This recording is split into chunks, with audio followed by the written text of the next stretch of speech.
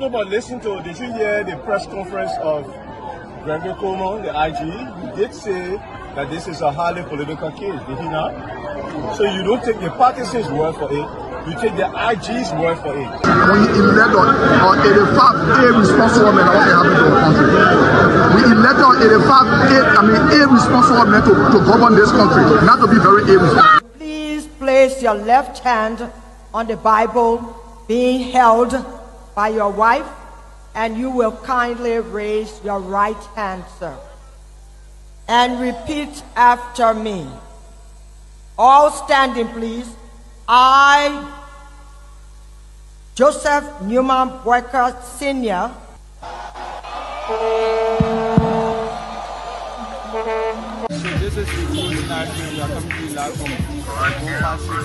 no secret now that your friend and former boss will be a candidate in 2029. With all of that you experience, all of that you know, and everything that you see unfolding in the country now, will you support him? Will you be part of the process? Will you give him the support? Do you think he can be a better president? So why you want to bring political men in it now? Oh, but you political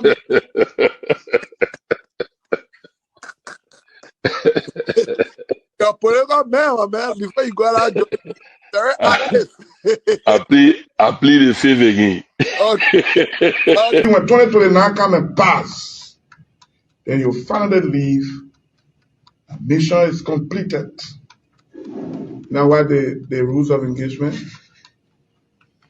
When the war ended, the guy said, the captain, the commander said, mission complete. There wounded out first. All men on board.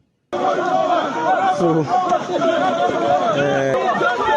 this riot situation when it comes to countries, because many times you notice that if Charles Taylor is the problem, he will be out of here in the twinkle of an eye.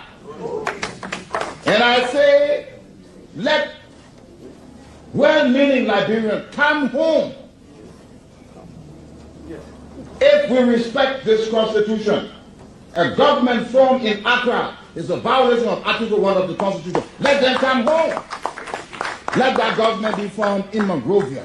On the broadcast administration, we want to give the government of Liberia an ultimatum of 72 hours to provide a living ballot of the chairman of the Student Unification Party, or else there will be a catastrophic pneumonia in the Republic of Liberia. To arrest the chairman of the Student Unification Party, only because the government feel intimidated about the Vanguard Party advocacies. The government got capital road, small road, B road, all kinds of the place. I think the reason Joseph Baka will not do much because the old man, the papa is suffering. The papa loves the country, but he can't make it. The criminal there around him, they sophisticated than him. They are sophisticated criminals, so they can't make it.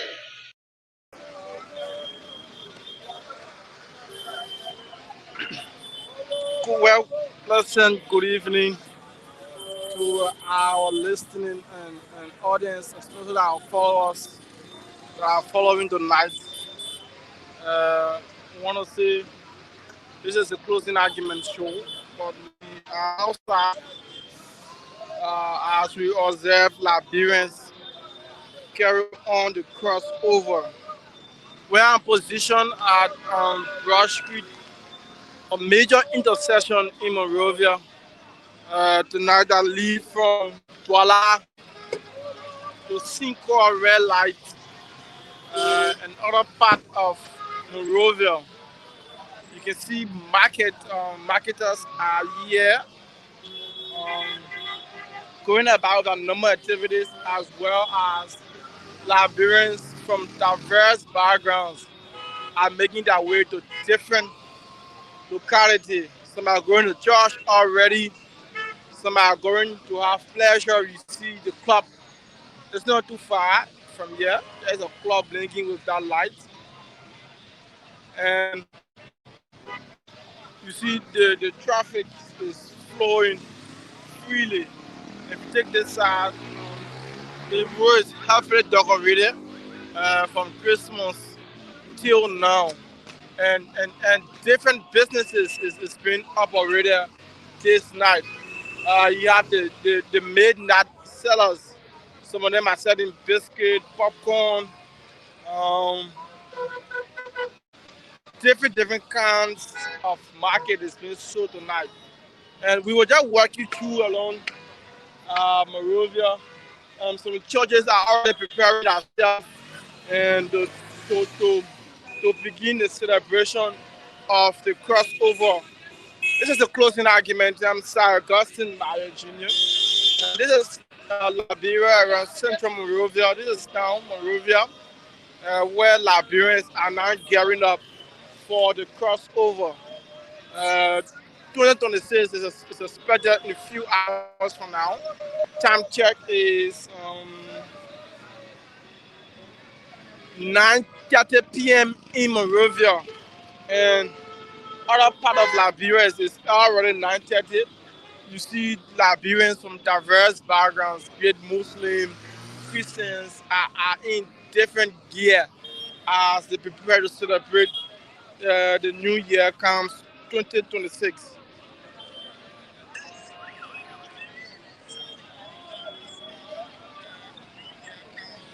So we will walk through, we'll walk through Monrovia, especially Central Town, from Brush Street as far as Randa Street. Just bringing you the movement of Liberian at about this time. Um, so you want to see this? It's 9 o'clock. The street is already crazy. Um, People is moving from all angles, um, making sure that they are set and ready to go to church anyway. Okay, so let's move on. Let's just move on with this live coverage. Now we are around the SIB Bank. No, it is important that if you're watching us, it's advisable if you are also listening to us on the radio, do not drink and drive tonight. We're asking that you remain so peaceful, conscious minded, to not get yourself involved into trouble. Um, this is just a walk, though it's kind of risky tonight, but we're going to walk through Monrovia from Broad Street. We're going to head to the executive pavilion. We're going to go as far as to the Providence. The press, but the church. Few churches we're going to showcase them. Um, the Baptist church that are in Monrovia, yeah. So just walking through the street, and some places is already dark, and this is current view of Monrovia already. We're passing around the central bank of Liberia, and we're just walking anyway as Liberians are ready to observe the crossover to 2026. Very soon, one of our reporters will join us from different angles, different locations, where he will be providing all views of that part of Liberia as well. And hoping to talk to a few people as well if they are willing to talk to us. But firstly, let's walk through Monrovia. Mine, if you're in Cedar, you can join us as well.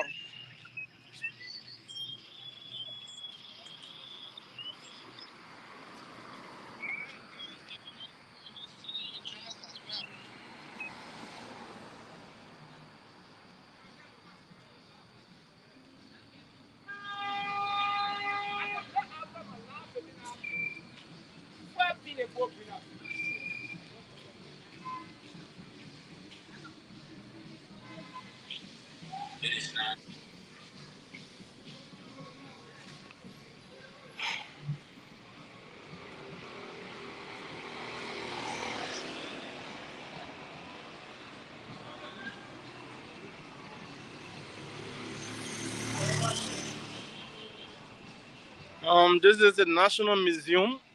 Yeah, we crossing by the National Museum, and adjacent the National Museum is a club. It's a club as well. And this side is another street, which is the Broad and Buchanan Street intersection. And you see normal activities, people selling, going on with their normal activities tonight.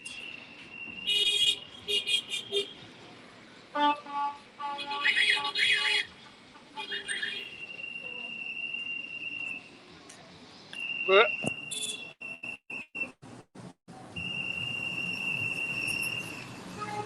I some guys blowing whistle.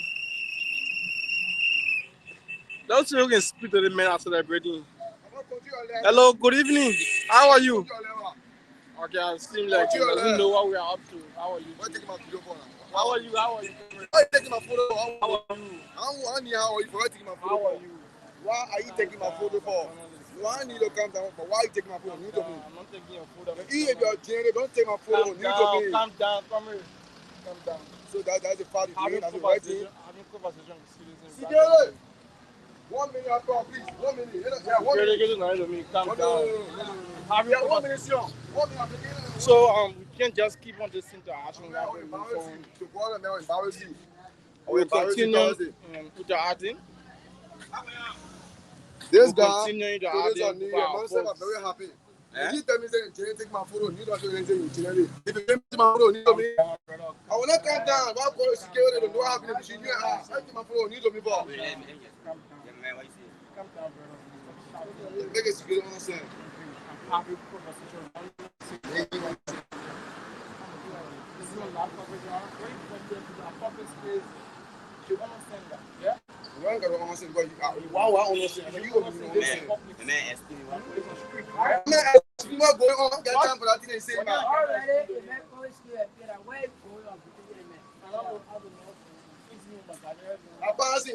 Garguah, are you there? Okay, we have mine. Garguah? Yes. Garguah, are you there? Mine, Yeah, I'm live. You are live on Truth FM.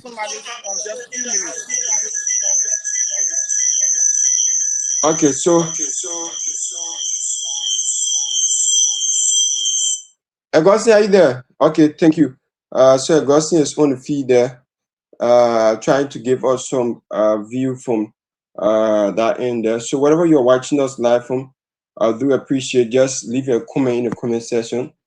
Tell us where exactly you are watching us live from, and then just leave it in the comment section and how you think 2025 have been for you and your family. We will open the line and then just give us some just a brief information about your experience and tell us what you have been able to achieve over the past year. Briefly, just give us just a brief information as it relates to 2025 and what you hope to achieve in 2026.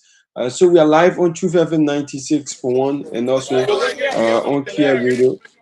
Mine, So Garguah, are you there? That conversation.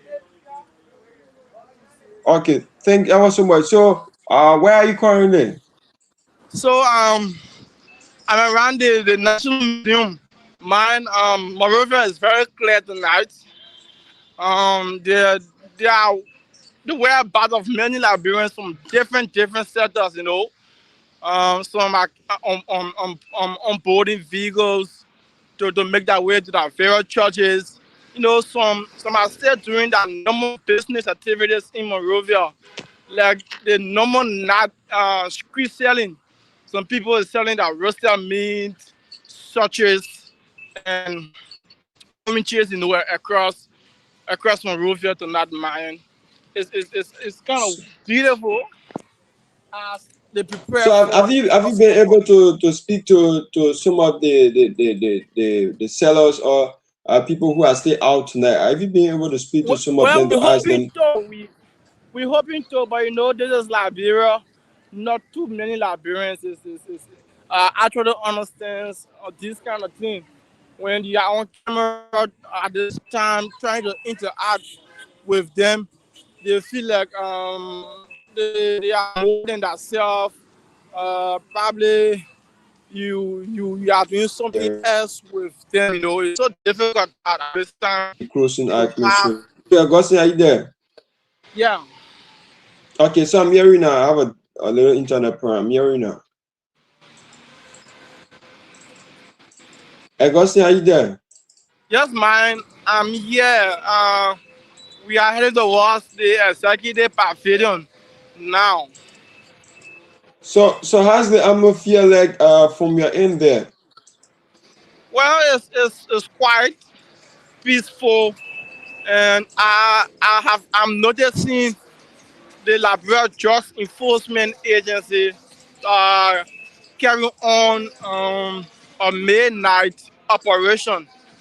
So just a few minutes ago, I noticed an arrest made by the LDA operation team in the Crown Hill community, but they are all wearing color clothes. So have you been able to see some of the police officer? Like usually we see some of them patrolling the main street with their vehicle or their motorcycle. Are you hearing me?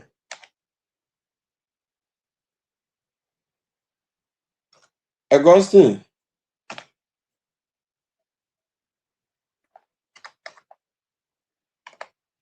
So I think he's muted. So Augustine, if you hear me, you can just respond. I'm not hearing you.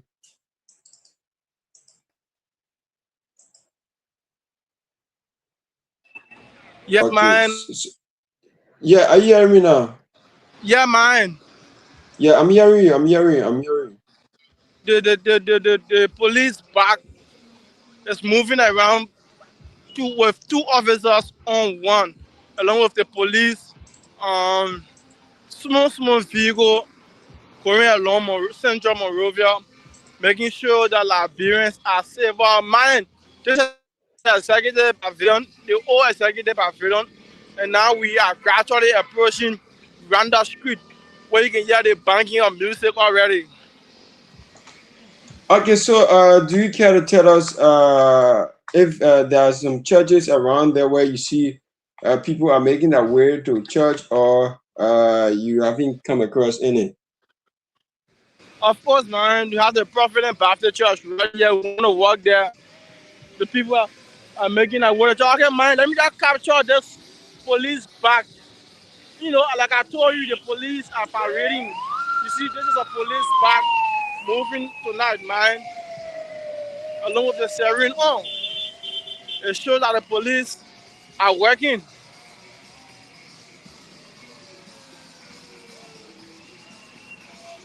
Man, you see, number last selling is still ongoing.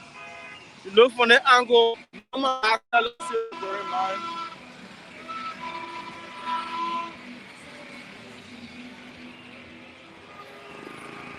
You see, man, things are still happening across Monrovia, man.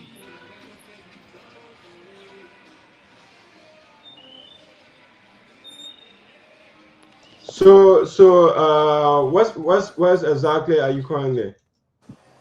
I'm currently around old education building, man. Around Okay, old so education. yeah, so I to mean, our listeners, our viewers, our followers, whatever you're watching us live from, this is the Cruising Argument Show. We are live on Truth FM, Kia Radio, bring you this live broadcast on WatchNet. So whatever you're watching us live from, if you want to make your call tonight to tell us what exactly are you, if you're making your way to church, or if you home, see how best you can secure your home. Because right now, as it stands, there are a lot of people who forget and then just leave their home come vulnerable again, man. and then go out there to have some time out with. Are you hearing me? Augustine? Come again.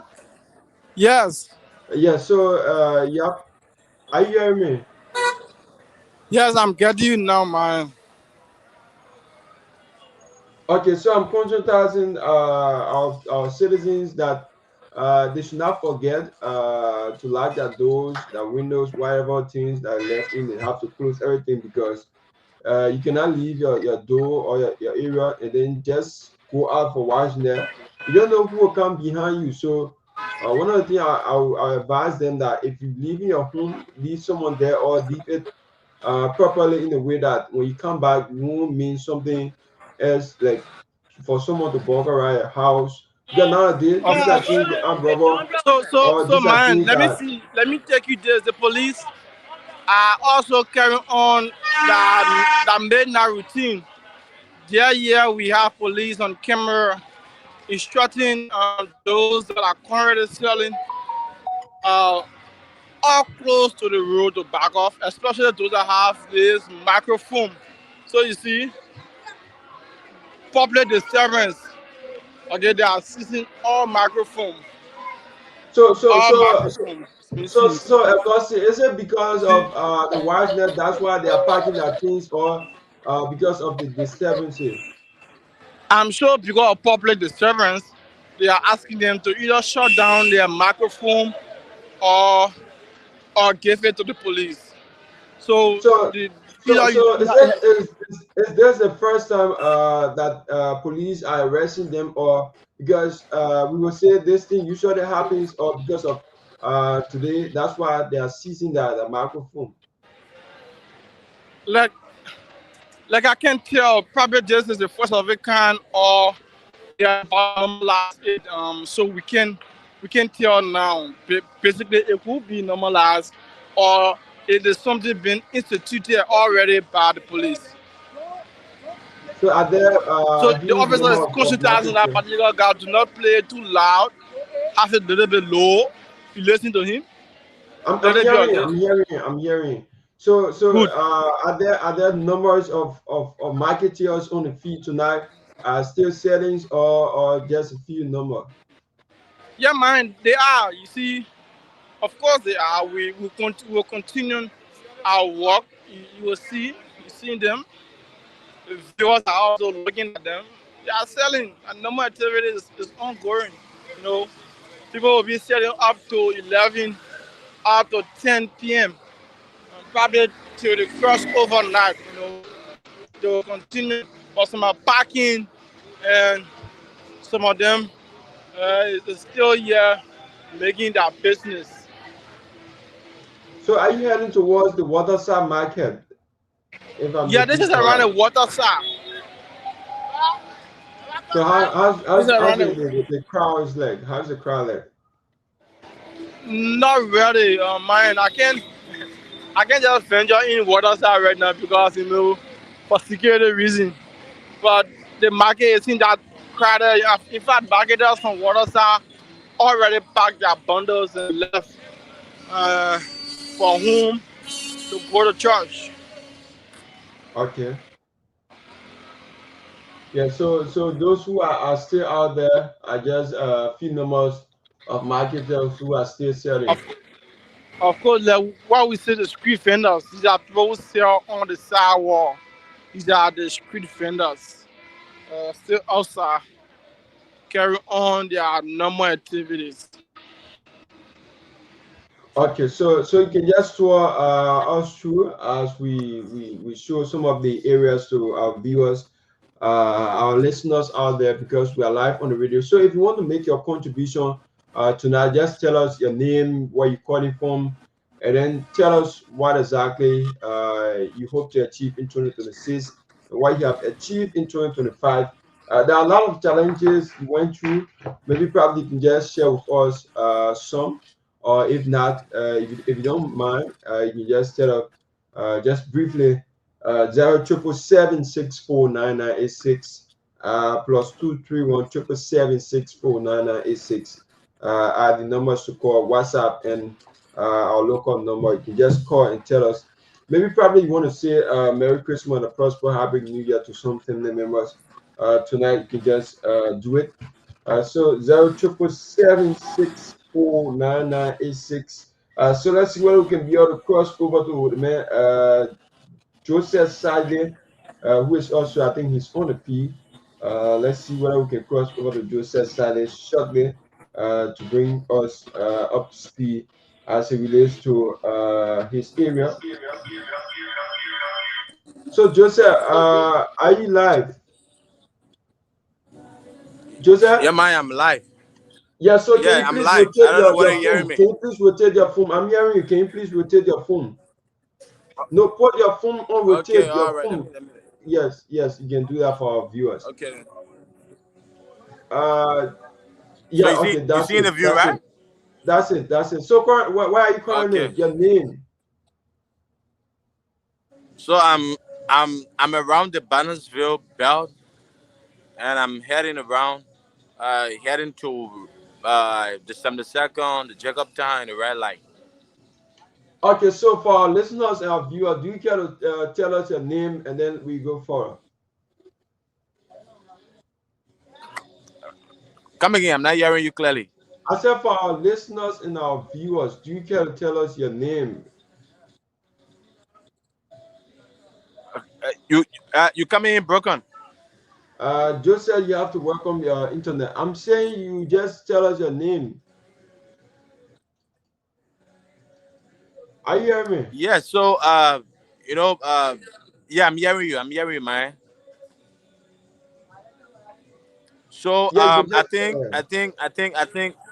yeah. So I think it has been a great year for TCA, and especially for most of our listeners and our viewers within radio and the television community. We have risen, from one segment of broadcast to another broadcast, especially on the eve of 20 on the eve of the new year, hitting 42,000, 72,000. I mean 72,000 follower.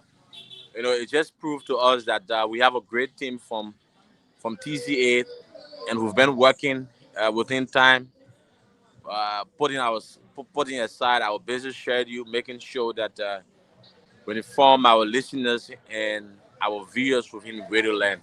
So basically, the Bannersville Bell year, you had a lot of people who are on their way going to church. Bear in mind, today is wash night, so as you can see, you are seeing vehicles and you are seeing motorbikes, and you are also seeing pedestrian people moving about. So it's all about church activities for tonight.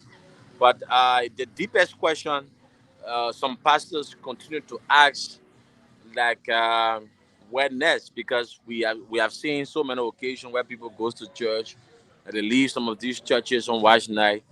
When they come outside along the way between February to March, April, May, June to December, you see most of them they are not regular in church. So are we just doing it because of fun fair, or are we just doing it because it's a normal routine in this country where watching that you see everybody going to church? So it's all about it here at the Bannersville community. Okay, so do you care to tell us how's the atmosphere there? Are there people going to churches or people are still home? Yeah, so as you can see, you have a lot of people here going to church. There are a lot of people making the way. Bear in mind, the street is basically clear, so you don't see a lot of people, selling. Where you see people, mostly at Barnaville Junction, you see them selling food, you see them selling other stuff. But basically, the entire road is clear because everybody want to go and give their resolution to God that within 2026, at least things can transform from one stage to another. So you see the whole road is clear. People are heading to the church. Okay, Man, so yeah, Gustin, are you there? we are positioned at the front of one of the oldest church in Liberia, the Providence Baptist Church. This is just an outside view where you see people are sitting, selling the market already. Church is already jam packed, and So, service is Augustine, can you take ongoing. your cameras there and see how best you can give us some view and also try to speak to some of them, if not? The church might have its own protocol. I don't know if we'll be accepted in. Yeah, So so you can can just mute your mic and then go through and try to see our best. If possible, you can see our best. We can get 1 or 2 persons to speak to them. If not, you just give us just a picture of that area and then take the camera to the next destination. Augustine, are you hearing me? Yeah, what I'm saying is, yeah, so you can mute your mic and then go and engage them, as in if it's acceptable, because in other churches they do accept people going in the church to do recording. So you can just mute your mic and then go there. You try to speak to some of them and see whether they are going to accept. If not, you can just take a camera to the next. Myean, are you getting me? Yeah, I'm hearing you. So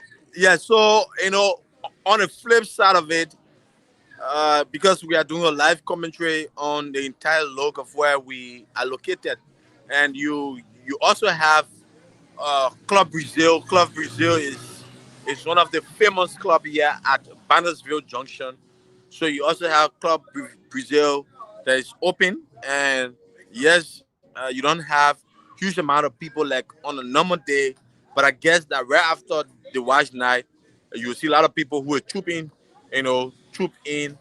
Some of them will celebrate their own new year according to the way they want to celebrate it, by the merrymaking and doing that wide side of it.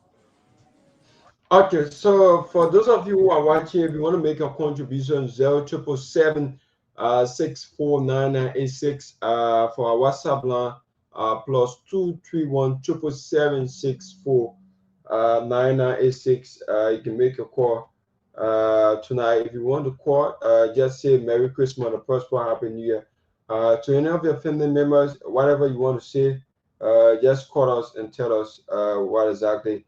0777 649986 plus 231 777 649986. We are live on Truth FM 96.1.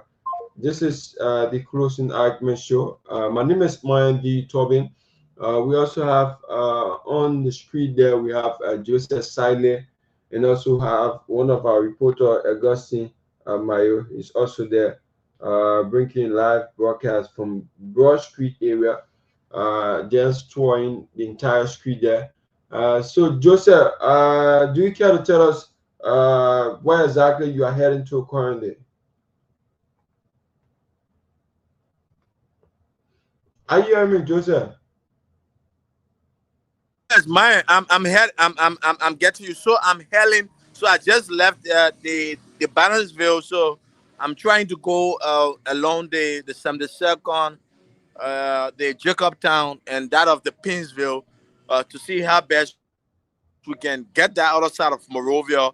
The other side of Pinsville. Excuse me. It's not Morovia. The other side of Pinsville, to see what are people doing, especially where we have few minutes to the new year.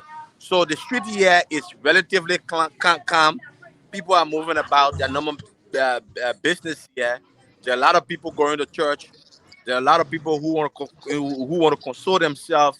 There are a lot of people who have made a resolution with God, and they want to make things right. So as you see the street here is very, very clear. Okay, so from here, are you going to move to your church to give us some videos and see how best you can talk to some of your members there as it relates to 2025 and yeah. So I'm gonna make I'm gonna make it possible to see how at least we can talk to 1 or 2 members, people who believe in Christ, who call themselves Christians, to see how best they can talk to TCA and tell us their own anticipation for the new year. Mine, as promised by the Liberia National Transit Authority, the NTA will provide a 24-hour service. This is what happening now. NTA is running tonight. Continue to provide transport service until 12 midnight. So is the transport service free? Is the transport service free? No, as NTA they didn't say free. They have to pay the exact fare that is usually charged. But this is just to help the free movement across across Monrovia tonight. You know, many people struggle for transportation at about this time to move from Bannersville, ELWA, Douala, Broadville to make that way to town or to leave from town and go to the various destinations. So the NT is there to aid them to move smoothly. Okay, so we just saw that Peabody just came on. So that welcome to the show. Good to see you, Myean, and good to see everybody here. Seems like you guys doing an awesome job. I've been following you guys. You guys doing a real awesome job here tonight. Seeing you guys moving from one end to another. So that's really awesome. Really awesome. So how people celebrate? People got the pay now? People getting the paycheck and stuff? Paycheck for what exactly? Did the government pay everybody now? And people? Not all, because I'm receiving information from some government workers that most especially security, that within the Grand Bassa area over 800 immigration officers have yet to receive their pay for December. So they are asking the media to help them also raise the issue, what exactly the CSA is doing, and also the Ministry of Finance. So that's the crowd out there. Wow. Okay. So how is people celebrating now? People in church, you guys talking to people. What are some of the people expectation for the new year? What's the expectation for 2026?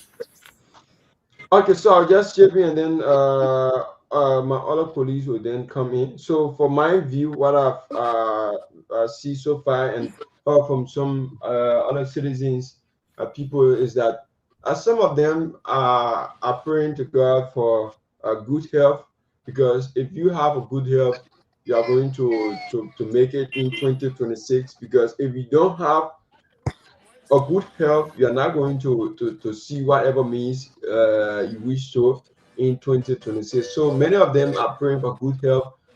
Some are praying for peace. Some are praying for love. Some are praying for good governance, and the rest goes on. So whatever that becomes good for a country, they see it best for them in 2026.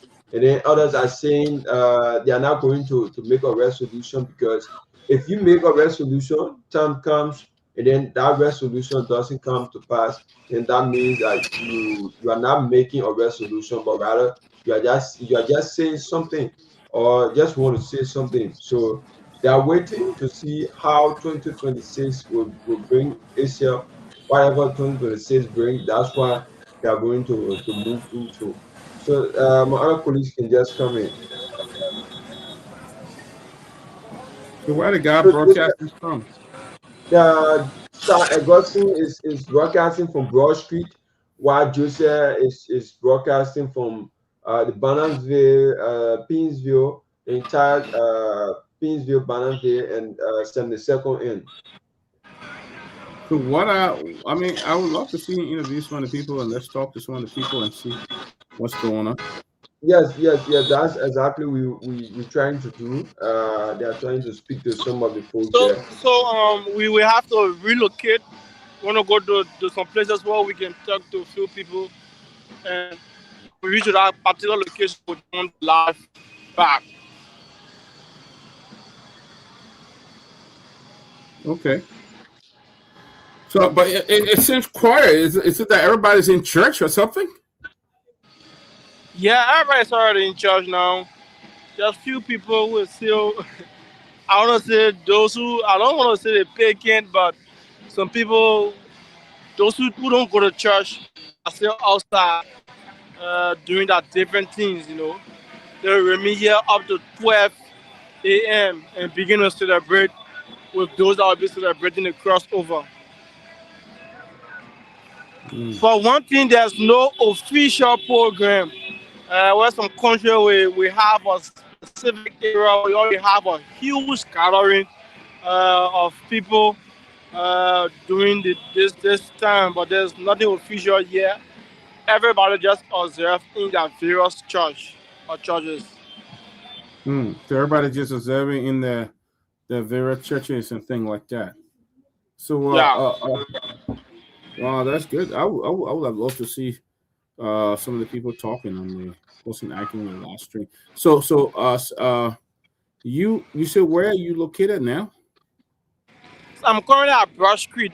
We just completed touring a bit of Randall Street and other part of Monrovia. So I'm currently positioned at Brush Street. But I'm about to go within the communities where Okay, we'll be able to talk to the people there. that'll be really interesting to to talk to some of them and to see what's going on. Where's the president spending the New Year Eve? At home or at church? The president is currently in Bomi County, where I was there this morning up to the evening hour, and then I left from there. We visited the Bao Chico Resource and Labrador Limited Company in that part of Bomi County, where a lot of the workers express dissatisfaction, but which of course we are going to dive into that, say that the company is not doing well for them in terms of bad labor practices and other Mm-hmm. stuff. Where when the president was going through the Chinese, and they all wanted the president to take note of what the employee or the contractors were saying, because what I've heard is that over the past year since they came in Labrador, since 2022 or 2023, if I may be correct, they have no employee, but rather Mm-hmm. contractors. So if they bring you on board as a contractor, after that time, if rainy season comes, they put you guys down and then tell you return all of that materials, all of that equipment, whatever, and then you return it. If that time over, you return it. If they want to bring you back on board, they call you and then they bring you on board. So the highest pay contractor is somewhere around 300 United States dollar. So a Wow. heavy duty car is getting somewhere around $188. Some of them are getting 130 some dollars. So that's some of the things that they're saying. And there's no health facility, there's no school, whatever benefit, they don't have any benefit there.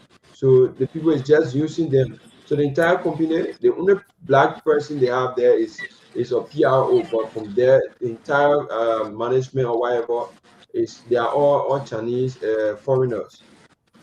Wow, they brought all the foreigner into work. So the guy in charge of Cooper Cra, Because of who's in Cooper Cry, yeah, he's Cooper a Cra, labor who's in minister. charge. So surprisingly, the workers wanted to see him in person, but unfortunately, he wasn't there present. So we only saw the justice minister, we saw the RG, we saw the EPS boss, we saw the other folks like the public works minister, sent some representative there, and then those are just few government officials there. But we did not see the Minister of Labor, where the workers really wanted to see him to express dissatisfaction. But during the interview, we saw some of the Chinese taking recording of us interviewing them that if we leave, they are going to lose their job. They are going to tell them to leave the place, which we told some of them no more that if the Chinese try to do so, they should just be able to contact us so that we can be able to go there, So because they so don't. so so Mike, can I chip in as I log out to make my way to another location? Yeah, so you can go ahead. You can go ahead.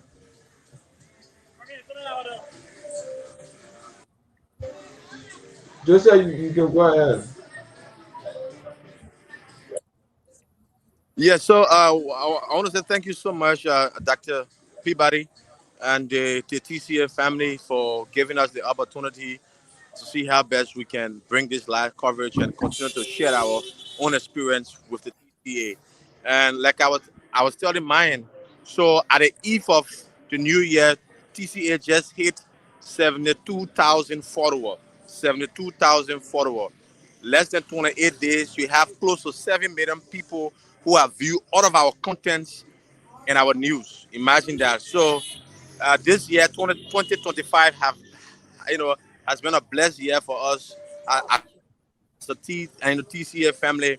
having more followers, having more views. So the street here is literally not packed to expectation. We cannot talk to a lot of people. A lot of the people we engage, they are telling us that they are heading to church. So when they leave churches, they will have an interview with us. And the issue of the Bao Chico, reconstruction start while the president visited today. And it was some part of April, May, a team of reporters. We went there. There are a lot of problems workers are facing at the Bao Chico construction company. The issue of salary, the company itself is not meeting to the decent web bill, even not meeting to the decent web standard, but they are not even paying their employees on time.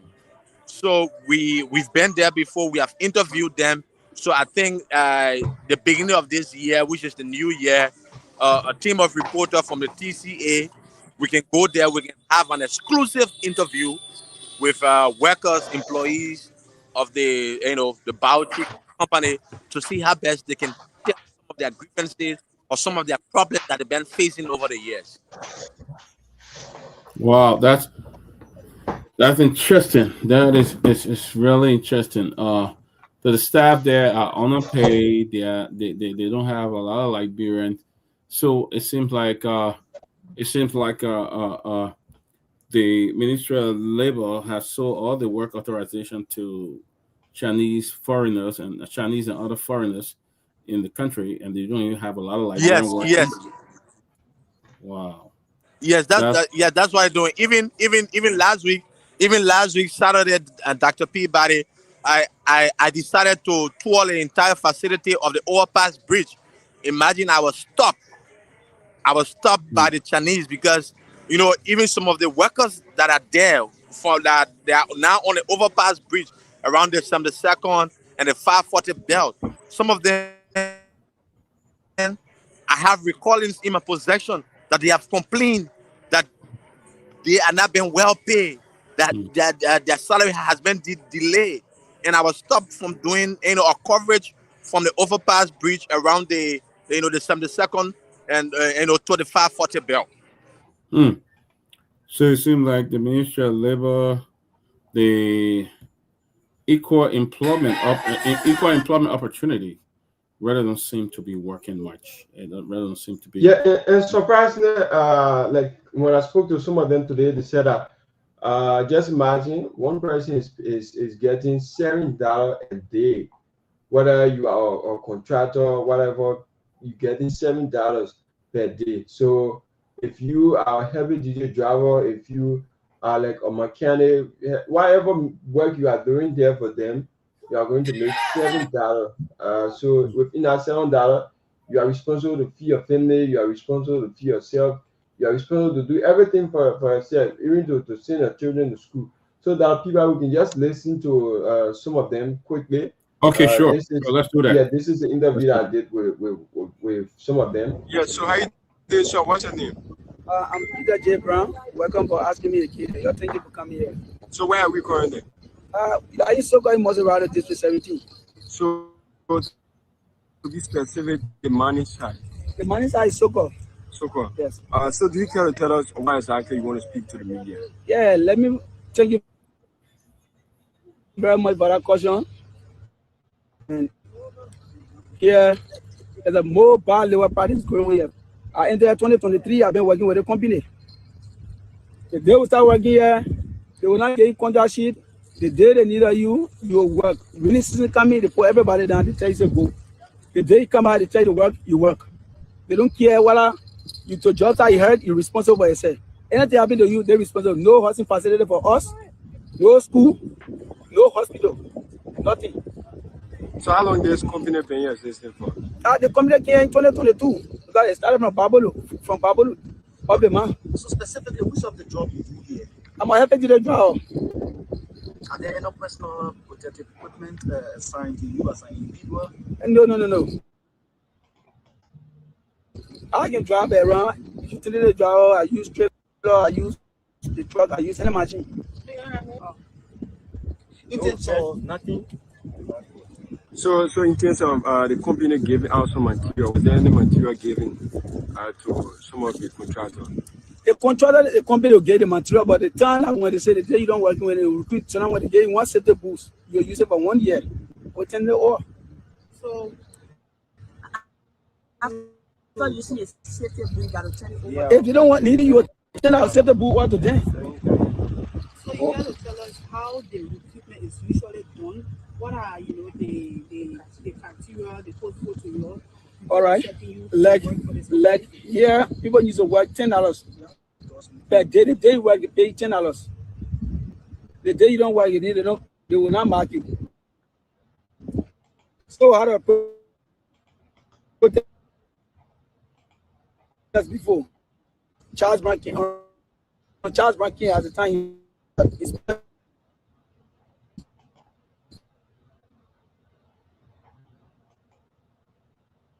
Seems like we're breaking out, right?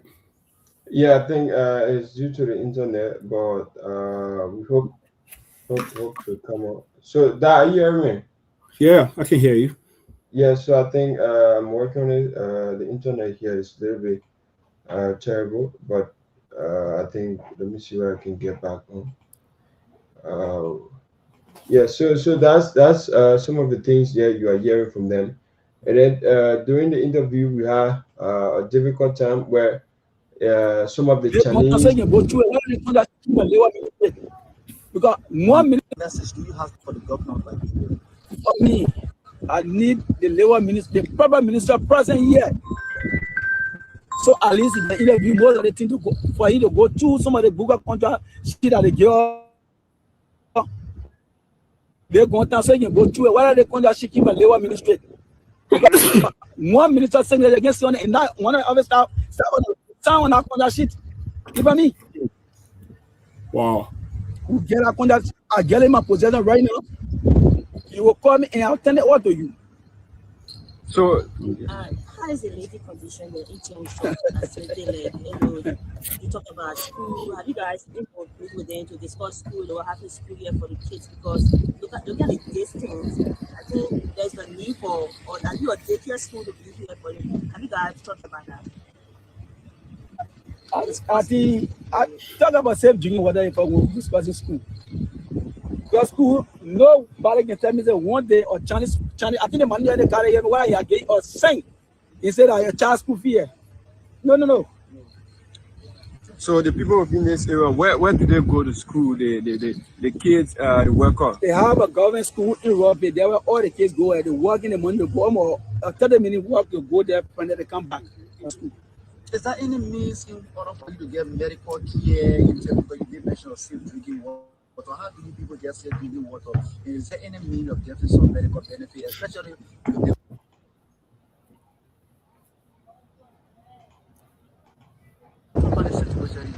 no medical benefit. They can construct a hand point in the time. But you do just when you leave from the west side to come back and drink. You supposed to be there. Maybe when you go, you live on 1 lane, minimum body pour water inside the carry there.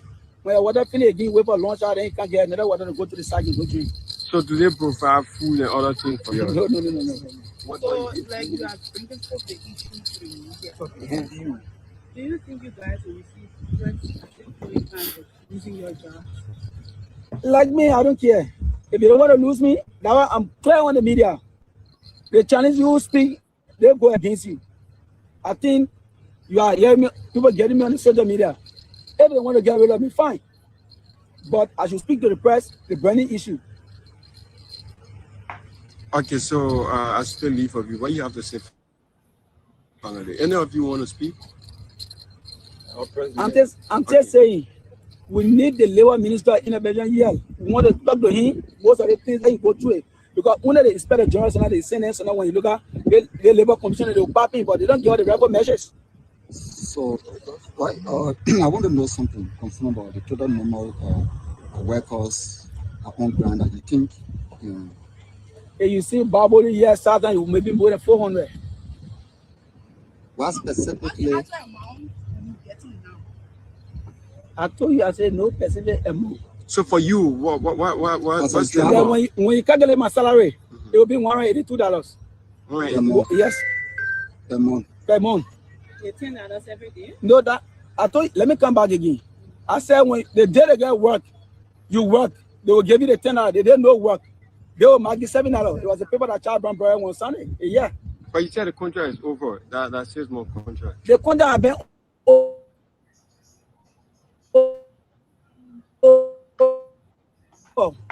and the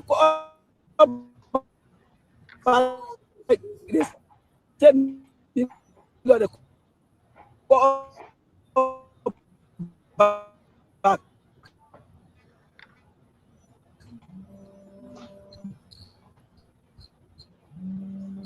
So that's it, right? No, I said I've been with the company for 3 years.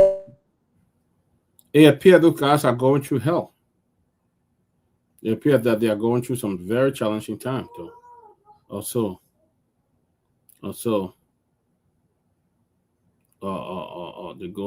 going through hell, you know, and that is so. The money side is super. Yes. So do you care to tell us why exactly you want to speak to the media? Yeah, let me thank you very much for that question. And yeah, so that's it there. You just listen to some of them. So there are a lot of them we had interview with, which of course I'm working on them to see hopefully as we get into the new year to release the recording. And then we have out of the workers there, we wouldn't see a female there. So maybe if you see a female, maybe some of the workers that work or who, but they are now like a contractor or whatever people see it to be like, but there are no female within the area. So all of them who are working there, they are all male. So they have Chinese who are also working within the area also. So it's somehow very, very, very bad for some of our Liberians who are working there. If when what we noticed was that after they knew that the person was coming there, they took all of them, they carried them to go and work so that they cannot be able to burst out. But they don't say it couldn't make it because you know if you see your Liberian brother somewhere and something is really hurting you, you will speak your colloquial and then he will only say yes, that something is not going on well. So it was how we had the opportunity to have interview with them. But majority of them, they carried them in the field to go do the work. So luckily for us, when the president went in to have a tete-a-tete meeting with some of the head of the company, before they revoked their operation, their permit, and then it was just recently they were able to renew it. So with that, the president went to visit the area. So when the people noticed that the president was already in, it was how some of them slept and then came to the area outside the fence. They saw us with our microphone and other stuff, for how they called us in the corner, and then started to explain. So we told them that we cannot sit and allow this to happen. It's better we interview you to know what exactly. Yes, but some of them were being threatened, even recorded by some of the Chinese that they would sack them if the president leave the area. They would take them from the place. So that's why here the guy on the recording was that I don't care because I'm waiting to leave and they want to take me up because that's not something like you take Liberians and then just make them feel like a fool in their own country. That would be for our ministers, our government officials will just sit and then take our envelope. They don't have time for it. The people shaping iron ores at that area. You don't know what they will be able to take from there to carry on to another country. But you see, the guy don't even have water. They say they have to go certain places to get water. And one of the terrible things, like if they're taking water from in the town, they will put it in a mineral bottle. So you put water in the mineral bottle. If you carry that water, if it get hot, if sunshine, that water get hot, you won't have taste for it again. Or if that water finish, if you wait in the bush working, you wait until you're done and then go to be able to drink. Or if someone is not there to help you with water, you cannot drink. Or whatever means you can get water, you can be able to get water. But it's somehow very, very terrible for them to admit. Wow. Yeah. What a shame, because if you're not getting water, even the factory don't have water for them to drink, but at least they should pay them very livable wages that they can pay for the rent and be able to pay for transportation to get to work and things like that. But they seem like the labor ministry have sold them like a slave in there, and they are working as a slave in there to work for those people, and they're getting nothing. That is totally bad. That's totally bad because they should make sure to pay people what they require, what their share of salary going to be, and that is very, very much this disheartening. Is very disturbing to watch and listening to the young man what he was saying though. So, but the guys are still out there. They're still trying to get adjusted in some area to interview the people. Is it possible to just take some call and find out from people what's going on Yes, for the new year? yes, Huh? yes, yes. So if you want to put in your call 07776499986 plus 2317776499986 at the number so far. WhatsApp line international line is plus 1-856-676-5136 or plus 1-772-940-2871 are the numbers to call us tonight. From Liberia, it's about 10:25 p.m.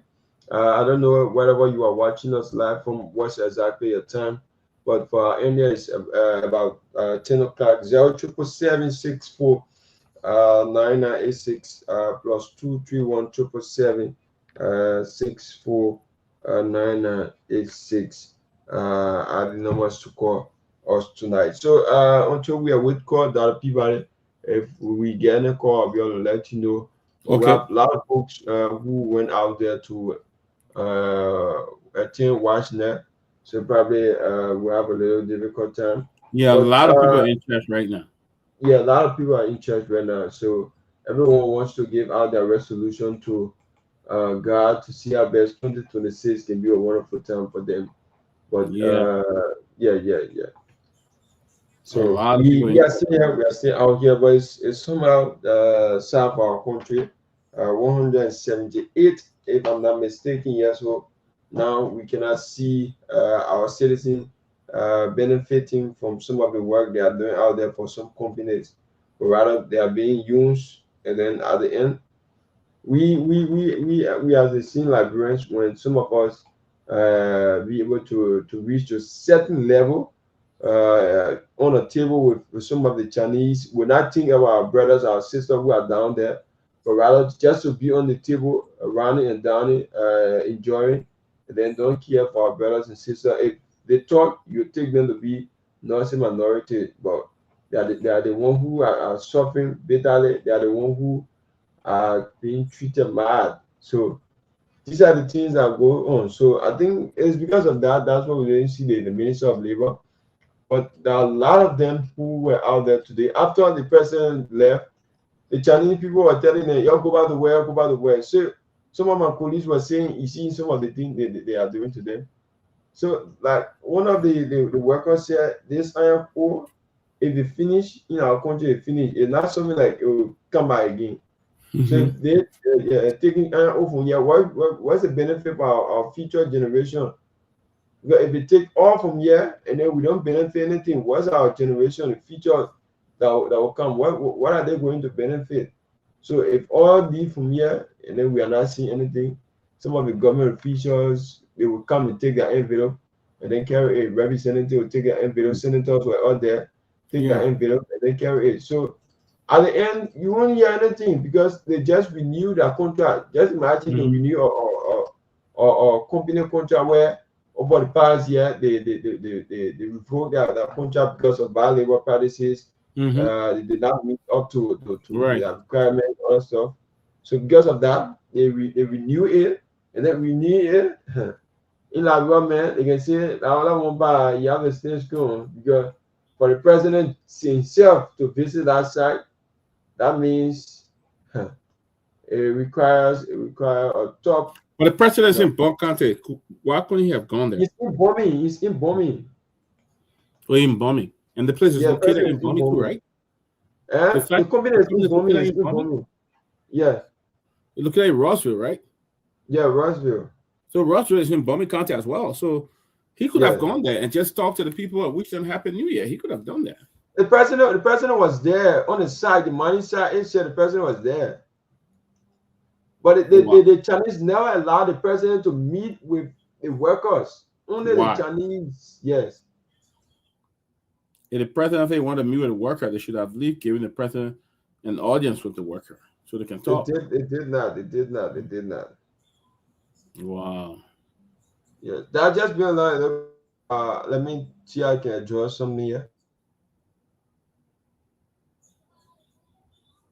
Yeah, so guys, there you have it. Most of Monrovia is in church today. People are rejoicing and praising God from different parts of Liberia. This is one of the times that everybody go to church, even the one who don't go to church. Some people go to church once a year on Sunday, and they're all kind of in church right now and trying to celebrate the new year, bring in the new year. Liberians love to stay in church and then bring in the new year from there. So it's going to be very interesting. We're going to be in 2026 in a few hours. And Liberians are in all works of life. They are in the church. They are praising God and wishing, good things to happen for them for the new year.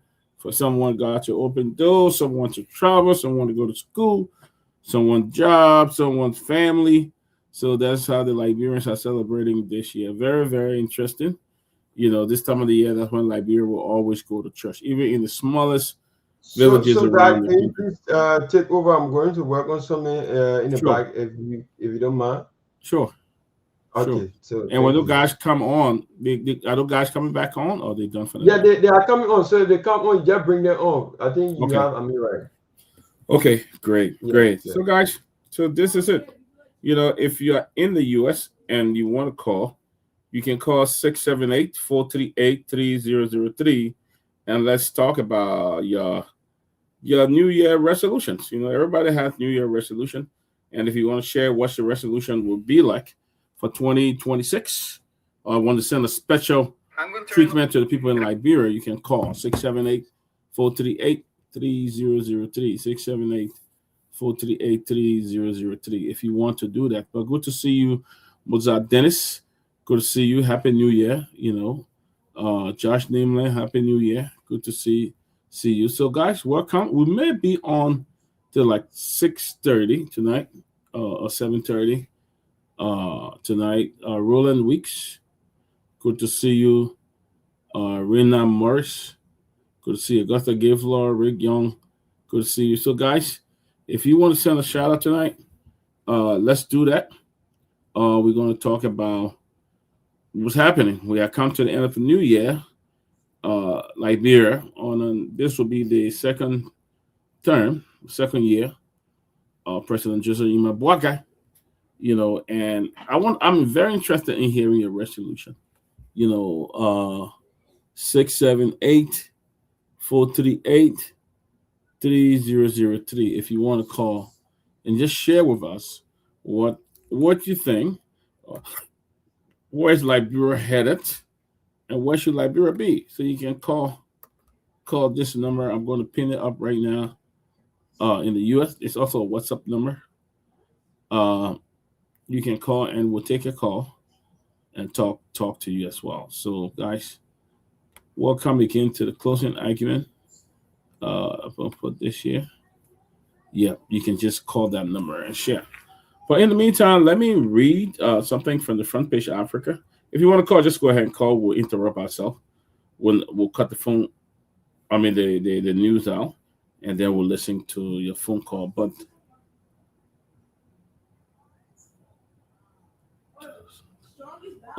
Josh, I don't know what your question. You said do sometimes here, so I don't know what that means. But front page Africa. Let me tell you what's happening. Front page Africa reporting today that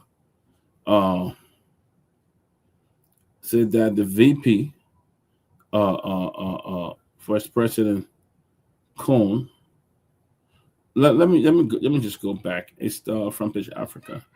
It's reporting that the VP Jeremiah Cohn clarifies goat theft rumors. Recount 1992 arrests by former Taylor soldiers. This is Vice President Jeremiah Cohn has firmly denied the long-standing rumors of cattle theft during a recent event honoring Ganta business community, setting the record straight on a story that has dogged him since the election period. Vice President Cohen explained that the accusation stemmed from Haro incident in 1992 and made Liberia's first civil war. Fleeing Guinea and en route back to Liberia, he and his close friend Papa sought refuge in an ambush, a dense sticker used by fighter for cover near Ganta. Unknown to them, the area was controlled by soldiers loyal to the rebel leader of former President Charles Taylor. We were using the back pass to get to Liberia with our goods, not stealing anything. The Vice President Cohn emphasized, his voice steadily as he addressed a crowd, a local entrepreneur. The pair was swiftly captured by Taylor, the national patriot, at the front of Liberia, bound with rough ropes, chaffed their hands, and endured 2 grueling months in makeshift cell within the Ganda United Methodist ground. Those were dark days, Vice President Cohn expressed, painting a vivid picture of the fear and uncertainty that grabbed Nima County frontline region and scared by brutal fighting and rival faction. The war, which ranged from 1989 to 1996, displayed thousands of left communities like Ganta reeling from atrocity, false recruitment, and economic collapse. Vice President Cohn praised his friend Papa for playing a pivotal role in his survival and later success, crediting him as a lifelong mentor. He also applauds Ganta, resilient business community, show power. He also applauds show power, shop owner, traders, and market vendors who have rebuilt the town economic despite years of instability. You are the backbone of our progress, he told them, drawing cheers from the audience. Emerging from the business world himself, Vice President Cohn pleaded to champion Liberia entrepreneur under President Joseph Barker administration. I will engage the president to empower our business community nationwide, he promised. Your role in government development activities is irreplaceable, from funding infrastructure to sustaining jobs in the community. The clarification comes as Vice President Cohn, a Nima native and rising political figure, seek to dispel election era. We have somebody calling, I believe. So let me take this call. Somebody's calling. Hello. Hello. Morning, Mr. Peabody. Good morning. How are you? I'm good. I'm Richard Yossi in the call from Australia this morning. You're calling from Australia. Happy New Year. Happy New Year. I know you. Yeah. Happy New Year there. Yeah. So, Mr. Peabody, I listened to the show. I'm following the show this morning, and I'm really disheartened about the situation in Palmy County. Okay.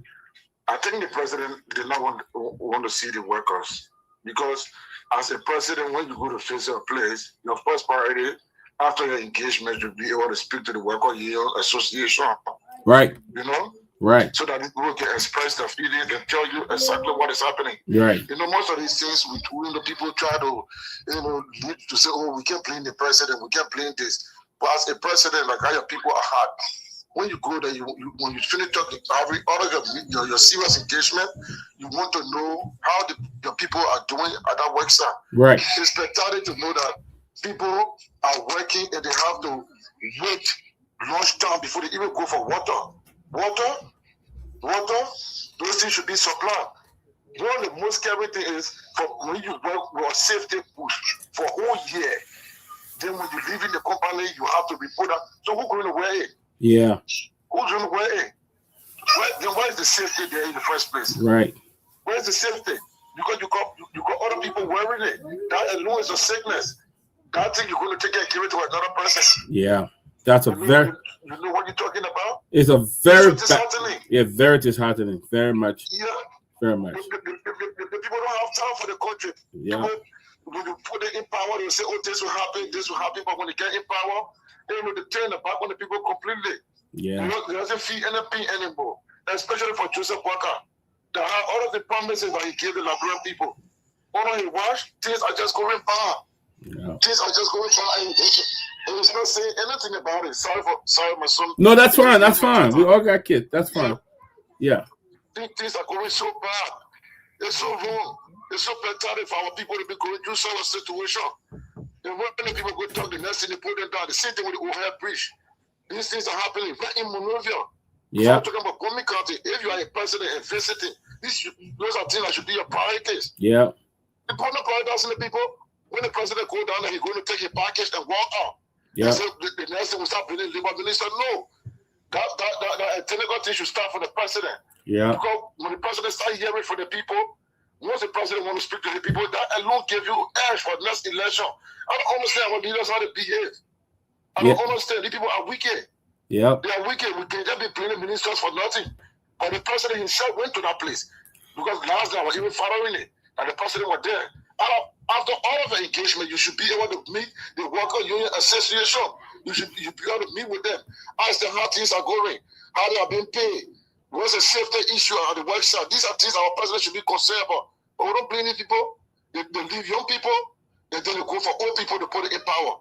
Yeah. Sometimes I don't blame Joseph Boakai because at his age, the people are supposed to be in aged care home for somebody to be taking care of them. But we in Africa, we see that we give them that power because we use that to steal from our people and keep our people on our poverty. Yeah. It's very disheartening this morning. Our people need to do something because this is 2026. We are in the 21st century and we behave in general. We are in third world country. It's so wrong. Yeah. Our people need to focus on the people in the country and make sure. Look, the poverty they're talking about. These are the reasons why. Look at the question on the past. That little signal to the president to tell you that the president does not have time for the people. Look at him. We are having birthday party for the kids. Put park in plastic, empty park on bag and give it to them. Where is our country heading? And then when the people just sit back and just be watching them, they continue to parade coming up with a lot of lies. Yeah. I'm so disheartened. Thank you for having me, Mr. Peabody. All right, brother. Thank you. Thank you for calling, my brother. Thank you. Yeah, but it's frank, very fair. You can't have people working in a condition like that. I think the president should have taken up some time to at least spend some time talking to the worker at the plantation. And that was a missed opportunity, I believe, for the president. The president should have talked to them and to really ascertain the condition that they were working on. But guys, again, thank you. Thank you for coming to the closing argument.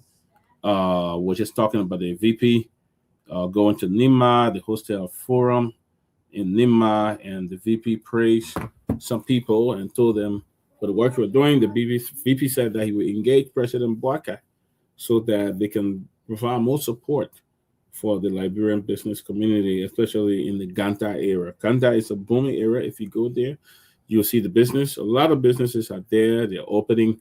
I mean, it's like they at night, people don't sleep in Ganta. People are out till like 2, 3, 4 in the morning, 5 a.m. in the morning. So I believe and most of the people there are local business, local Liberian business owners. So it's great to see them, to see Liberian engaging in business and stuff like that. So that was the speaker. But the caller who just called made a very salient point. You know, the president, after touring, should have stopped by and visit the people there. He should have made a little visit, you know, sat down, talked to them, and see what's going on. You know, you should give them that opportunity to talk to him and to listen to what's happening. We're still waiting for our team to get back to us. They're somewhere around time Monrovia, and they want to interview people. as you are aware, most people are in church now in Liberia. If you go to Liberia, the price of packed church right now. When you go, Liberia is a very packed church. So people are there. Everybody praising God. This is the time of the year that everybody go to church. But again, our number up there, if you want to call and say something, and to which family members in Liberia and the U.S., the number out there is a cash app number as well. You can also call and do that. We're having a very soft show here tonight. Pretty soon, it will soon be Christmas in Liberia. So again, welcome, guys. Let's get back into the news.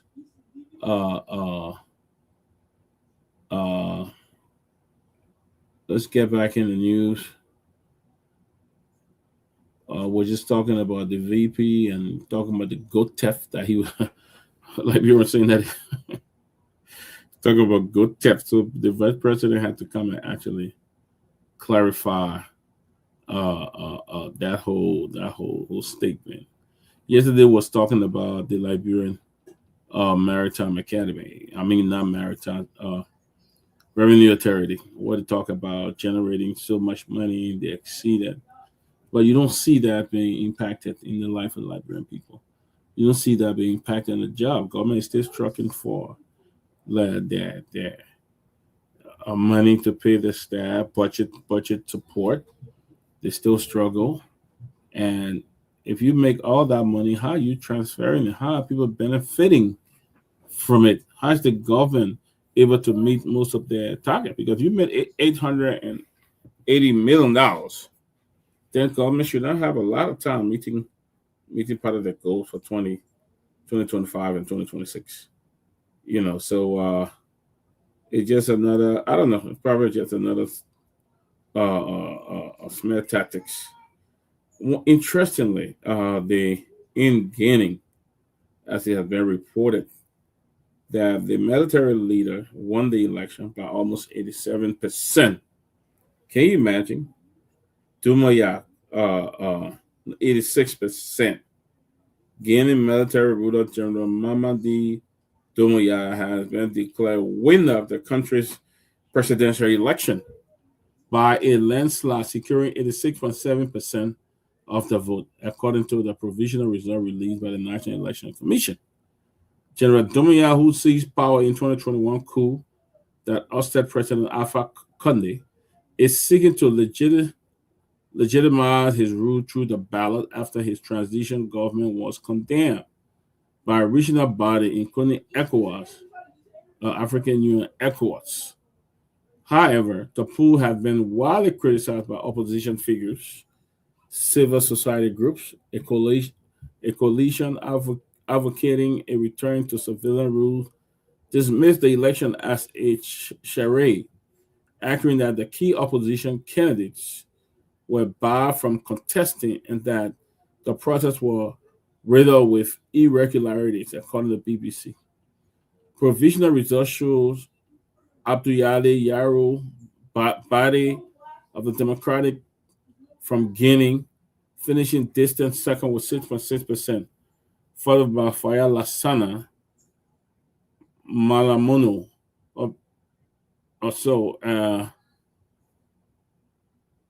winning by 2% of the Labour bloc. 6 of the remaining 8 candidates generated less than 2% each. So there's the issue here with Africa. These guys come to power, military coup, with the intention, we'll not run, we'll be there for 2 years and we'll put a good civilian government in, we'll make sure that it returns. And right after 1 or 2 years, they join the race to run for election. Down the election, according to BBC, some politicians were banned from participating. Internet were cut off. The whole while during the election, they cut the internet.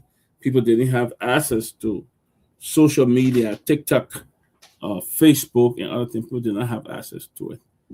And then they ran the election. Of course, he has the gun. He's in power. Of course, he's going to win. And this is what you see over West Africa. You see the same thing in Ivory Coast.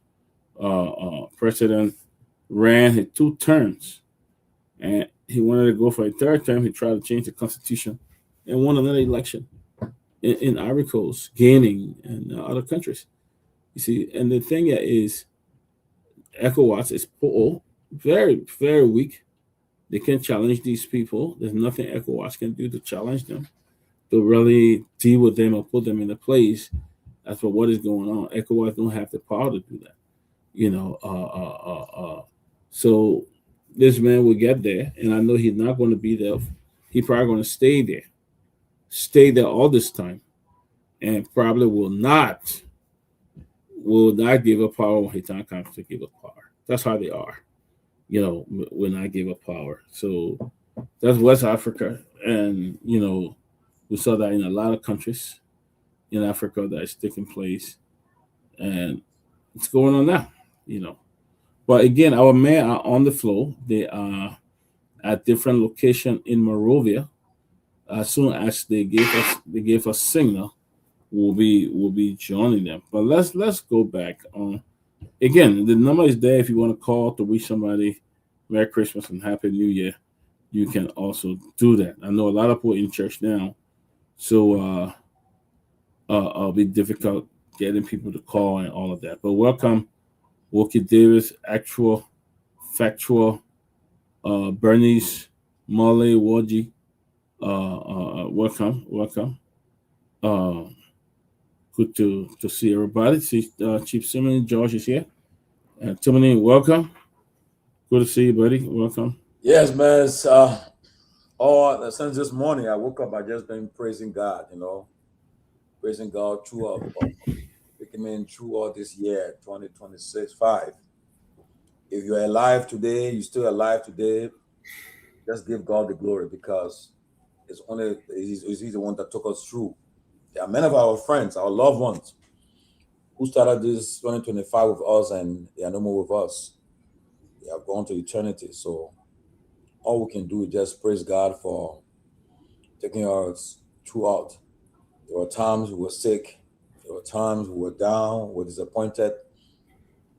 But it was only the grace of God that took us through. So all we can do on New Year's Eve is to just praise God. Even if you don't go to church, just praise God. Whatever you're doing, just give God the glory. Because had it not been for the Lord on our side, we wouldn't have been here today. So just give God the glory. Wherever you are, find time before they enter the new year to just praise God. Just praise God, because everyone throughout the year, there were times that you came close to maybe to death or something. Either you missed an accident, miss you, or something, illness came across you, or something, and that led you to just say, thank God, praise God, So just give God the glory that you want to make it through. You're going to make it through to 2026, because there were many of our friends. I know I lost a lot of friends this year. A lot of friends of mine that we started the year together, and we have plans for the future, but they left us. And to be alive, to be well, all you can do is just give God the glory. Praise God, because He's the author and finisher of our faith. People have plans, but there are a lot of tables in homes today. At the dinner table, that empty chair is there. That empty chair is there either from a child or a father or mother or grandparent, someone who were with you when you started the year. That chair is missing today. So on this day, December 31st, 2025, for us in America, the next 6 hours we have remaining in 2025. In Liberia, in the next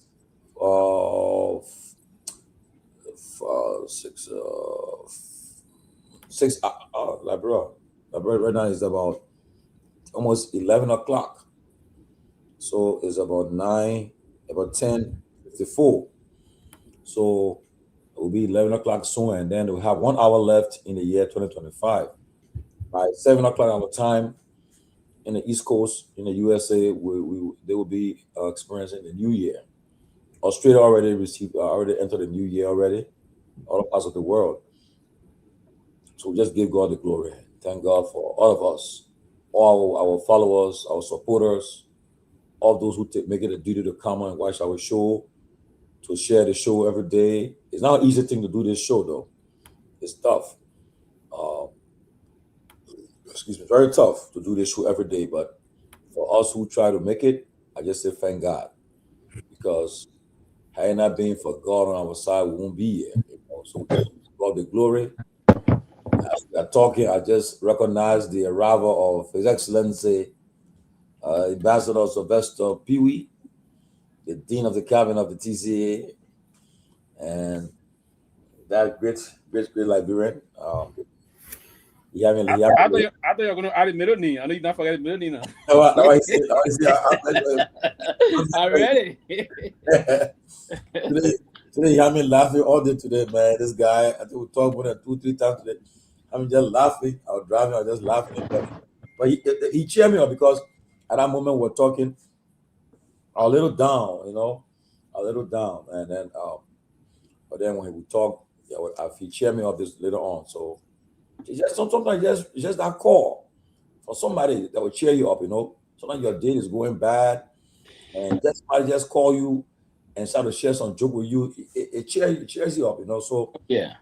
So he lifted my spirit today. When he called me, we missed each other several times, but when we got to talk, he lifted my spirit. We're just laughing. But I want to say to all our Closing Argument supporters, all our followers, all our fans, I want to say thank you for the year 2025. Thank you for being there with us from day one to this time. For all the support, all your concern, everything you did for us, we appreciate you. And we look forward to 2026 being a better year. So I want to say thank you to all of you all. I see Asata O'Dawson for a long time. I haven't seen her for a long time. She's one of our supporters. She always watching the show, but time, man, she was missing. I see her tonight. Asata, happy New Year to you. Asata Ben coming though. I see Josh Nimler. I see Alfred Bleedy. I see Bernice Molly Wargi. I see Wookie Davis, Actual Factor 2. And yes, I see of Florence Colley 5603. I want to say thank you. You got Gossip Liberia is also here. Brian Online TV, Mozart Dennis from Minnesota. And all the guys. I want to say happy New Year to all of you. And Jeremiah Cole, Roland Weeks Peterson, Emmanuel Saki, Bernice Morris, Augustine Gayflaw, Ricky Young. Ricky Young got Peabody. It's an interesting duo. Oh, that dude. I mean, that way he was already. But that's why she comments in the right. Ricky Young, Fatima say Happy New Year. Ricky Young. Yeah, remember body look. And I see Godwin Campbell Tall, Senior watching from Denver, Colorado. Yeah, I want to say thank you, man. Just praise God. Just praise God for the year. It's not an easy thing. To go through 365 days and you're still alive, you're healthy, it's only got to be God. It's got to be God. They got a song that sing, Liberian sing that song. Got to be God. Got to be God. Like you were singing before, how do you say that? I forgot the song. Together we pray, Liberia will be saved. What is the song name, man? Yeah, I love that song. If you believe and I believe, and we together pray, Liberia will be saved. Yes, I love that song. You believe and I believe, and we together pray. The Reverend Dr. Heron Peabody. That song, but Peabody, that song about his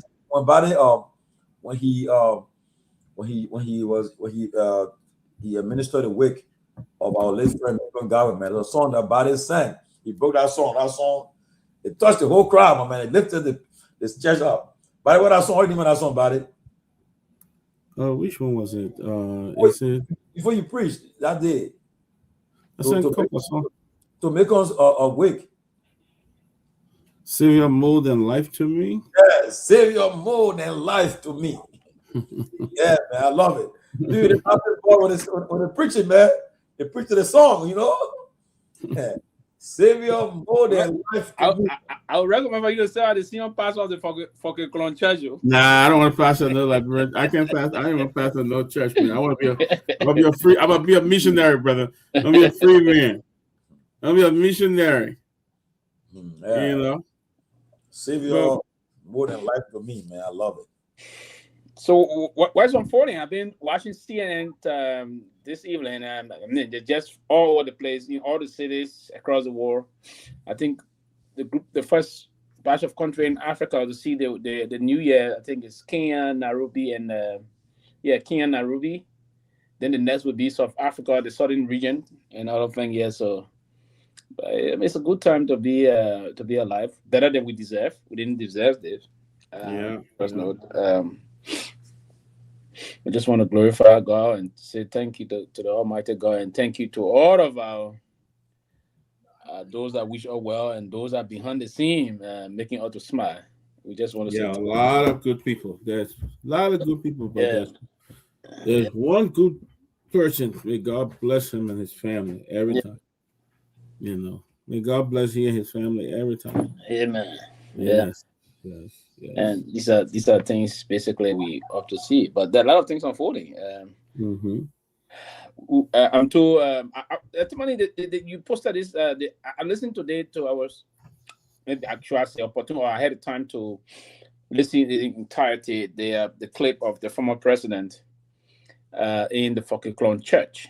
Yeah, I didn't know he spoke a little, almost I think 15-20 minutes. That about 20-30 minutes. Yeah. And I listened to it. He threw a lot of punches at the former president, and I would think why yesterday actually I hit on the way the Minister of Information responded, but I would think that the very Bible, the Bible say what your on the Peabody you help me. I mean I knew very well coming up. I learned the Bible also very effectively. There were a lot of scriptures my Bible teacher taught me, and my study class teachers always taught us all these things. But one thing I remember as a Christian, I'm told that you don't have to do good for someone, and you have to say it. And we Christians, particularly in the church, you don't say that in the church. You may say it somewhere if it's political, but you don't use that. And I would say, Mr. President, it's done. You've done good for a lot of Liberians. And I indicated in my letter of resignation to you, I said, hey, you've helped people a lot, even people that you don't know. But in some cases, it's good to just allow what you've done for people on the basis of humanitarian feelings, of the compassionate on some compassionate ground. Sometimes you just let those things slide. If anyone wish you, as you rightly stated, the God that brought you on this earth, he brought you for a purpose. He will be the same God to call you when he's ready for you. And that's what I believe also. So I would think you engage Liberian people, always engage them.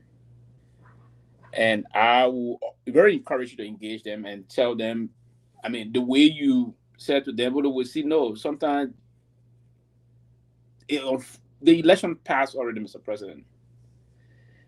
You didn't win the election. We all went to it. We didn't win. It should be a mark of encouragement to us to look at where we slip and correct those errors, and you can come back. But I would think you should engage the people. Yeah, to tell them it's good also for them. No, they didn't know that they were misinformed. So it is your responsibility now as the leader of the biggest opposition political party, to tell them that, hey, I know you didn't understand some things, but it's about time that you remove these people from power. And you have to explain what you did in the past administration on the rest of that. Yeah. But sometimes people will mark your statement as per what you say, well, you're a leader. And if those sometimes around you only want to say that to you, then they're not preparing you to be the leader you should be. Because the leader should expect his handlers or those, his lieutenants, if you will, to sometimes take some corrective step towards making the leader a good leader. That is a fact. That is a clear fact, Mr. President. So sometimes job showing is necessary in politics, but you have to engage your people. Because if you were to go back to Madam Salif days, when you were president, they asked you gave her around 85% performance. These are people that serve, and you serve. Unfortunately, you didn't win the elections. But my own way of saying to you, as someone that supported you the 2017 elections, 2005 elections, I didn't support the CDC 2011 elections because you didn't contest for the presidency. And I didn't believe that Ambassador Torgbean would have done the job. That's why I didn't support. And I supported Madam Salif in the 2011 elections. But 2005 and 2017, I supported you. And the reason is I thought now it's a new beginning, Mr. President. We're about to move into 2026. If you are preparing to come back to the presidency, it's about time that you begin to effectively engage and rigorously engage Liberian people. There's a different thought process in the minds of a lot of voters, from my perspective. I was just in the country. I wasn't part of the rural land of the country. And what we're seeing in those areas, you need to go back and talk to the people and tell them what is it that you did and what they're doing now. The rescue team have not been able to do. You have to pitch the message yourself. And as a leader, if you spoke to them, they would take it very seriously, even if I were to go and talk to them. It's important because your protégé, your group of surrogates will start to do effective job. But in some cases, the surrogate will move, but it will stop thus far. You will have to pitch the final message to the people.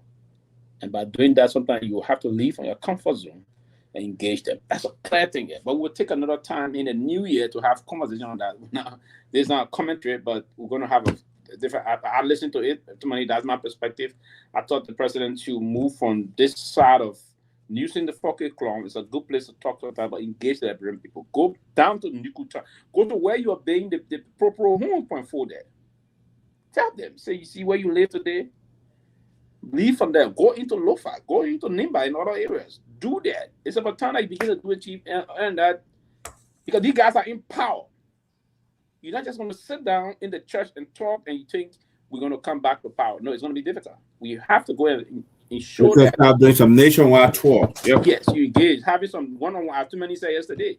Meet with, so now call 3, 4, 5 journalists. You did it before. You can do it. You can go to I mean, so now we're say, okay, that's we are talking point now. So how the interview, we got it. Mm-hmm. It's just the point, Mr. President, I want to say to you on that. I mean, you still got a very powerful chance of coming to the presidency of Liberia, but you have to do things to engage the people of Liberia and allow your handlers. And ask them sometimes, why you guys are observing? Am I making some mistakes? Tell them. If I'm making mistakes, tell me. If you open up that way, trust me, there are a lot of things engaged. Call it your talk. Go on some radio stations and I let people call and talk to you. Some people say some unacceptable things. It's obvious all over the world. Today, the president of this wonderful country, President Donald Trump, that's one of the reasons I didn't like him before, but I'm a big fan of Donald Trump now because the way he engaged. Listen, the way he engagement pattern and mechanism is very effective. He's a very good communicator. He's one of the best politicians I've seen in the past 5, 6. I almost said 5 decades. I'm not living for 5 decades. I was going to laugh too. You want a politician I've seen that very effective in the past almost 1.5. Yeah, 1 decade now, because he been to politics. He came in 2015. Yeah, or a decade ago.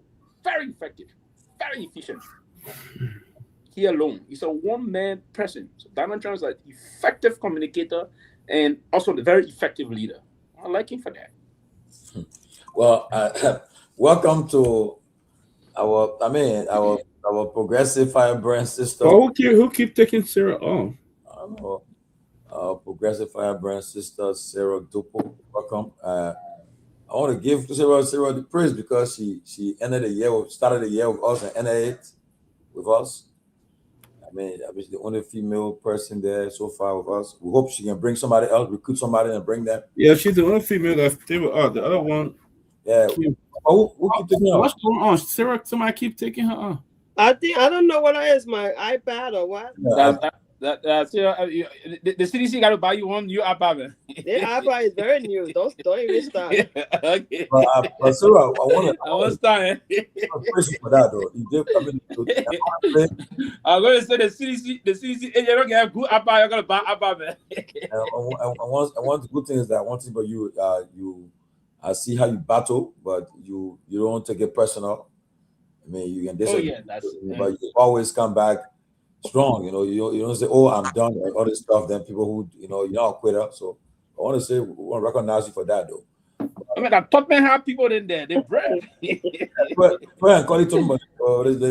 Thank you, Tomalin. Thank you so much. I want to say hi to you guys and hi to our followers, and I want to say happy New Year to all of you guys. 2026 is around the corner. We got a few hours. We're gonna be in there. I think I'm gonna drop off around 8 because I have to be there by 8:30 to prepare. Well, you have to be there where? Our church for our Washington service. Well, you can have Washington too?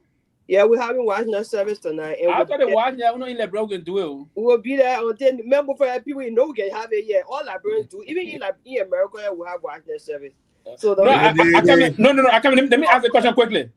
The Washington thing. Traditional American churches can do it too? Yeah. Not all of them. Not all of them, but some, because the church that we go to. The African American churches will do it. African American churches can do it. I don't know about the white church, but African American churches. My church in America, when it ran about 11. Africa can do that. All churches in Africa can do that. The pastor, they'll call the lights on in the church. Everybody will be dark. Who can call the church? I beg you. La pastor got the very tenor. No. That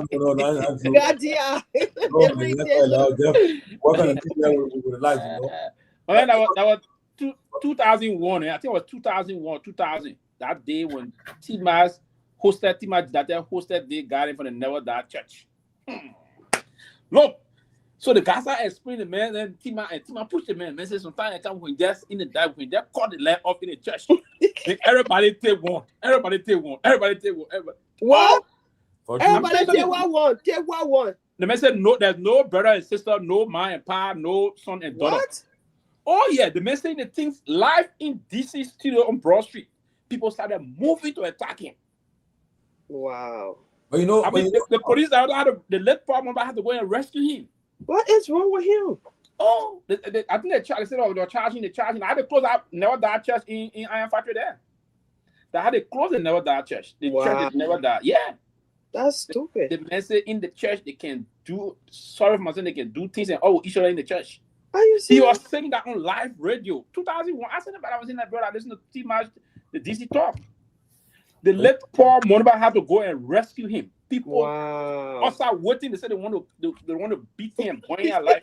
If they come to boy in life, you look for your own trouble. Listen to that interview too. Yeah. Oh yes, live. 2001. And then pastor, I watched some. I see a lot of videos, but and then pastor that had the tendency of always putting hands on people like inappropriate way. Don't you cut it off straight. Don't let it continue. You cut it off because that's not what the Bible says you must do. The women is like encourage those things. They can be calling the pastor and daddy. No, but daddy. Then so let me end my statement here, please. Go ahead, Mama. Like I said, I want to say Happy New Year to everyone, and Happy New Year to our people in Liberia, our President Bwaka, and his government officials and the loving people of Liberia. I want to say Happy New Year. We hope that. And also my former president, President Myean, and the entire CDC party, I want to say Happy New Year to all of you guys out there. We hope that this year, come 2026, will be a new year, and we will be more engaging, not rude to each other, but be more engaging, and because Liberia is all we have. And Our conversations out here on these platforms is shaping things around in our country. Believe it or not, it is. It's shaping things around. So let's continue to engage our people. Let's continue to have a cordial relationship, respectful dialogues. And by the grace of God, come 2029, the Liberian people will choose who they really see fit for that job to move our country forward. I posted a video in our chat room today from Burkina Faso. I don't know whether you guys saw it, about this mega hospital that Burkina Faso president, along with the people of China, built in Burkina Faso. That is a game changer for the people of Burkina Faso. These are the kind of infrastructure we need for our country, and we'll continue to dialogue towards that direction until something is done. Happy New Year, Happy New Year, Happy New Year, my people. Let us unite. Thank you. Good, Sarah, but let me tell you something. 2026, if you talk, as a politician, if you're talking, I don't want you to forget about the names calling, forget about the back and forth. Tell the people of Liberia, tell them, say, look, if you get opportunity to me, this is what I'm going to do. Give the people hope. Give the people hope instead of the name calling the back and forth. Look, as I say again, Burkina Faso, look, Liberia, it's just that the people, like our leaders in Liberia, they are just selfish, and they just not, they are insensitive to the people, because I repeat, there's no reason why any civil servants should make less than $500. No reason should happen. But because our people are very insensitive, that's why it happens. And the Liberian people are just people who, they just patient-minded, and because some countries, they will run you out of, like your Musa said they ordered the legislature, and he said people will run the people from out of that town. Because what happened, what they do? So, I feel bad that people are living in abject poverty, and to the extent where you wonder, like for instance, just imagine in Liberia today, to do a dialysis, $95 for every session. So how much? $95 for dialysis. Dialysis. Oh So yeah. No. if you get anybody relative to support you for But too many, do you know in other words, do you know that is cheaper as compared to if you do on the side? Far cheaper. Yeah, you got insurance. Most of with the insurance. But if you're the damn thing about doing that out of pocket, you will not have the money to pay on the side, right? Yeah. So but we can talk for our people on that land. It should be available. It should be available for the people. In America, so why we can't institute? Don't they have insurance in Liberia? They don't have an insurance system in Liberia. Oh, they got insurance for employees. I think they can cover those things. That 95, insurance. If you got insurance, it can cover you for Liberia. Yeah. Because medical thing will not be expensive. That insurance will cover on that. Yeah, but I think you're right. If government can bring more of those things in, you can drop it to at least maybe 25 to $30. And then it has to be accessible, because I think under the dialysis machine that is at JFK, we need more. We need more. I think some private is clinic garden now. I think we need more. I don't know. Maybe we need. I think all over the country. We need every hospital should have one or two. When President Weah, when he launched the first one at JFK that day, he told me that day. He said, "Look, most of our people just going to South Africa, to Ghana, to other places. They go on places there just for dialysis. They spend their money." He said, "But that the first one, and now one Liberia recently told me they have about 6 or 7 machines across the country now, which is good. But honestly, it's just sad. Just imagine. I saw somebody who said, Tomalin, imagine had that been for my brother and sister in America." Yeah, but government, bro, any dialysis machine in that country, the machine we are government, bro, that is there, that is stay there. No, but look, wow. I think they brought some. I think we have more now across the country. They brought a couple of them. Oh, okay. They should have like 2 in every county. That's correct. And every regional hospital and what are the counties have regional like Phoebe Hospital is the bigger referral hospital we have in Bon County. Yeah. Then we have we have another hospital also in Bon County. I think it's named after the former superintendent of Bon County, one of the superintendent, Domba, the CV Domba Hospital also is in Bon County. Then we have the Rennie Hospital in Nagbe County. That's the referral hospital in Nagbe. Then we have the the Doris. What is the hospital in Grand Pastor again? What is the hospital name? The government hospital. They call it the government hospital. Yeah. Then we have in Lofa County, we have 2 referrals because the Lutheran built the current hospital in Zozo. The Telewean, right? And the Torgbean hospital is the government-owned hospital, but the current Lutheran hospital was built. There was I was actually born. Was built by the Lutheran Church. Oh, you're born. Oh, the Lutheran Church. Okay. Yes, in Lutheran hospital. In Lutheran hospital. So in Lutheran, so the current Lutheran hospital, and that hospital is doing well because I'm told. Reason when I was there, I think the government be putting some reasonable money in for the current Lutheran hospital also. Recognize the senator. Senator Abraham Darius Dillon. Yeah, Senator Dillon, we want to wish you a very powerful and the Senator of the Year, and what I would want to call super blessed 2026. We hope that you'll bring all the vigor or more. And I honestly want to say this: you've been very much balanced in terms of how to strike it. You are the TCA Senator of the Year. Part of the reason we need you. Oh, what time you voted his TCA Senator yesterday? Before yesterday, we've been cataloging some of the reasons why we believe that he's the Senator of the Year. He got the nerve. He's not only the person that will to come and praise the government. He got reasonable to way that he struck balance in the legislature in terms of the hard question and propping government officials themselves. Right, we understand clearly he's a passionate supporter. He played a major role in having this president elected, but he also reminded this president of a lot of things that of course he do remind the president. If it is no, listen, I'm saying this from a balanced perspective, Sarah. No, I say let me enjoy the way you press on your words when you say stuff. Oh yeah, no, he's a unity party. What I want to call it, a committed supporter to this rescue team. He played a pivotal role. That's a happy verb to the Unity Party. So he played a very pivotal role in terms of the elections. His strategy, he's political. He's very savvy politically. He brought all those to bear, other things to ensure that. And in the legislature, he plays also a very powerful role and the balance role.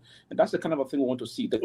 Yeah. All the other legislators do the same thing too. Exactly. All the legislators don't want to sit in and running after. And we said something quickly, Sarah. We said something the last time on this show. And when I was saying this, someone was trying to counter that. I said, if you expect Senator Dillon to play the role of the opposition senator, then you may just be sorry to say you may just be taking to check you. I told her, I said you're not going to expect him to play the role of the. Listen, when Senator Dillon was in the opposition, he was effective. That's right. And even part of the rule establishment, he is effective. He's very effective. The balance. But the difference he has to play the role of opposition to he has to be measured in his one because but you see different coming on. And then I mean, like you said, I hope the other people, the other folks, all the opposition, lawmakers will join. A lot of them are so scared. I don't know the thing. If they be so vocal against the government, they will not give them their salary or for whatever reason. I don't know. A lot of them have their own personal reason. I don't know. And so Oliver Dillon have been able to balance his They need to represent. They need to represent the objective, reason why the Liberian people chose them to be lawmakers, and that is to fight for them, and not only to stomach, but to fight for the Liberian people. You strike a very important point, Jasmine. Let me try to all right. You say you don't know if that is scared. And they don't know scared men when in opposition. Exactly. They don't talk about debate. Zodi got denied because he debate. In a legislation control by CDC lawmakers. And that's why you see that's why you can't blame Dillon much because guess what? When you look at the Senate, look at the House, the opposition there, especially CDC, they almost like dominate that era. But for the reason why they for instance, all people in there are not to do, man. All the people in there, they are ruling party people. They put a compromise. So you see what happened. You see. Now, but Senator Dillon have been able to balance it. He have not. He been very diverse. He's been very objective in his engagement. So I was saying the next time if I'm going to do a confirmation hearing, And he asked me hard question. I said, don't do that to me. I'll tell you straight up, don't do it. I mean, the thing is, I understand all of the things that you guys are saying. He grew their own nominees. I understand all of the things you guys are saying. You know, when Fatima got choked, it was Senator Dillon who choked her. Yeah. No, but sorry, the only but so far the program with Dillon, maybe from you, and it happened late. That when he said that the criticism I got all the whole year round. Only time the people when they thought they said Tomalin, the problem guy was that when Dillon said he will consult the president about that for I said, I'm gonna get problem with Dillon and say, oh, is it my man? I talk about the man say that's what he said. He will cover oversight hearing. But Tomalin, let me ask you one question. Let me ask you one question between you and myself. You want to believe, you think that 4-year project, even the legislature, some members of the legislature, including they don't even know about it. You really think so? Sarah kind of politics there. I know. So this is what I'm saying. This is what I'm saying. The fact that he come to us to tell us, oh, he got to go sit down to ask the president, that is a compromised position. No, but Sarah, I'll just talk about every. What you expect him to go? What you expect him to do? To attack? You know, you're not. He must. No, I don't expect him to attack. I expect him to be honest to the Liberian people. Honest. You say you're concerned the president. He be honest with you. I think he asked a very fair question. You know, when the FBI boss and the Attorney General appeared for the people here, what did Republican did? They covered them. Well, some of them were mad, but how you doing politics? Look, the legislature is a political theater. It's not a place where you get a word about it. No, there's a theater there.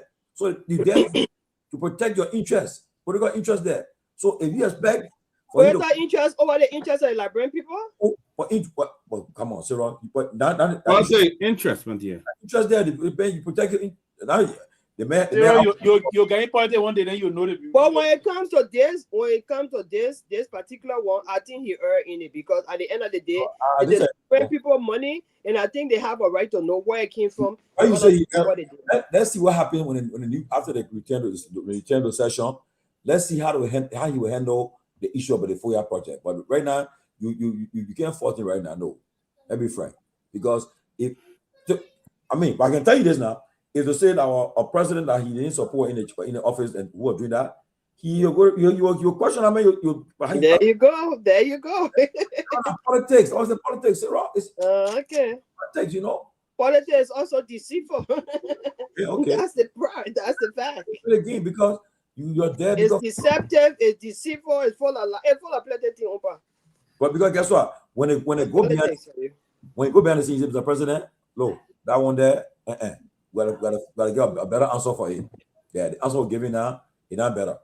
How you do with politics? It's all interest talking. But if you expect him to go and say, the way how the other lawmaker would do it, nah, I think I ain't ready. But sir, let me ask you the question: when you're supporting the CDC, I mean, when CDC actually, I know you say support them in power. When sometimes the government did something that was not very good, will you come on the show that you condemn them? If the topic came out and I felt it was wrong that they did, will you openly kind of attack and condemn, or you do if you're in chat room, you come in the chat room and say what you want to say as a passionate member of a political institution? You see, you laughing now. Oh, but let me explain myself. I won't say about you can bring something or you. No, but talking you now. If we are having a discussion on a particular topic, I would definitely say if it is wrong, it is wrong. I'm not going to sugarcoat it. If it is wrong, it is wrong. I don't care whether it is my president. I would respectfully disagree with my president. Do you also remember that there was this senator that brought a whole debate of that? He was the first person that even spoke of it, lawmaker. When he came out, he spoke. He said we need some answers. Yeah, he was the only senator that asked a hard question, told the Minister of State for presidential affairs. And so far, not even 4 years, Sylvester. Every nominee that goes to that Senator Dillon does his due diligence.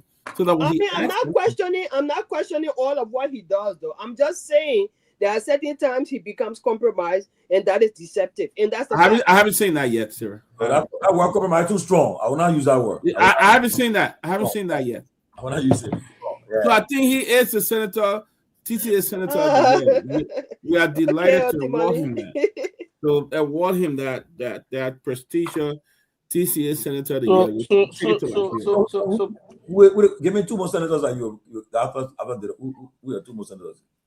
Who else? We're not taking 1 senator of the year, but I know, but I give 2 more. After my brother is very forceful in the Senate. Where Very forceful. And my brother is one of the senators that have put for a lot of bills on that floor. Oh yeah. Yes. You ain't been following? Oh. You ain't been following? Yes. He has put for he put for the cyber bill, and he also put for some bill about taxes, treaty of taxes or something like that. What I got when he came on the show. Oh. Eh? What the hell about your brother when he came on the show recently? Oh really? You haven't been following him? My brother has been for. He's not a kind of firebrand. He's not a kind of firebrand like Galen that way, That even at that, you see, so the people have been vocal this year. You see Kamara, you see I think Snow too, and McGill. Yeah, both have been very vocal. I mean, but so if Dopoh was really firing and see, I mean, he had to be firebrand, but we are taking look. I'll follow the legislature something. Most of the bills they send it past. He's also very engaged. He's also engaged, actually. Yes, he is. But Sarah, we haven't heard that, man. We haven't heard from your brother. Well, you're not concerned about the people who got loud mouth. No, not loud mouth. I mean, we'd love to hear some of the bill your brother had profiled. Yes, to recognize him as well. He helped to sponsor the cyber bill. He helped to sponsor that tax bill that they put for on the Senate. Most of the bills on the floor that will come on the Senate, he's behind it. Wow, I hear you. Yes. The historian, Sylvester Dix, welcome. You want to know all the history? Happy New Year, man. And I don't know, Tomalin. I don't know why you saw that clip. That clip I posted in the chat room where he was questioning the finance people about the so-called 13 million that they said they had a surplus, but it was not carried over to 20. No, but on a serious note, how to call it, Dopoh, Francis Man playing some, and the reason why you saw him asking the question that way, he worked with the LRA also. He was a commissioner there. Oh, he was one of the commissioners there before in the LRA. When Alfredo Tamba was heading there, he was, I think, one of the commissioner for domestic. I can't recall the particular, but he was a commission in one of the commissioners. Sorry, in the LRA there. So he do understand a lot about that institution also. But yeah, he been playing some more critical role in terms of interventions or in the financial area. I get Budokana F, I get Bocha F. I get an F before anything. They deserve F from my scorecards. I get a 0. So you know, so F, Budokana F, who again? Other than that, they can't even say the union said nothing. They didn't even go. They gave me because they know what they're doing. Some people say no, I mean, 9 years straight. After 9 years are done. That's what people can do. See? Well, Tomalin, the thing with the 4-year project and Senator Dillon, I mean, he was the one that asked the then nominee about the project when he was facing a confirmation for Minister of State for Presidential Affairs. My only disappointment is when a senator who has oversight responsibility on an issue that is not clear to the Liberian people, the best way to inform the Liberian people is to have a hearing where you bring the relevant party on an oath. Yeah, I understand his relationship with the president. That's great. He's chairman of Foreign Relations Committee. You have to be close with the president. But your conversation with the president is a privileged conversation. Senator Dillon is not coming to come back and tell us everything the president told him. And at the same time, his fellow members on the committee don't have to wait for him to come and tell them what the president told him. They should have the right to ask their questions to the individuals that are in charge of this project. So I feel that there should be an open hearing for that. I agree. So now they are on an obligation to return the session. Because the open hearing, the open hearing is clearly part of the oversight responsibility. You know, and there should be a lot of open hearing. There should be a lot of open hearing, because a lot of things just happen overnight, and it left for the Liberian people, and we get stuck with some of these things for years. There should be a lot of open hearing. No, but you know, one thing I understand too, when I gotta observe in our country, look, our people, like the budget. Look, so other countries, right? Even in a great country, when a bill is before the House or the Senate, they call for a year for witnesses to come and testify. People come to council to support the reason why that bill should be passed or why it shouldn't be passed. But in Liberia, after 2 weeks, it's done. They pass it quick, right? Boom. The problem with our budget is the budget process is messy from the executive side and the legislative side. You know, make it messy from the executive side. So I come in because sometimes when we're looking at things, we should all remember that when the people wrote our constitution for this new republic, they pretty much mimic this country that we're all sitting in. And we have two houses in the first provincial government. One should be charged with the ways and means, but in our country we have ways and means on the Senate side also. So you have budget, ways and means as one committee. In where we sit in this country, the budget committee is separate, appropriation committee is separate, ways and means committee is only on the House side. So our budget process is just one group of people that's raising taxes, dividing the money, and doing the planning. That's one group of people. I'm not understanding. You're confusing us. What you really want to say? I'm not understanding that point just now.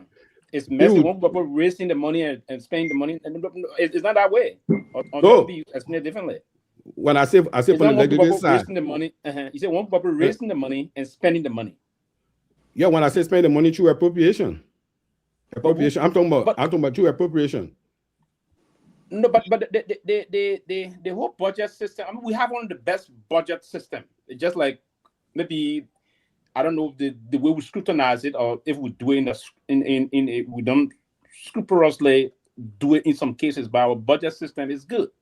Now we don't have appropriation committee as we have here in all of that. We don't have the ways, means, and the budget committee, and that ways, means, and the budget committee also we have the responsibility to appropriate. But the point is that but that's what I'm saying. You got one committee wearing three hats. The both houses now got a joint issue that will come to meet to finalize things in the budget. The both houses will meet. That's why they have the joint committee on ways, means that will meet finally and do the finalize the appropriation. But they were mindful again. Before the whole thing, the PFM law is also clear in terms of who does and that's what LRA will do now, the collection of the taxes. Yeah. And then LRA does not play no role in expending. No role in spending. They just collect money. They just collect the money. And finance and development planning. Finance is the one that before CFA, the Ministry of Finance was collecting the money, budgeting, and spending. And everything. Three hats. Yeah. So before Kamara left the Ministry of Finance, there was a room that they brought it out there and said, hey, there's a need that we establish the Liberian Revenue Authority and make it autonomous. So that's why they brought it. The Liberian Revenue Authority, now they pull out the Department of Revenue, because it was the Deputy Minister of Revenue that was collecting the money. Yep. In finance ministry, then the same finance ministry spending the money. Imagine what will happen. You can imagine. You can imagine. You collecting, you spending. They had a budget. They were planning the budget. They were collecting the money. Yeah, that was spending the money. So, but they brought the way down. So I want to make a point. So on the executive side, it's fine.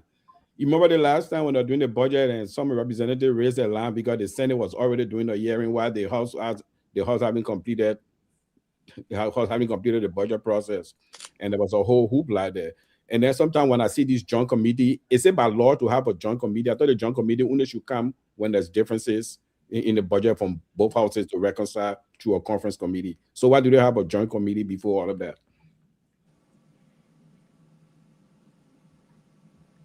So I want to make a point. And my point is with regards to what Tomalin said about, the budget, the way the Liberian people, a lot of times they are not even aware of some of the things that, go on that are placed in the budget. And by the time you look, it just passed like that. So what I think we should do now is to engage some of these lawmakers that got A's and B's and lawmakers of the year to make the budget transparent for the Liberian people. This is something that that will benefit them, because the Liberian people should be able to know some of these things, that are in the budget, and how the budget works, and and when it is passed. Because I think that 2025 budget, the way it passed, it was just miraculous. It didn't go through a lot of scrutiny at all.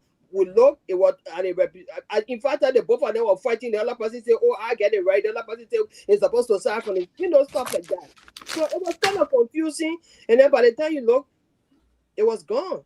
So our lawmakers, like Senator Dillon and other people who got A's and B's and lawmakers of the year, I think now they should be able to push for that real transparency for the Liberian people to be able to understand this budget, and then before they can pass it, and let them have a say in it, so to speak. So let me ask the way the budget when they submit the budget document is up there on the internet.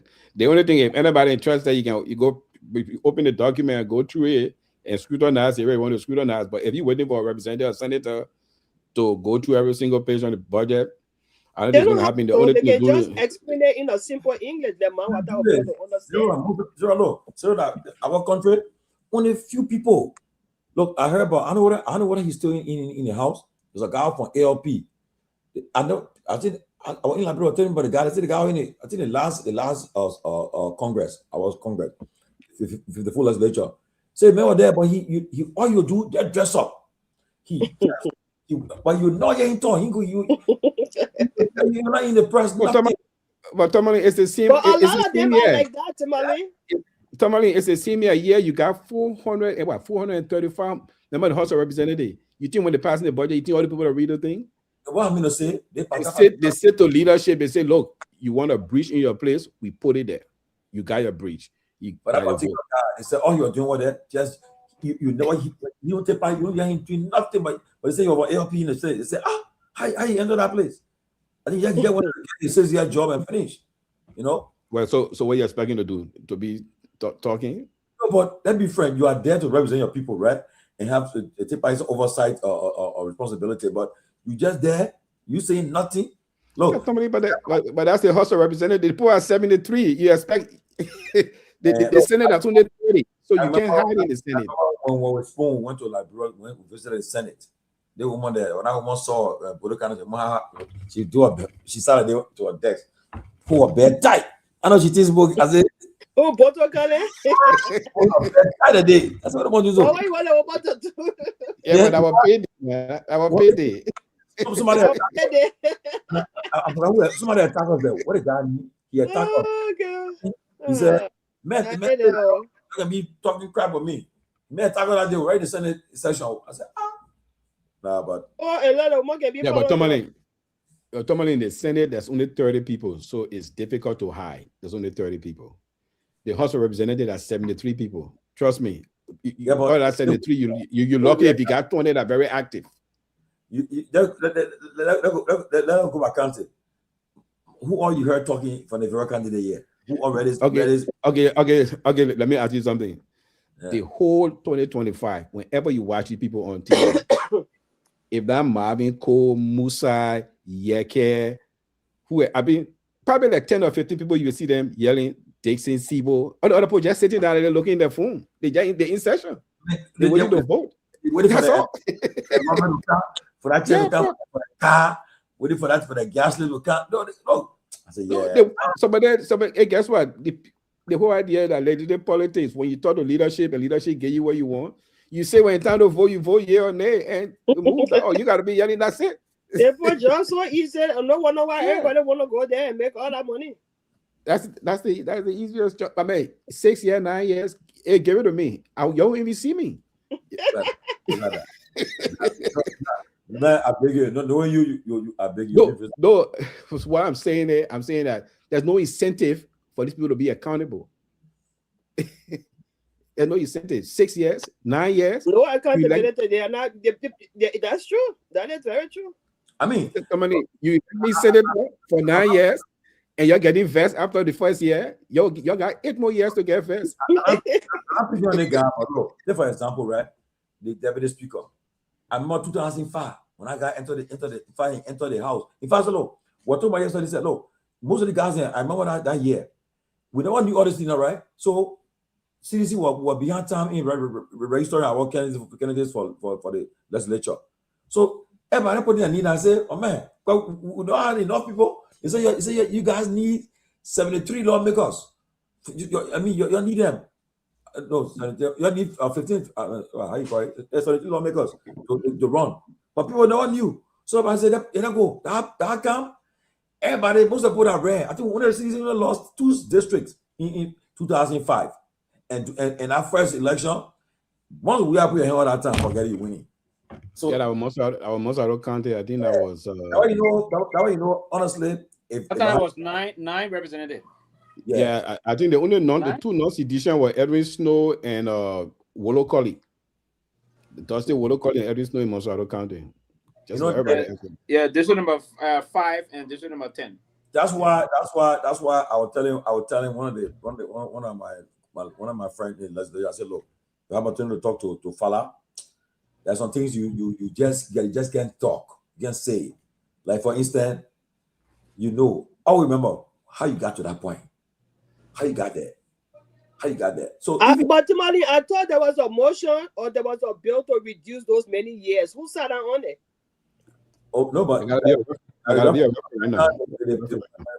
we are in the office, they go try to pass that thing, but because again, I told Senator Nagbe, if they take the time to explain to the people break it down, maybe people were skeptical. People felt that some people say, oh no, if they pass it, they'll get weird almost like a tier 10, but that was not the intent. Because you know why? Because the time to explain the bill to the people would have voted for it. But I think that people miss. Because by this time, it just happened in Ivory Coast. They are just done a referendum, and so people thought about the same thing.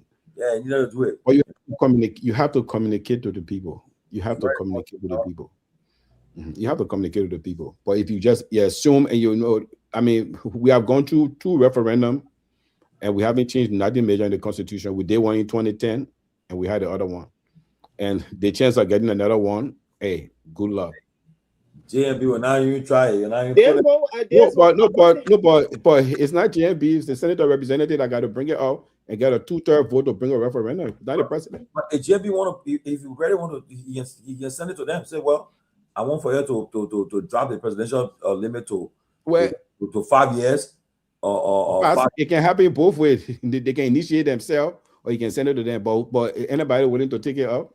No, but right now, President Baga is in a position to be one of the most consequential presidents. Because I say that to say that with his age and everything, he has nothing to lose right now. But Baga, even if he's not re-elected, he said, "Well, I've been there. I was there for 6 years, and I go into my sunset. So right now, if he can do a lot of stuff, he can make a lot of amendments to the Constitution, submit it. Because right now, the legislature is basically under his control.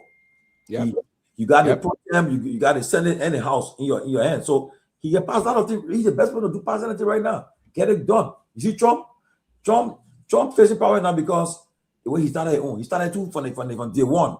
Now he owns people there now because they're on the ballot for next year. So they say no. Well, push back now. I think today he vetoed a bill, right? Ain't he vetoed a bill today? I've been watching the news today. I mean, you don't have to have a veto, but he had a veto a bill. They got a bipartisan bill that sent to him. So the way the conversation we had yesterday, the way the people do it, every 2 years there's an election in this country. So when you get elected president, you got 6 to 9 months of honeymoon. You got to pass. You got your first bill would be the bill that will have all your agenda you campaign on, because that's your honeymoon. You would get it. Right. When they go through the parliamentary procedure called reconciliation.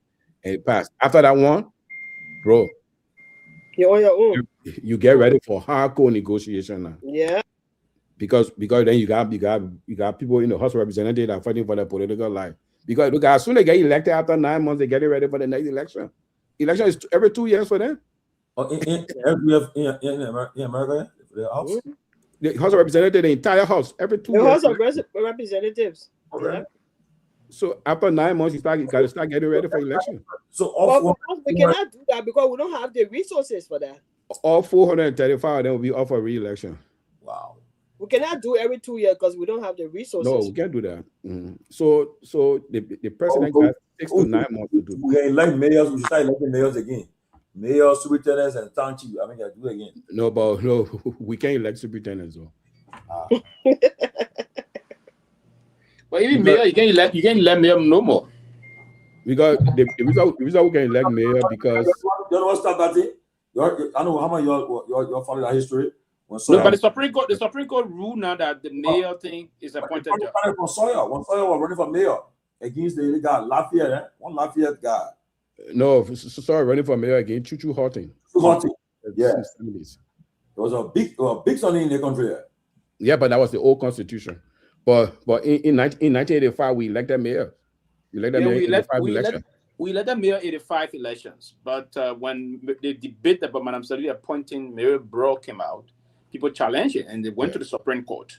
And the Supreme Court ruled that it is the power of the president. And Article 54, the government and others, right? Can appoint ministers, ambassador, cabinet minister, deputy minister, superintendent, military from corner to this, and others. So the Supreme Court ruled others to be mayor. Yeah. So now you know what?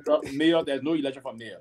You know what? It was such a political move because it had done mayoral election in Monrovia. The CDC are going to win it. You know what I mean? They're going to win it. So I can't be president and have because you see in Freetown, in Sierra Leone, the mayor of Freetown elected, and Freetown is an APC country. The current president of Sierra Leone is SLPP, but the mayor for Freetown always get an APC mayor. You know what I mean? So she saw that thing. She said, "No, we can't do it here. We just appointed and we're further in court." Yeah. So Supreme Court rule now. So in a few hours they about take over, right? Zora Madani. Yeah, in a few hours, he'll be inaugurated on in an abandoned what they call it, abandoned. I thought it was hell already. No, it's going to be 12 midnight. It's going to be what? About what? About on the ground metro. But it could at least Trump if I did him, I did gain some leverage. Like the support coming from the federal government will help him.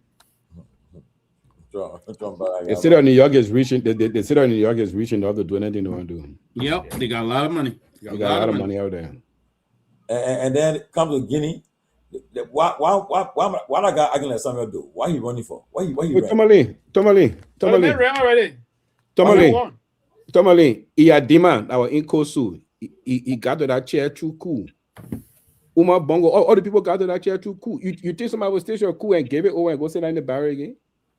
But Ouattara did not get that true cool. How they can end, right? No, but I'm talking about country that stays cool. At the end of the day, that person will drop back. I think it's just an African. It's just an African leader thing. You will see him to Cornell, right? Now see him, man. Yeah, man. Yeah, but he brought him man. The man's a special forces. He brought him man. The man got a white wife. He saw him a white guy. The man was somebody called the chief got a call. The chef got called the president. So he was the chief. The man was in France. He brought a man, and the man was close to him. Before the coup, months before the coup, almost a year there before the coup, the defense minister, the professor of defense minister, then president defense minister, told him, the way I seen the ball behaving, we need to be mindful of this ball. Oh, really? I'm not. Yeah, the defense minister warned him. Yep. The defense minister warned him. He took some action, right? They took him from the presidency now. They took him somewhere behind, somewhere they call, I think it's Kindia or beyond Kindia or where. But it's a barrack that is called as the head of that barrack. They took him from the presidency now, the guard to the president. They sent him there. Yeah, it's called Farakara. I think Farakara. These were all the special forces were based. Yeah. And he went in charge. When they sent him there as the head of them, the man, I'm not saying about the message, Mr. President. I'm not saying pleased with the board. The way I see him operate, the way I see things, the intelligence I'm getting, let's get rid of him. Then get rid of him. That means that they're dismissing from the army completely and taking from that command structure. So in the week they were planning to do that, but the week they been struck. So the news are already removing as the chief guard to the president and saying he's distant, but they're not distant. But the barrack is saying he's the head of special forces. because the Battle Rouge, all the guard call, and all those things. So, but the president was captured not in a mansion, but at the presidential palace. The they overran president the was palace. captured right in the presidential palace. The man was coordinating with those boys. Some of them went out there. He started coordinating with them. Yep. Now they just move. It was an easy thing. There was a few people came. They killed some of those picking out around. They wanted to move. They killed most of them. They killed about 13 of them. Yeah, they killed about 13 of them. That guy, Tomalin, that guy is a trained French special forces. He was in the French Legion there, the elite force. And he went and brought him in. He brought him in to protect him because he had just forced a third term. Before the former president retired, but the former president was there too. Who? Huh? Because we are in the French army before too. Where you coming on that one, Niggy? Oh man, wait a minute, that's true story. All the time, we are playing football. You having time to go join the military? You better. Yeah, you are in the reserve. He's going on Monday, right? I got that before, so I think it worked. Professor Kennedy, welcome, man. Good to see you again. You want to talk something again so you people can run with it? I didn't talk, man. Mr. Kennedy. Okay. I think at this stage, Tomalin don't even care whether they run away or not. Yeah. I see that boxing room in the guy. But I think Tomalin, everything is so political. You see what happened to the candidate meet? I gotta go to my man Pewee. See what happened to the candidate meet today? Oh, what happened again? Oh yeah. Look out. So Kamara filed a protest because they said Lofa feeded 2 or 3 players that were not supposed to play. The LFA, the organizer, youth and sport investigated. They disqualified Lofa. Oh, so they put an appeal committee together. Then the appeal committee within 24 hours they ruled that the previous ruling is no more. The new ruling would be that Lofa and Kamara will play a game. Oh, but the players then will be. But these players are suspended. So I said, but why are you suspending the player if there were no crime? So why they got to play a game? Why they got to play a game? Before that, what had needed journalists years, I already posted that if it was President Myean, it would have changed. I'm like, that one again. Come on. So you said that my play a game there was no crime, but then you suspended the players. So why the players suspended? Too many. 1 minute. 1 minute, man. I don't know. I gave on that, man. Can we hear? Yeah, go ahead.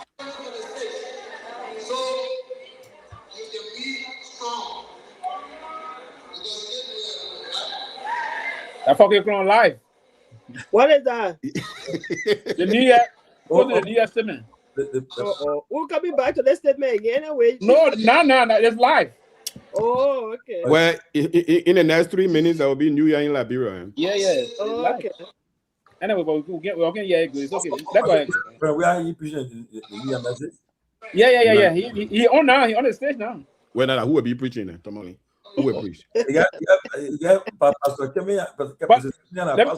No. But I want to find out that Sarah. I don't know that. No, Myean West. Myean West is member of the Baptist Church. Oh, Baptist Church. Yeah, the Baptist. Yeah, I think she just been ordained as a reverend or so. Yes, but I wanted to find out something here about the Seleke Kromah. What I know of Seleke Kromah Church is that the senior pastor was involved into a lot of scam. I don't know if he stayed there. Who the pastor now of the Seleke Kromah Church? Too many. Sarah, ask you this question. You know. I don't know.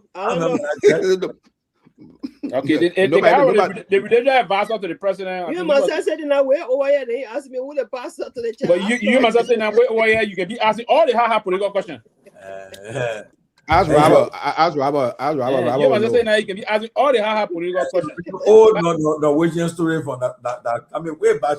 Yeah, I know that Reverend Nimble was the pastor, and at the same time he was the religious advisor at the time. But when he was involved into this, taking money from people to take them to Australia and all the things, came out. Yeah, he was involved into that scandal. I just want to know who the pastor of the church, because it's a church. I don't know. I know he's not the president, but the former president. I just want to know who the pastor of the church. That's basically part of that. But Professor, welcome to the closing argument. I want to wish you a very Very merry. I know the Christmas was very merry. I was observing you, and we want to wish you a very prosperous 2026, and we will count on all of your expertise, your goodwill, those good pieces of advice that you've normally pushed to us as young comrades and other things. We just want to wish you a merry Christmas and a happy New Year. Welcome again. Professor, I just want to ask you quickly before you speak. What your prediction about the Liberian economy? Your prediction for the 2026? Will we meet the 1.2 billion threshold? So, well, first, let me just say I want to thank TCA. TCA has done a lot, not just for sharing information out there. TCA has a balanced platform. You know, I like when Sarah comes here, she has a smiling attitude. Some people take all of this stuff too serious, right? So Sarah comes here, she's like Muhammad Ali. She would jab at everybody and she'll be laughing, you know. So, but like, right? You saw it earlier how she, you know, she would. Oh, I ain't really.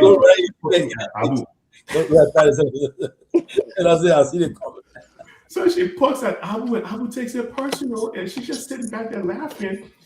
But that, and you sometimes you wish. Let me laugh today. I beg you.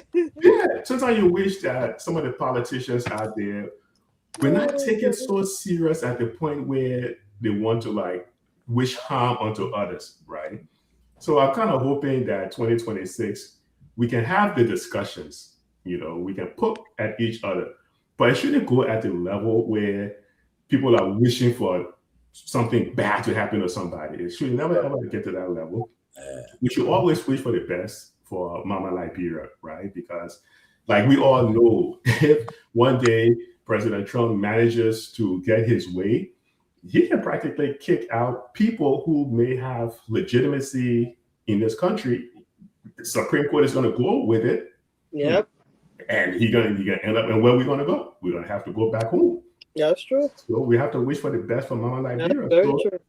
Going back to something earlier you guys said, you know, Pewee, Tomalin, Sarah, and Doc, you guys were talking about it.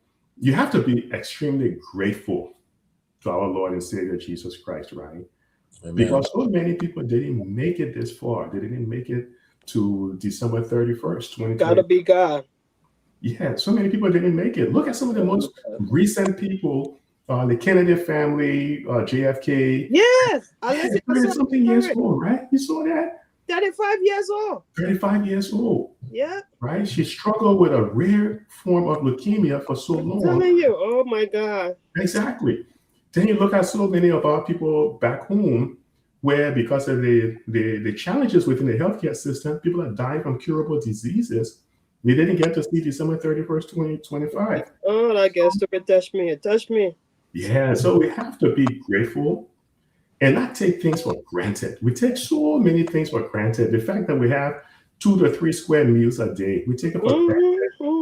Compared to so many people in Africa, over 1 billion people in poverty in Africa, not so many people to eat. Look at the number of young babies, children over in Gaza who can't not even get a square meal, no health care. And when the winter coming upon them, you know, they're struggling. The people who are at war in the Ukraine. So, you know, we pray for peace in 2026. We pray. You got my eyes watering. I'm telling you. Oh my God. We pray for some sense and sensibility in our politics. And to my point, in terms of the budget, you see, the one thing about economic data, it comes after the event has taken place.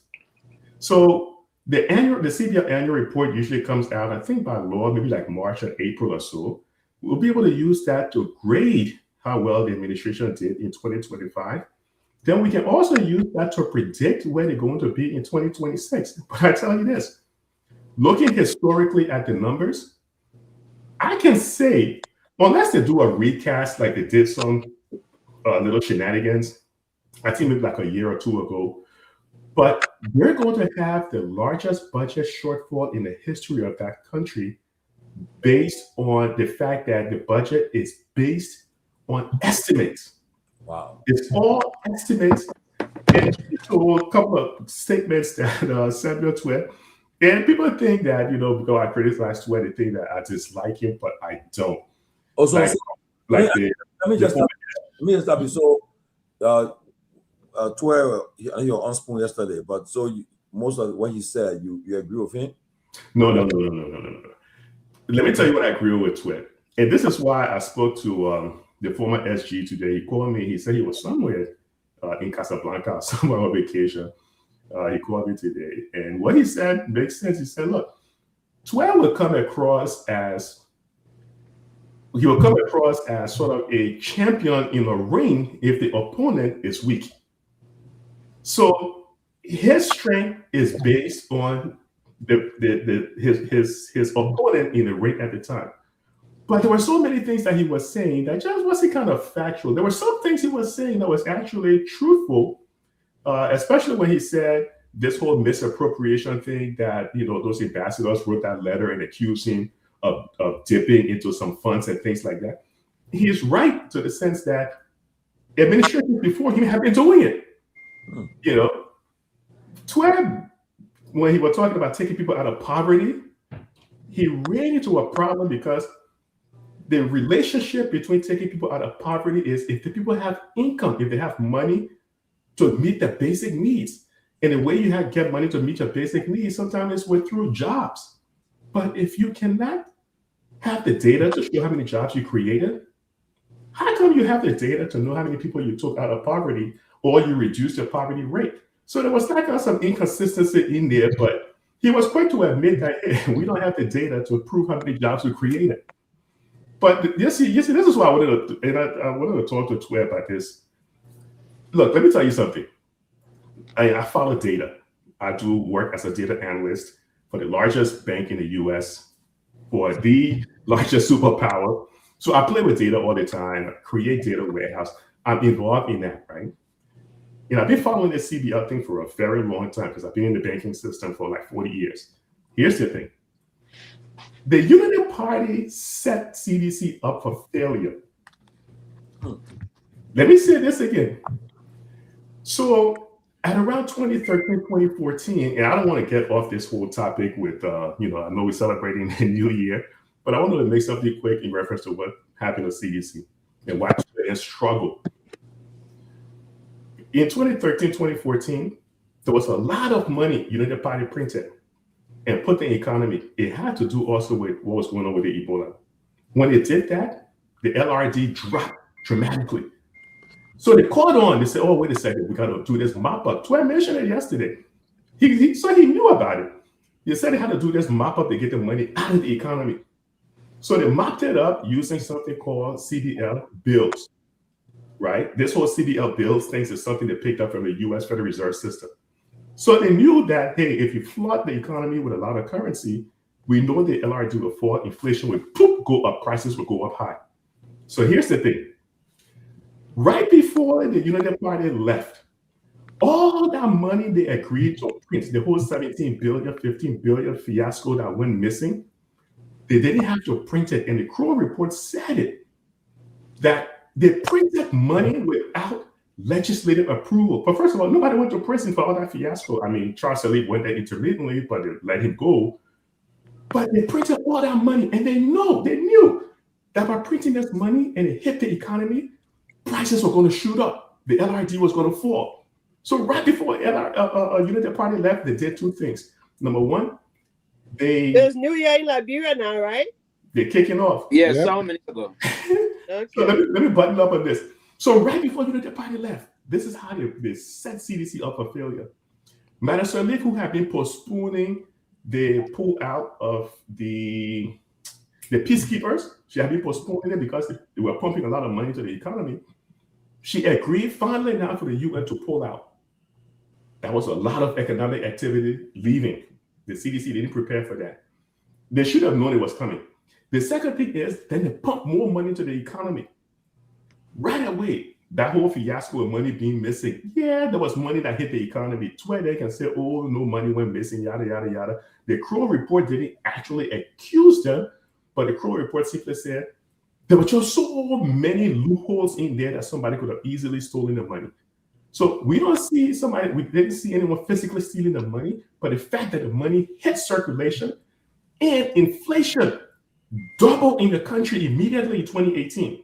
It told us that somebody took all of that LRDs and pulled the economy. So two of them were set up to fail. One, UN pulled out. Two, money hit the economy.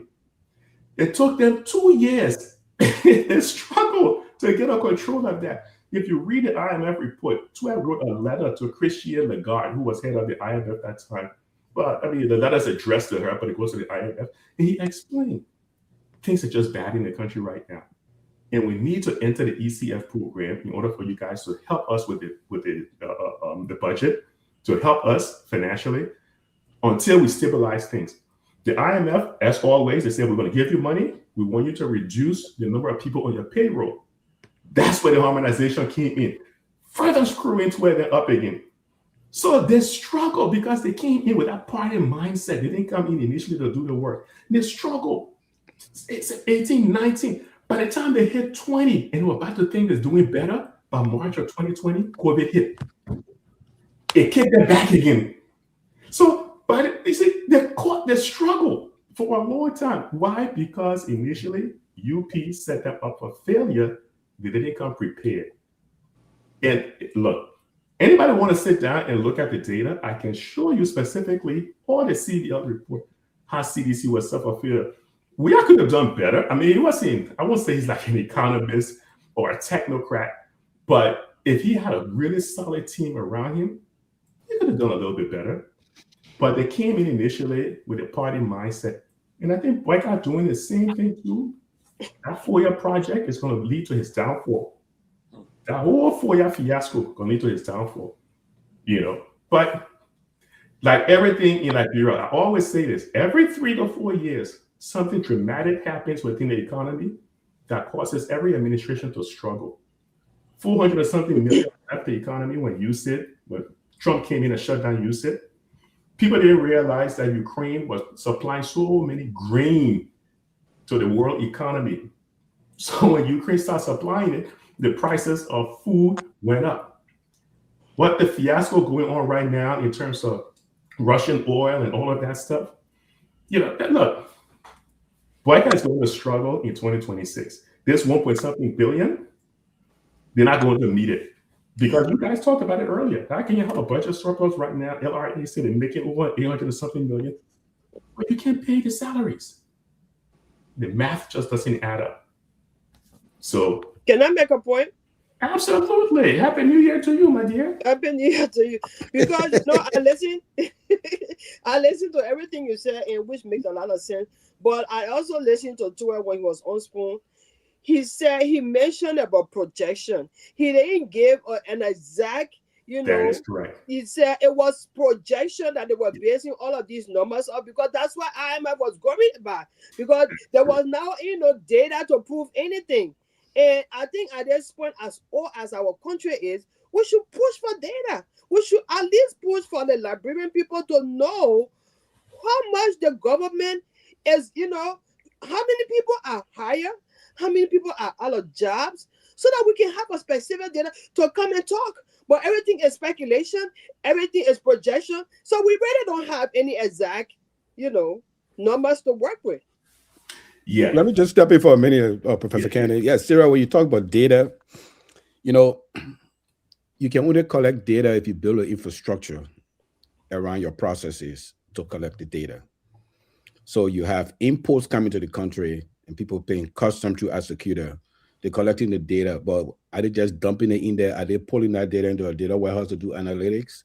You're right. No. That's another thing too. You got Ministry of Education. They got students that are going to school. Do they have all the students that are going to school? They got religions that say, okay, these are school age children that are going to school, and these are according to the greater population. I mean, are they collecting the data to do this analytical stuff? Because you make decisions based on data. And so when the IMF came, the IMF is just using these, Professor Kennedy's they use this financial model to make the projection. They're not accurate. But when you're in the country, there's something Warren Buffett says. He says, if I wake up in the morning, I don't see no train carrying containers, I know we're going through a problem. And we saw it during COVID. You got on the highway, you could barely see an 18-wheeler. That's how you know economy is shutting down. But what do we see? What do we collect? We're not collecting data. Just look at these people sitting in the offices and see the number of files you have on their desk. If you're collecting data, you won't have no file on your desk. I tell you. Yeah, I know, Robert. Let me, before I send it back to you, I'm going to say a couple of things real quick to what Mr. Diggs just said and what my sister Sarah just mentioned. Sarah is absolutely correct. This is why I said Twe is very smart. I don't want to say slick, but he's very smart. And he was to the point when he said he did mention, Sarah, you're absolutely correct. He mentioned that the numbers that he were using, they were all projections. When he talked about the poverty reduction, he mentioned the last time it was actually truly collected, well, I think 2016 or so, he said, right? But then he said everything after that was all projections. So they're guessing, it's all guesstimate. And to Mr. Dick's point, we need to use data. And when he mentioned that, information is the basis for decision making, yeah, that is one of the 6 parts of a financial system. You can't have a credible financial system or even a good economy if you're not making decisions based off data. So, and this is something in 2026 I'm probably going to work on. I'll probably hire maybe about 4 to 5 young people in Liberia to see if we can. I'll just train them in terms of what to do, but I want to see if I can set up like a data warehouse or something, and then build like what I do for. I'm not going to mention where I work, but the work that I do, and see if I can do something similar like that. And just maybe build a little small data portal that TCA, you guys want to come in there, click a couple of things, look at a quick dashboard. And see what the numbers are actually saying. I'm trying to set that up, it'll probably be something I'll use. I'll swing it back over to you, Pewee. What's happening, Chief? Pewee, 1 minute, Pewee. What's stopping us from having, like, for instance, we don't know in Liberia, we don't know Liberia how much job was created. Like in America, we tell you how much job was created, unemployment rate. I mean, what's stopping us from having all these things? What's stopping us? The reason it's a little, before I can bring around, it's a little difficult thing for us to do. To do that, we need to set a system with the Ministry of Labor, because the Department of Statistics in the Ministry of Labor should track most of those things. Right. That bureau also is an independent bureau that is just linked to every private institution and everything when the employment is done. They will sort of track it a lot. And that bureau should not be politicized. It actually should not be politicized, right?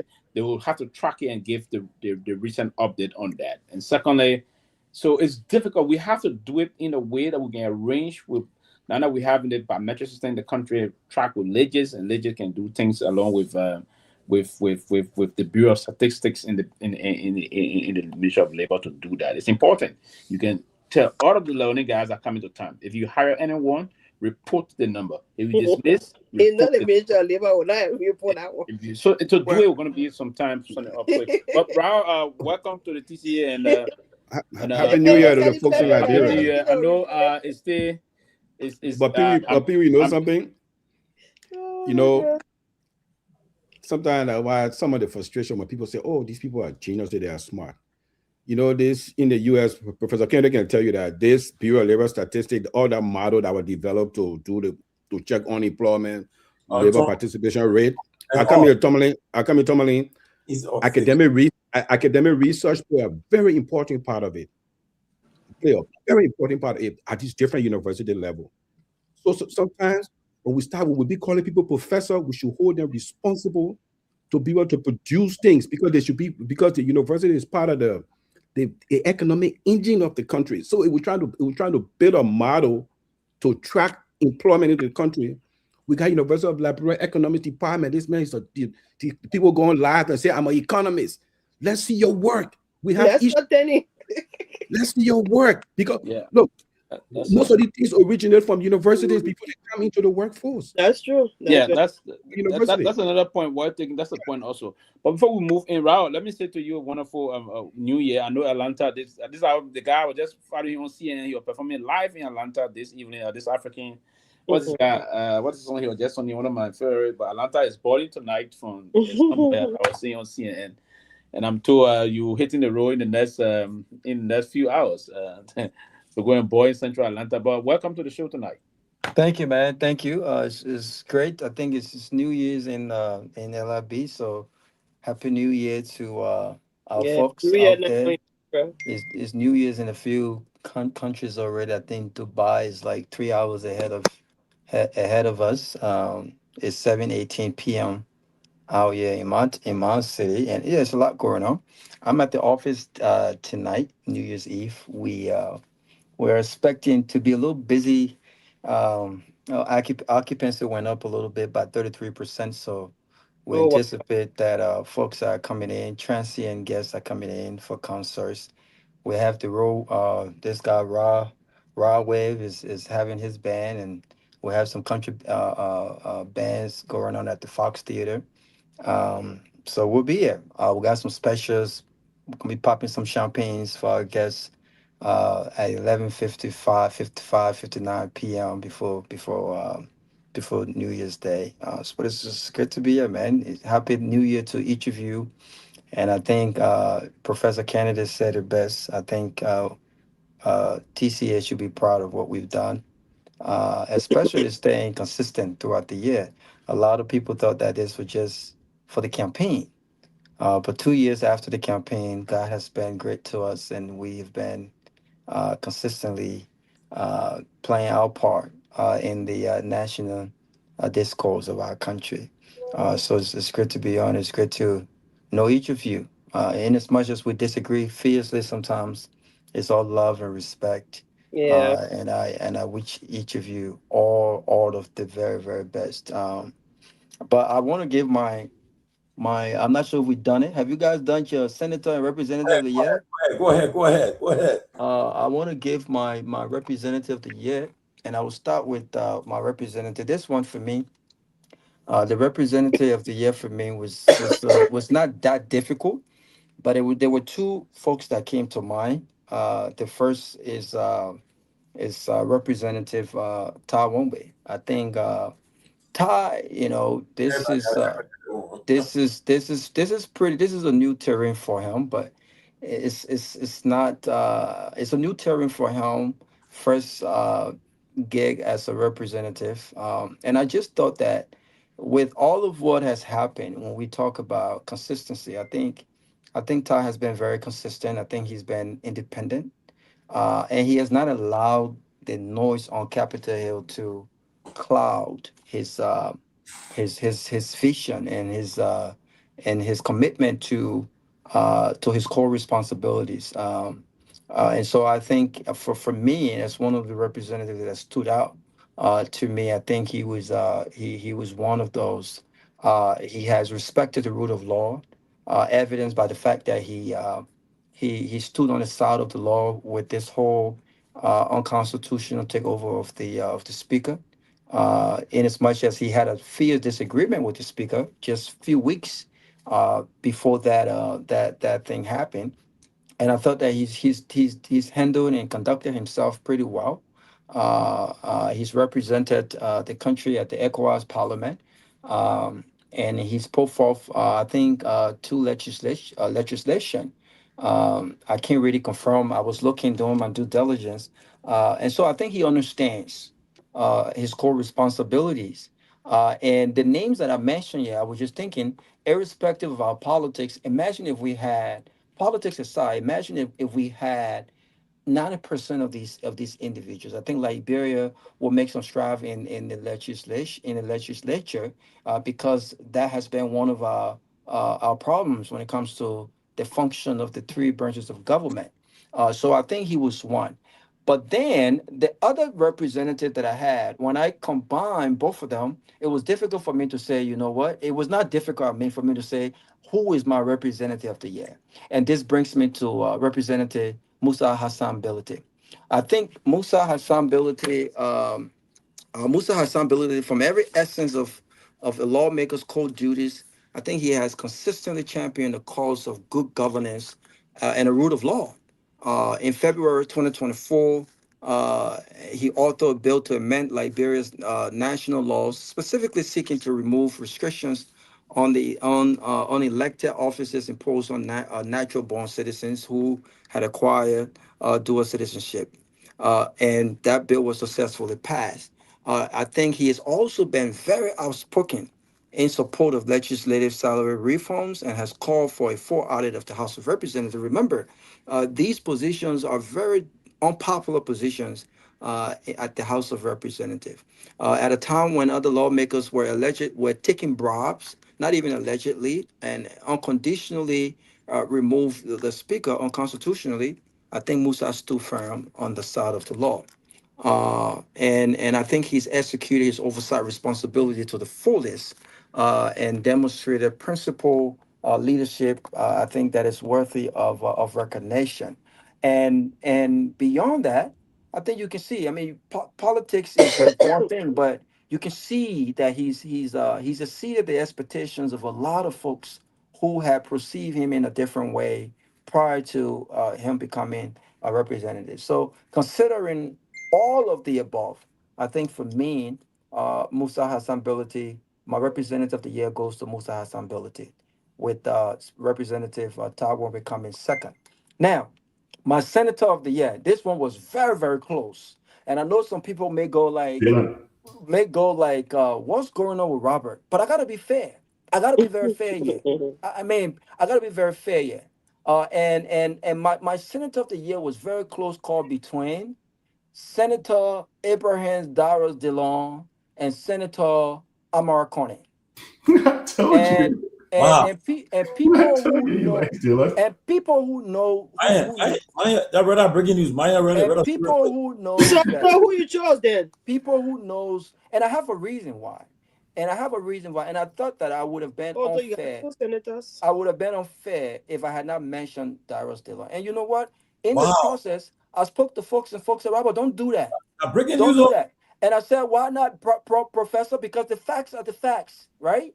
Listen, I still have my own reservation of the senator, but in the midst of all of this, I need you to listen to why he's even mentioned. Okay, all right. I think if we're being honest, outside of his association with the ruling party, I think Senator Dillon has shown up in the discharge of his responsibility, both as a senator and chair of the Committee on Foreign Affairs. He has asked tough questions, and although not as aggressive as he was during the CDC administration, he has demonstrated leadership and political courage in ways many others have not. He has also championed a cause for legislative salary reduction, even though people have said it's a political move, but the facts are the facts. He has been calling on the reduction and that a cap of $5,000 for elected officials, introduced an amendment for the criminal procedure law, and made himself consistently. And I need you to think about this. Abraham Darrell Dillon has consistently made himself available for media engagements to explain legislative actions to the public. On this very platform, he's made himself available, knowing that many at times he was walking in the lion's den. He's made himself available when other elected senators, oppositions were running away from media. Um, and so I thought that he deserved being mentioned when it came to the hearing of Fatima. I think we mentioned this the last time.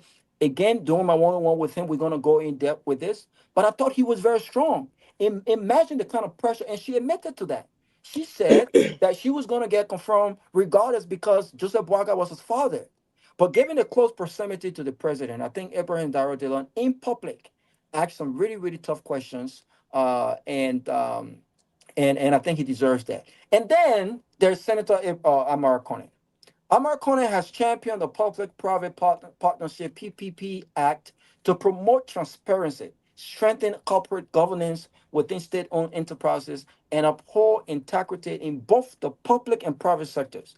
He has also been a leading voice in scrutinizing both the fiscal year 2025 and 2026 national budget, interrogating major concession agreements such as the Avihan, and advocating for public reform. Notably, Senator Cornyn has taken these positions even when they conflicted, and I think it's very important, with his own political interests, despite having played a critical role in bringing the Unity Party to power.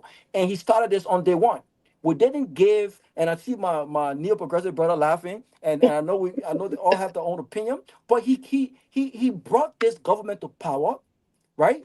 He brought this government to power and immediately understood that his responsibility as a senator was bigger than his access to the president. And I thought that this play a very interesting part in my pick, as close as it was, right? Senator Cornyn has taken these positions even when they conflicted with his own political interests, despite having played a critical role in bringing the Unity Party to power. My only reservation, and the only thing that separates Senator Cornyn and Darrell Dillon, is that he has not engaged the media as frequently as Senator Dillon, something that matters in a democracy. Still, we're in everything. My Senator of the Year is Amar Cornyn. And here is why. I think he has demonstrated that access to the presidency is not a prerequisite for standing firm or delivering meaningful work. He has chose Liberia over partnership. Senator Dillon comes close second. This was a very difficult choice, but I think both senators, I think, have done a phenomenal job. I still think that part of the reason why I could not put Abraham Darius Dillon over Senator Cornyn is the fact that we all can admit. I think sometimes he's found himself in a very difficult space. He's not as outspoken. He's not taking public stand immediately as we would have expected him to do. But I think that others would disagree. I think he was voted as the Senator of the Year or the Lawmaker of the Year on other platform, and I agree with that perspective. I think he's showing up in ways that other senators have not shown up. But I think considering all of the above, I think Amar Conan for me is my Senator of the Year. My only Can advice I to ask him you a as we quick enter question? 20.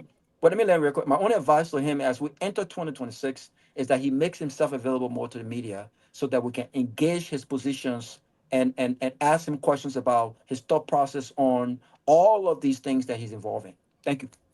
I got a quick question for you, Robert. Um, and it has nothing to do with. I don't have a problem with your choice of the Senator of the Year or something like that. I just want to know: does it really matter? If somebody asks the tough questions and show up and do all of these things, and at the end of the day, vote for the exact same thing they ask the tough questions for, it doesn't matter to you? No, it do matter, and I think that's a great point. And to your point, my answer will be I still don't understand the logic behind Senator Amar Conan, for instance, vote on the budget, though he has some very critical questions about the budget, right? But the fact is he understood his core responsibility of oversight. Okay. He raised all of these different financial transparency questions on social media and on the floor, on the Senate floor. And again, this is the reason why I haven't spoken to him. He's a good friend, but I don't grade folks based on my relationship. I grade folks based on the fact. You can see if it was my personal feeling, Darrell Dillon would not be in this picture. I have seen tremendous improvement when it comes to Darrell Dillon. To your point, yes, I asked him about, you question Fatima's the fact that she lied about her resume. Why did you then vote, or why would you have voted if you wasn't chair on foreign affairs? Why would you have voted for her? And so we don't have the time to really delve into the thought process as we would if it was a one-on-one. But all of these things are considered. I think we'll have to understand, Sarah, that politics in Liberia is difficult. Democracy, the exercise of democracy in Liberia is very politicized. And so I do understand that there are good people in difficult space, in difficult places, that are making political choices at times, and it's difficult for them to maneuver. And I understand that. So I've considered all of the above. But again, I think Abraham and Darrell Dillon still have access to the president. And I think because of the access to the president, I don't think Abraham Darrell Dillon is who Abraham Darrell Dillon was 2 years ago. I think that if Abraham Darrell Dillon did not have access to the president, and if he wasn't protecting his access, and if he didn't value his access, there's nothing wrong with having access. But when you have access, and that access is kind of hindering you from being that full force, right? That full force, obviously he has some bias to Joseph Boakai. That's his political alliance. He helped got this president elected. So so But I so think so I that think so without I think without that, you would have seen a 100% false Darrell so Dillon. so that means other people can be held to the same standard as well. Thank Absolutely, you. other people should be held to the same standard. And in any case where it becomes bias for me, I'll recuse myself. But being fair and balanced, even as a fierce critic of Abraham. I've seen some changes. I've seen some improvement. He's shown tolerance. I've graded Abraham Darrell Dillon on this show yet on numerous occasions. And he's shown grace and respect.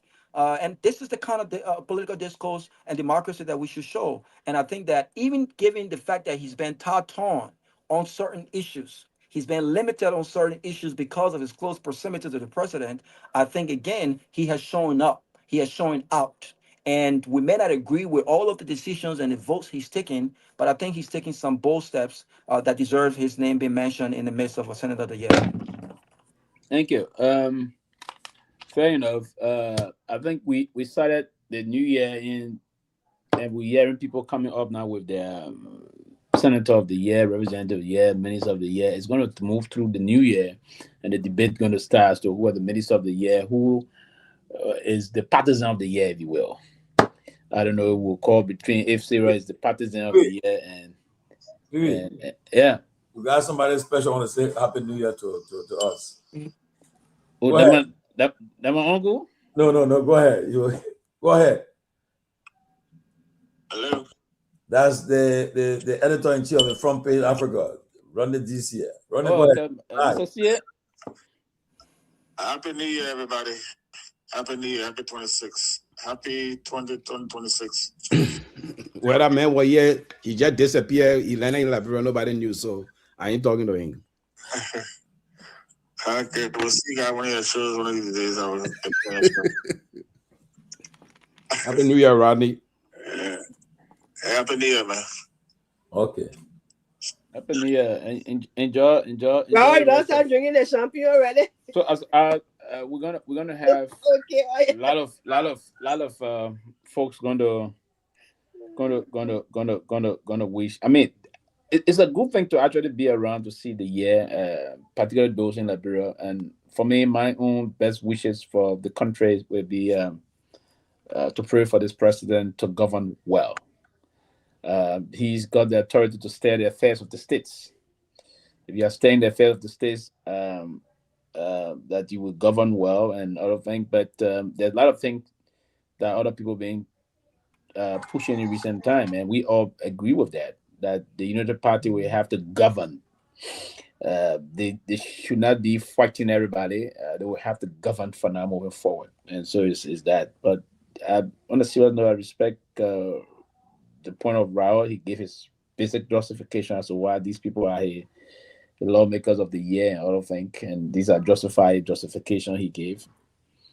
We will be counting through the year and see most of the success story that unfolded in the country. Is the country good enough for all of us to celebrate, for people to say things are okay, we're going to see. But next month, beginning tomorrow, the president will be giving, in the next 4 weeks, the president will be giving the State of the Nation address to the people. This basically will be his second State of the Nation address. The last time he said to the people, times were tough. July 26, he said times were tough. And I don't know if times have changed. So we're going to listen to him, and come to year 3 will start immediately after that.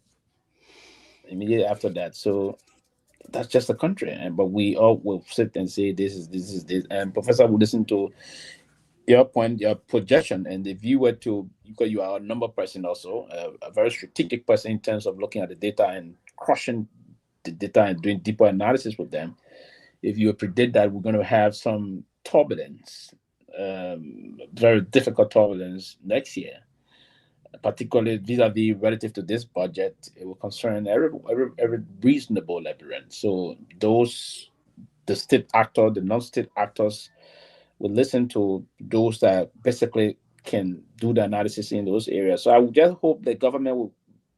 Today I spoke with the Commissioner General of the LRA. You're saying there's been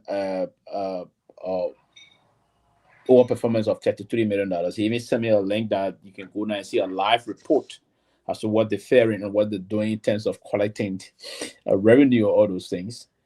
And so we're going to take some time. I'm going to take some time, but I will try to share the link with you, Professor, so we can do some analysis together on that. Because I'm deeply worried. I was even saying yesterday on the show that we hope that the government will collect this amount of money, which is $1.211 billion. That's our hope. And as you said, that's the only country we all have. But I'm concerned also to see if we got that where we thought to do the collection, and because if we go in surplus, then why are we still having some problem in certain quarters? That's my concern also.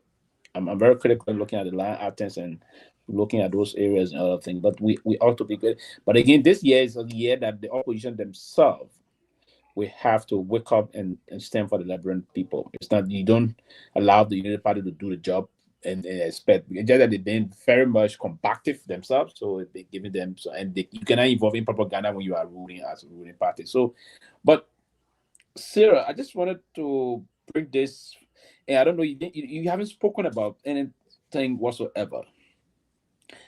This time of the CDC regime, that was in 2020, and then there was the time the coronavirus was just sparking. But do you still see, and I'm saying this because we're doing the year review, and I'm trying to push it back to what we saw in this year, the first quarter, second, and the last quarter of the year. And now we conclude the year. We concluded the year already in the country. Do you see any basic changes that may just see the country getting back on track of recovery, total recovery, by this government beginning next year? Well, we are all human beings and we have consciences, and I'm not going to sit here and completely state that this government did not do anything. I think they made some strides in certain areas. And why those areas, if you will? They made some strides in completing most of the projects that CDC left. Okay.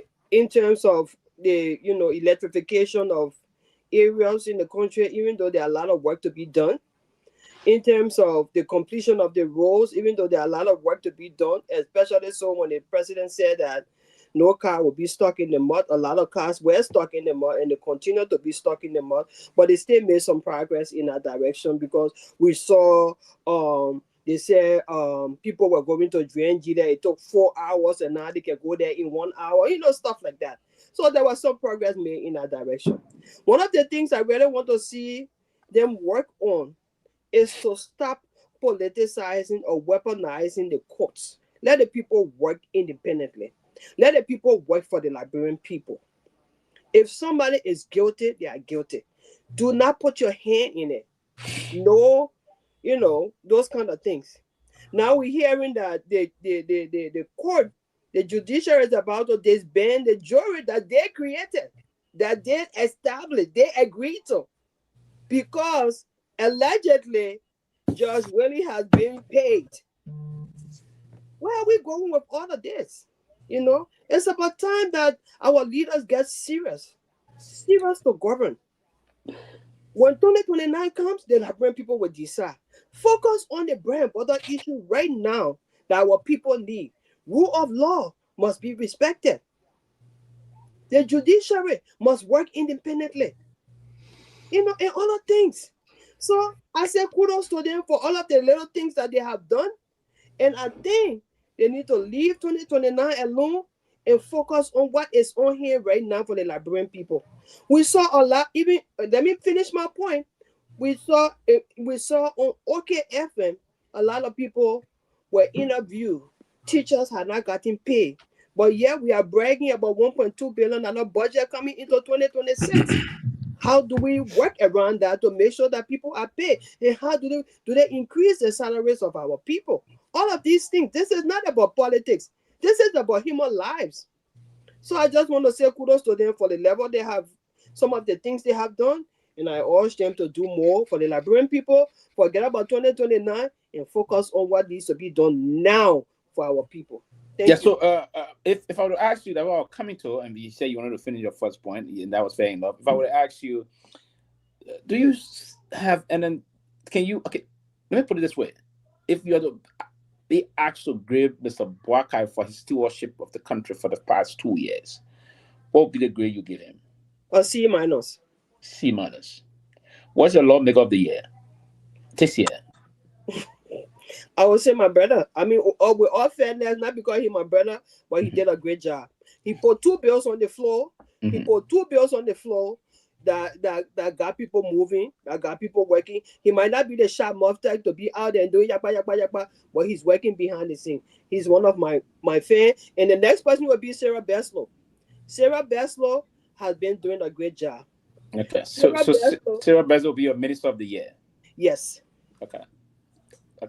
That's fair enough. And listen, that's your brother, and I went to school with him, and I respect him a lot. He's very unassuming, but he's very competent, and he do a lot of things behind the scene. And so he's one person that is very resourceful also. Yes. Very resourceful and very smart. And I always advise him. I always talk to him behind the scene. Do not put your hand in corruption. I always tell him that. Do not put your hand in corruption. Do not let your signature be on anything that is corrupt. Yeah. What up? She the senior. And you the senior? Hold on there. Yeah, I know that for a fact. I don't want to raise the people. Oh yeah, I see him. But yeah, fair enough on that one. And then before I come to this year, on the issue about the Minister of the Year, I agree that the Foreign Minister did perform extraordinarily as Minister of Foreign Affairs. In foreign diplomacy, there are a lot of things you have to do to put here, or you need to have a lot of things you commandeer, right? You have to have this. People, I'm not cutting you off. One of the things I'm really impressed about her, for the fact that most of these countries, other countries are on these different lists, and our country is not on there. I think she's doing something behind the scene. I think she's doing a great job behind the scene. So I'm impressed about that. That's fair enough, particularly at this critical time where countries are being listed to be on the other side of this current administration here, and then you are not, particularly neighboring country of a very sister country to Liberia, is one of those countries also there, and our role at the Security Council, and the issue about the 3 years visa thing and all of lines and working behind the scene. I think I would look in that direction also. It's a fair selection.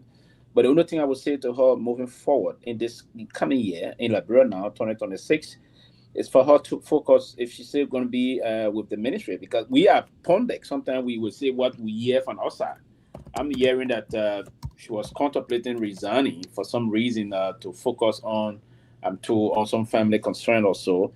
But if she's going to stay on the job, again, I think I'm getting information she may stay. If she's going to stay on the job, she has to focus now on the home and international offices. The home office personnel need to be upgraded, and the capacity should be built at the home office.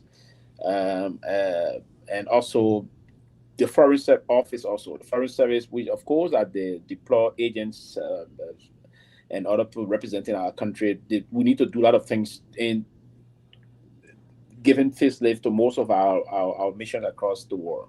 We have around maybe 27 active missions across the world, and we need to at least ensure that we have proper representation vehicles. Our foreign service staff should be ensured, and other things they should have, because the cost of living thing that we got for those in the U.S. and other in other basic area, we don't have the same call-out we give for others in Africa, particularly. The guys setting this thing they give extra to those deployed here in the U.S., deployed in Europe, certain part of Europe, and other things. But we don't do the same. Most of our foreign service staff they're not insured, and sometimes they evict some of them from their homes because of delay of allowances or other things coming to them, or rental thing coming across to them. So she need to pay more attention moving forward, 2026. While you connecting up in terms of our diplomatic connections, there's a need that she builds some of those things for 2026. But these, I didn't hear you talk about your minister or representative or senator this year, but or what your own takeaway, or what do you see from the performance perspective of the government? How did they perform? Well, to be honest, I would give it a C+. I'll give it a C+. Minister of the Year, I think we should all say, Sarah Beslow. And then one person we should also chair would be the MD of LEC, Omar Sharif. He's doing an exceptional job. And you can see these are people that went to the job to do the job. The problem the president is having is that most of his political appointees are party operatives. So they focus more on the political side. And then every little thing they do on the job, they showboat it. Whereas Sarah, I mean, when the last time the foreign minister had a press conference or an interview, she's just working. She is just working. On the House of Representatives and Senator, I have nobody in there. No, sorry, this for the foreign minister, she's always appearing at the MICAT, the John MICAT press conference. I mean, yeah, she go to the MICAT thing, but I mean, besides the MICAT thing, no, she haven't done yeah, that yet, you know, she go to the MICAT thing and that's it, and she's working. I mean, Security Council. I mean, all you know, the relationship with the White House is very crucial because we know who occupied the White House. So if you're in a good book with the White House, I mean, that's kudos to you. On the legislative branch, I have nobody there. I have a simple philosophy. We pass a budget every year.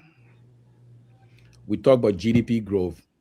Our GDP growth is all triggered by extractive industry. There's no value added. So if GDP grow by, it will get 10% GDP growth. Everything extractive industry is not reflected in the economy. It's not in the service sector. So we have a budget that we pass. Government spend hundreds of millions of dollars on goods and services, and most of the money go to external companies. So the money not staying in the country. So how are you going to reinvest in the country? We passed the MCC scorecard. If you look at the part that say investing in your people, we only passed one that we feel. Let me read it. Yeah, we feel health expenditure, education, natural resource protection, rule of law. No, I'm talking about the section that say investing in people. The only thing we passed was immunization rate, child's health.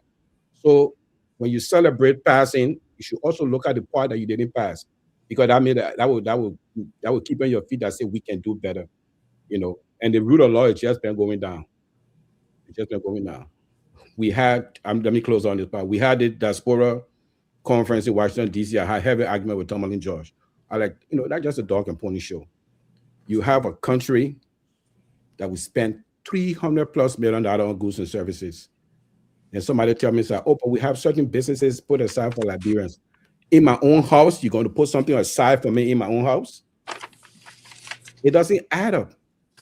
Because if 75% of that money was being spent by Liberian, was being given to Liberian businesses, that would be reinvested in the country. That would spur economic growth. That would be real growth. And so I hope our financial people, when they're talking about GDP growth, they should be very careful how they beat their chest that we have in 5%. We're going to go to 6% because all these growth are in sector as not reflected in the common economy. I'll leave it right there. Happy birthday, Seleke. Thank you. Seleke, let me say welcome to you. Oh, today is Seleke's birthday, right? Yeah. Yeah, Seleke. I mean, you got a birthday on a I was trying picking Seleke. You had a birthday on a very remarkable and special day. So you share birthday with Senator Lieutenant Falo Magil. Falo Magil birthday is today also, and we have a lot of other important senior brother and other people. So we want to wish you on behalf of the closing argument a very, very, very blissful celebration. And but we agree or that everybody already confirmed with Sarah, and she agreed she's going to send you something. So I think she's gonna give you that handshake. We all just had discussion with Sarah, and she said she's gonna take care of that situation. So I will hope. I wouldn't be surprised before tomorrow morning. Before tomorrow morning, Sarah, your time before 12 midday your time, Sarah gonna call you. Sarah, thank you so kindly. But Seleke, more or less, we've been discussing realistically. We've been discussing the issue of government performance. You know, the year is closing up. The year closed up already. We just started a brand new year in Liberia, and we've been looking at different sector of the government. The government bureaucracy, is very big and other things in terms of our own size area of the three branches we've been looking into the legislature, basically, and that of the executive. Many times we really don't touch the judiciary for some reason, I don't know, but I think it's one of the critical area of the democracy also that can push out of things, because the judiciary is corrupt, and as always, the State Department reports and other reports from here always will indicate that we do have a corrupt judicial system. If you don't have money, you don't make your way through the system, and that is terrible. But overall, what's your own rating of this government? What have the government done a little bit to reduce the tension of its people, and have they created an inclusion, if you will, for the people of Liberia moving forward into 2026? Okay, greetings everybody. Again, before I come to your question, I want to say thank you to all of you for your kind words, your witnesses. Really, really appreciate it. Thanks to everybody who've sent me private messages, both in the chat room. It's really, really appreciated. Yeah, I'm sorry, man. I thought your birthday was on the seconds. I just didn't pay attention. Anyway, it is today. But thanks everybody. Really, really appreciate it. Especially to my big brother, Siafa. Thanks to all of you. Being here today in Rwanda and seeing the person seeing myself at this level. All of you have contributed a lot. So just to talk about 8 seconds, just make you sick. So here is the thing, Sarah, you are muted though. I don't know if you're on a phone call. But here is it though. When it comes to grading people in the government who are appointed officials, Sylvester, back to your question. Again, for me, I would take the LEC director, Mohammed Sharif. He's doing a great job. You don't see him, kind of involved with too many politics in the country. He's kind of more focused on his job, doing what he was appointed to do, even though we still don't have stable electricity. But I think he's doing his best. But I don't want to talk about other people, just the predator. But I hear a lot of people talking about the foreign minister. For me, I don't think she's done a good job. This is the same foreign minister who went lobby for a scam of a scholarship, asked the president to go and sign this thing on a public media, and then it turned out to be a fake deal. Not a single Liberian, thousands of Liberians applied for that thing, they spend their money. One person could not get a scholarship to go to the US. Up to today, they've not been able to refund the people money.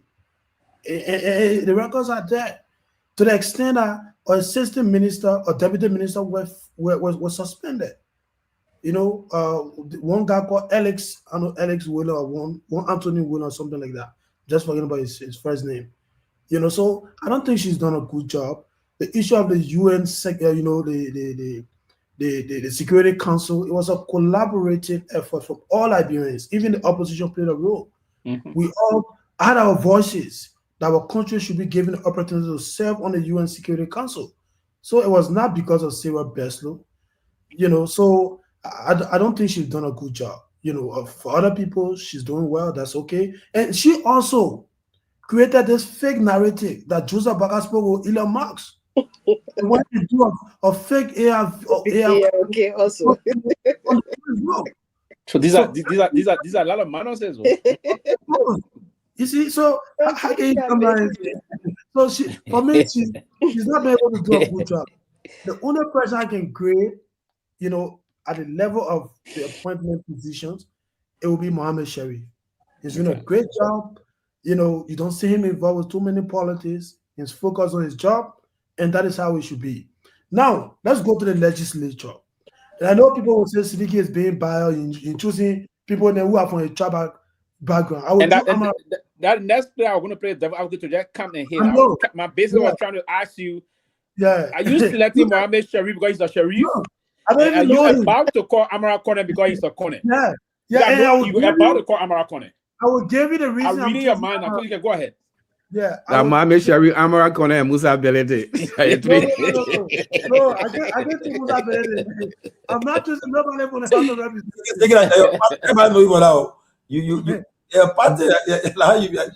You're doing politics, but no. Go ahead. Thank God I'm not Muslim. I'm Christian, so it's not based on religion. You're not doing the big fair, man. But Sylvester, I'm ready for you to hit him back. Hit him back hard too. So let me go to Amara Kone. I would choose. So the owner doesn't get to give up Mohammed Sharif because he get talk too much in the press. So you get Mohammed Sharif. But that's how it should be. That's how it should be, Sylvester. That's how it should be. Yes. When you are giving go ahead to the Senate. Go ahead to Amara Kone and get a justification for Amara Kone. I know it's Amara Kone. You have not spoken the name, but I know it's Amara Kone. Go ahead. Yes, it's Amara Kone. Actually, I was about to call Amara name when I talk about the Muslim biases that other people might want to hold against me. You know, but I will select Amara Kone. But it seems to be trying to hold it against yourself before even they hold it against you. Because you just Sylvester give me a chance now. Let me talk. Go ahead, buddy. Go ahead. And here is the reason I'm not choosing anyone from the House of Representatives, but I'm. The reason I'm selecting Amara Kone is because of that stuff. If you look at all of our elected officials, that staffers have been reduced to turning them to attack dog. Well, when they are on attack on social media, when people are questioning them for accountability for the oversight and representation they are making at the House of at the legislature, they send those different staffers that they are even paying way below to come on the Facebook to defend them. I know a couple of people personally from Amara office. None of those guys you ever seen them on Facebook posting in defense of Amara. And every day and night, Amara is on attack from the people of the Unity Party. They say he's a sycophant, come to the public and pretend and go to the house and vote for some of these things, but not a single person from his office.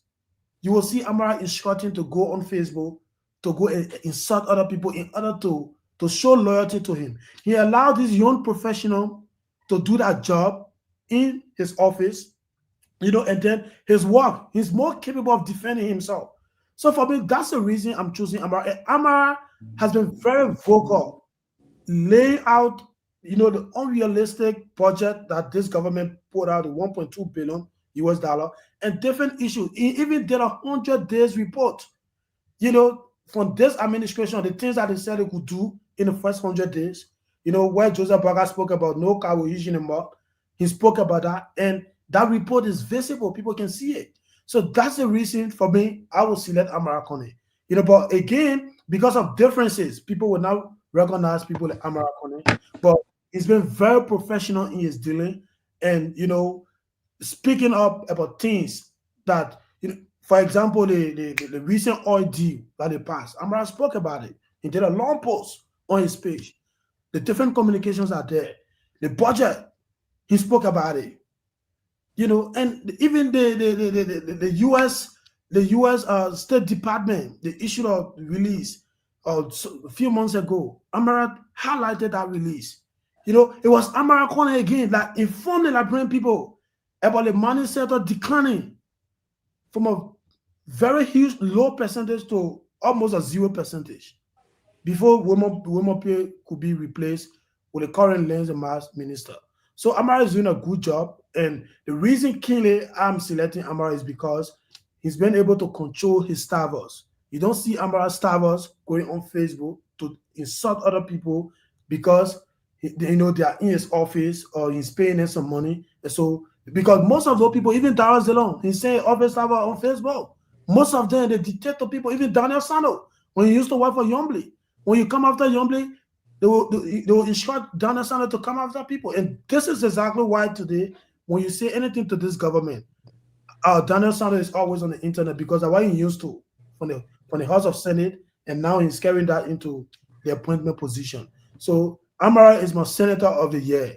He's doing a great job, and this is how it should be. When you take Seleke Kromah or Sylvester, for example, give him a job, allow him to do his piece of job. Don't use him. Don't say, Sylvester, somebody attacking me, go and defend me in order to show loyalty to you. And that's what most of the lawmakers, they've been able to do in our country, Sylvester. So Amara is my Senator of the Year. Thank you. Thank you. I think we'll be today is actually we may just wrap up things quickly. It's already 8. We decided to leave at 8. It's past 8. So we start with you. We gotta go prepare for the new year also, and so we just take this time to wrap it up. Again, let me say again, it has been a great year, a roller coaster year. we've come through it by faith. And hoping next year, as we come to next year, we'll all be engaged. And I would like to encourage my brother, Safa. Maybe you don't know this guy, but we talk almost all the time, every day. He's a wealth of historian, though. I'm telling you. Some things most of the things I say here, most of the time before I come here, we talk and I come with it, he said something that struck me, and just quite recently. He said, Tomalin, Rwanda ended the war 1994. Liberia, our elections 2005. Compare the time. You see the difference have come. They have the two countries. Compare the two countries, and it's true though. And then he said something yesterday. He said, "Look, for instance, have we not dismissed after the war? Have we not dismissed the new breed of politicians that came in the country that emerged? Perhaps we won't be where we are today." So sometimes when you see something starting, you don't just ignore it. Get involved so that tomorrow you can have a grip on it. So I encourage him to really, and I know his job, I mean, he will not announce his job, but I know the job he does, but he hope he get the time, spend that time, let us engage the country. He will listen to us throughout the country. So when they put here, I was surprised. The people in one village were telling me, say, well, listen to the program. And I was impressed when I heard. I was shocked. People listen to us. Especially those who got their live phone and they can put it on. I mean, their live radio, they can put it on. They listen to it. So when they see you, they recognize you. So let us not take advantage. Take for a joke. What we do every day. People listen to you far and near. And just now, I've been chatting with people that from the opposition, mostly from the highest in the CDC. Now they all watching the show. Right after the church ended, they've been watching the show, and we can't take things for granted, even people from the government side. So we come here every day, we try our best. It's not easy though.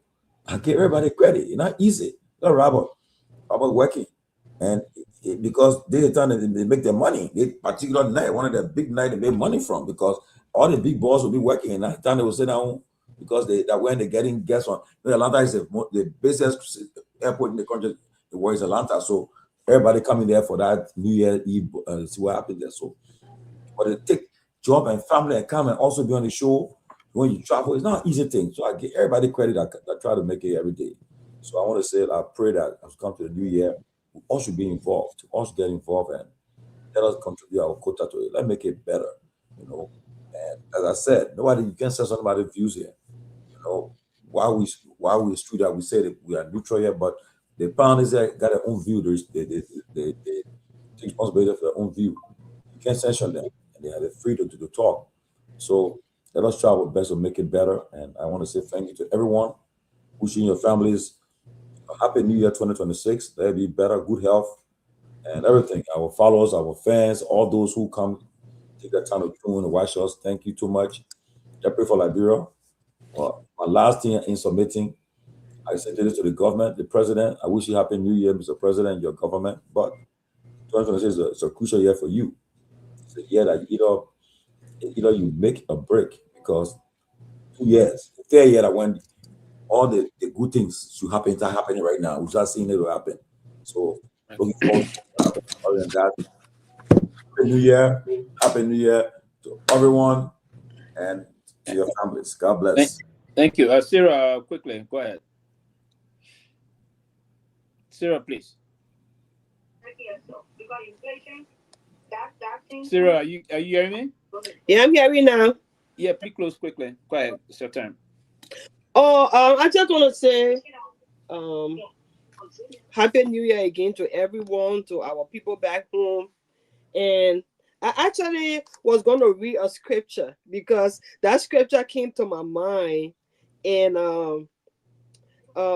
let me see if I can find it quickly before I Biblical 26, it will be changed. So the scripture says here, it's coming from what is scripture again? Okay, it's coming from Isaiah 41. And this is directly to my Liberian people. It says, do not fear.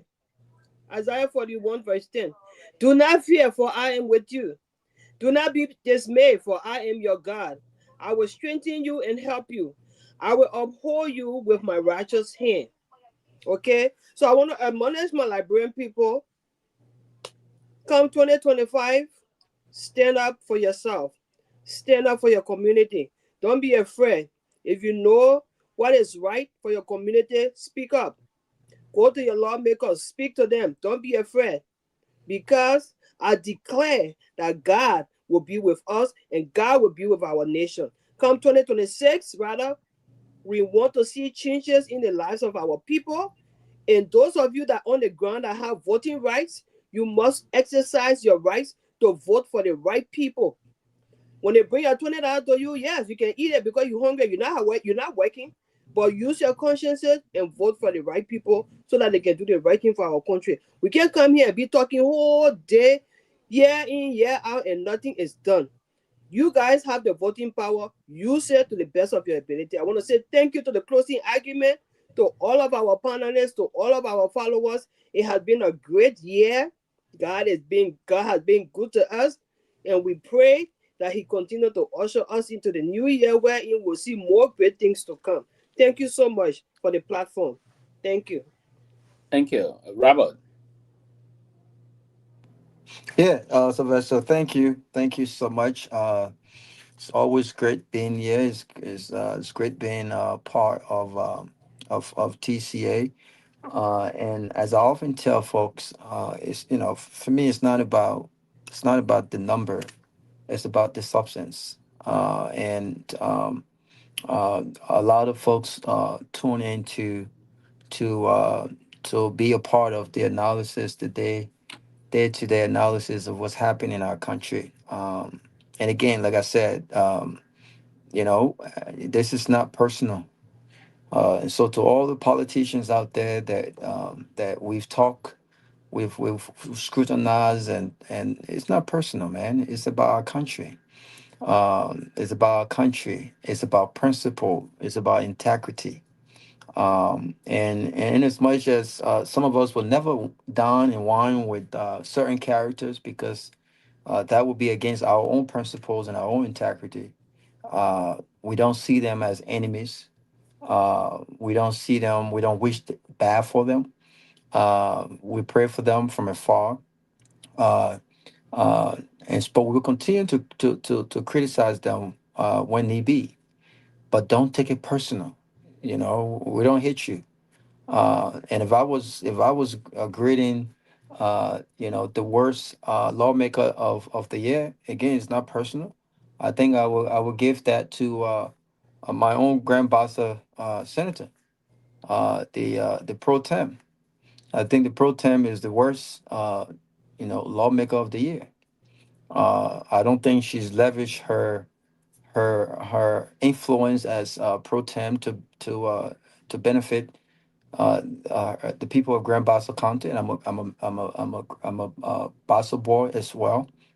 Uh, I don't think even prior to that she's done a great job, and while we've seen an elevation in her political career, the elevation of the lives of our people in Grand Bassa, the infrastructure development have been stagnated. We have not seen that level of elevation in Grand Bassa. I'm not talking about these petty things, having Christmas party for kids, giving scholarships. We've given scholarships too. We got to go beyond that.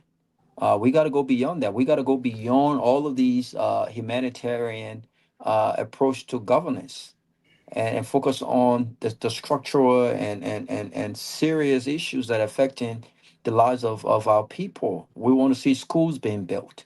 We want to see hospitals being built and equipped. We want to see bridges being built. We want to see investors come into Basa and invest and create jobs for our people. These are the things that we want to see, and not just limited to Basa, but across the country. These are the kinds of things we want to see, and I can guarantee you, if these things are happening, I'll be the first one to come here and give the senator credit but I don't think that she's exhibited that level of leadership, even with the position she holds, Sylvester. And I'm very, very disappointed.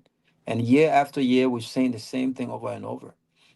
Credit to the LEC boss. I think he's done a phenomenal job. But again, Monrovia is not Liberia. When we talk about LEC, we want to see the rural part of our country, our people, our farmers. We want to see them enjoy electricity as well. Hopefully, we want to see the entire RIA road electrified. We want to see that entire road completed, right? So these are things. But if I was to grade this government in closing, Sylvester, I think I'll give this government a D. I don't think this government has performed. They've performed beyond expectations on all of the serious issues. Every single thing that they've criticized, whether it's flying private jet, whether it's the harmonization, whether it's Western cluster, every single thing that they criticize, they've been given the opportunity to make amends, but they haven't. I heard the argument the other day, oh, they're in the process of, they're in the process. Well, guess what? CDC did not get the opportunity to be in the process of. They started criticizing CDC on day one, the first 90 days. They started. And the argument was, well, if you were elected, then you should come to governance prepared. And it just seemed like they did not come to governance prepared. They did not come and hit the ground running. That's what experience does. Experience come in and create the stability. The stability, the economic stability is not there. This whole argument about corruption, the lack of prosecution is not there. You know what I'm saying? The president is flying private jet when he criticized private jet. You know, they say in 90 days, no car will get stuck on any major hard road. Where cars are getting stuck after $22 million were allocated to that. We still haven't got an update on that yet. So we're not trying to criticize this government. And I commend them for the little light, you know, because, again, the roads got to be lit up. But we need to move beyond all of these petty trivia accomplishment to bigger things. That's the kind of conversation I want us to talk about. The Ghanaians are investing in 400 something buses, I just heard, to start transportation across Africa. These are the kinds of things we want to talk about. These are kind of big steps that we want to talk about. And so happy New Year to every single one of you guys. Sylvester, Pewee, Seleke, CFI, my own big brother CFI, D's, my big sister there, Sarah. When I hear Sarah talking about she took care of those boys, her brother then made me scared to even call my age. Because in as much as I got beaten up, when I take my age, some of you guys be like, really? I see people calling, the minute I be calling me Pravi, I just laugh. You don't look at the minute calling me Pravi. So you say 31? No, I'm not 31, but I'm still in the middle, man. I'm not 31. No, but you 31 or 35, and you still ain't say begin. But if you're anywhere around the 40s, then I mean, you're moving on. I'm not around the 40s, man. I know. Oh, okay, but then, so the men are calling me Pravi. I've been looking at men calling me Pravi. I said, look at the men. Youth is good, Robert. Enjoy it. Youth is good. Absolutely. Absolutely. Travel, see the world, and everything. That's exactly what I'm doing. Yeah. Absolutely. Thank you. Thank you, Raul. We'll go to Sefa, please. Yeah, Happy New Year, folks, and to our loving people of Liberia. Happy New Year. You guys are the resilient people. You go through a lot, but you get up every day, beat the pavement, smile on your faces. We should hope that 2026 will bring bigger and better things. And sometimes when I come on the show, I don't like to talk about political parties or political actors because then sometimes the subject gets lost. Everybody gets boxed in a different political corner. And over the last 2 years of the government, that's just been the noise in the country. Who project, we started, you finishing our project. No, we started this one. I mean, that's just juvenile. That's juvenile talk. The thing we need to look at as a republic, we got to start to speak to the conscience of the people. January will be 20 years since we started this new political dispensation. 20 years. See where we are as a country 20 years later. Is that where we should be? Where do we want to go as a country? Let's start to have that conversation and not look at any political party. Then when we start to have a conversation, then people will have to account for the stewardship during the 20 years. I mean, our little brother Seleke is in Rwanda. 2014, Rwanda was 20 years removed from a genocide. But Rwanda was a middle income country by 2014, 20 years. We 20 years removed from the noise of child stealer. So we should sit and say, child stealer was not the problem. This person was not the problem. We should look amongst ourselves. Why are we where we are today? Why? Why are we celebrating 3 miles of street light? You know what I mean? Why? I mean, why is the University of Liberia doesn't have a full-fledged campus on Fendel, with buses? Our agricultural sector is not growing. I mean, these are some of the things we should be asking. It's 20 years. It's 20 years of real development could transform Liberia. So hopefully in 2026, we start to ask these tough questions. And the reason why I gave no grade to lawmakers, because I don't see no law that coming out of there that will set the country for the next, for the future. Everything that's being passed are all concession agreement and budget. So, I mean, concession agreement and budget, I don't see how it's going to help the country, So that's the reason why I didn't get in there. And then from the government side, they came up with their arrest agenda during the campaign. But you think from a governance and public policy standpoint, you would take your agenda and pass some laws that will help you accomplish those tasks you want to accomplish. But this government hasn't passed any law pertaining to anything with their arrest agenda from a policy standpoint. So we stay operating like just before it's just a change of party. We pass a budget, we pass concession deals, and then we move to the next thing. So thanks, guys. It's always nice to be on the closing argument whenever I can make it. If I'm not on the road, I'll try to make it there. Thank you. I said, Myean, please, put the former president just send me a special New Year song. Please play it for me, man. Please play it for me. Play it, Myean, please, man. I beg you. the person watching over. Before Myean can come up and close, and Seleke will give you the floor. Seleke, I know Tomalin want us to highlight a special message of felicitation coming from the former president of the Republic. That is important. While you're waiting to do that, if Myean is not here, then we'll ask you, Seleke, to close.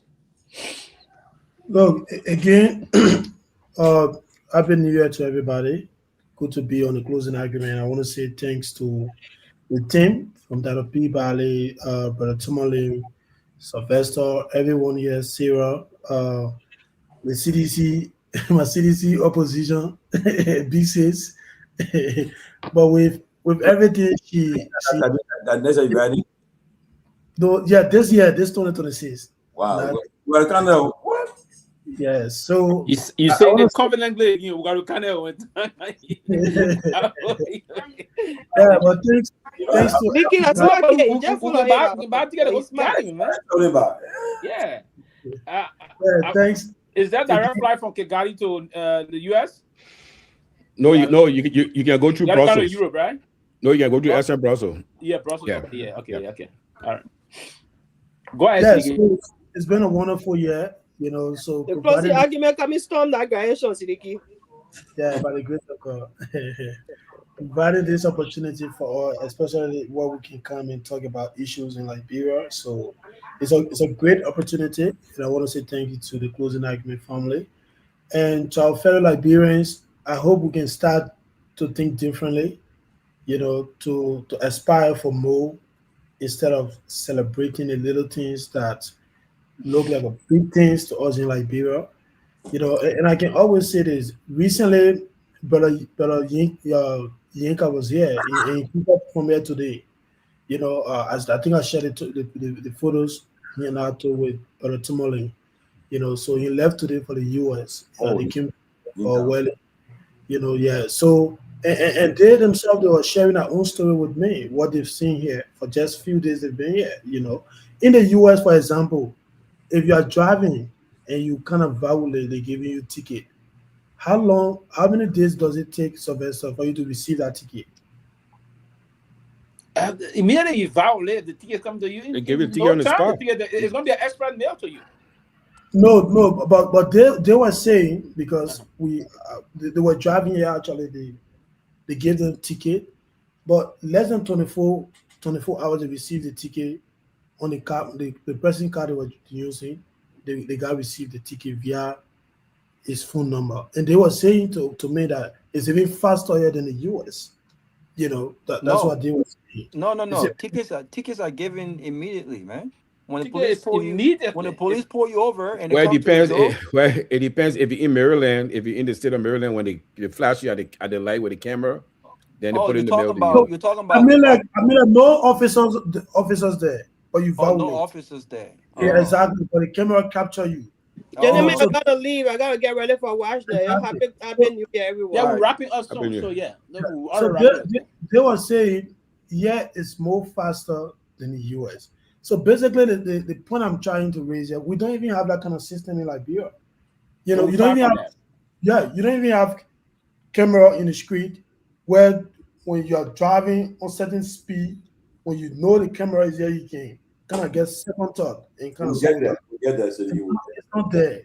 You know, and one thing I can always say, this country, they are not rich, but what the people are, they are hopeful of a better tomorrow. They wake up tomorrow knowing that, in 3 to 5 years or 6 years, that life can be better. And they are working towards it. And they're seeing it for themselves. This is not something that is on paper. It is a reality. They see that. Very committed to what they do. You see a man sweeping the street, a police officer is paid way below what Liberian police officers are taking. But guess what? That man is getting some immunity. His children go to free school. They go to free hospital, and he can go to the bank and take a loan and invest in real estate while he's serving his country. But how many police officers in our country can do that? So that's the point. And this is where in Africa. So we can get there, but all depends. Just recently, look at what we're celebrating. President lighting up street light leading to Ara. If you check it out tonight, the whole Ara road, that's just a few places they mark and post street light, and we are just celebrating.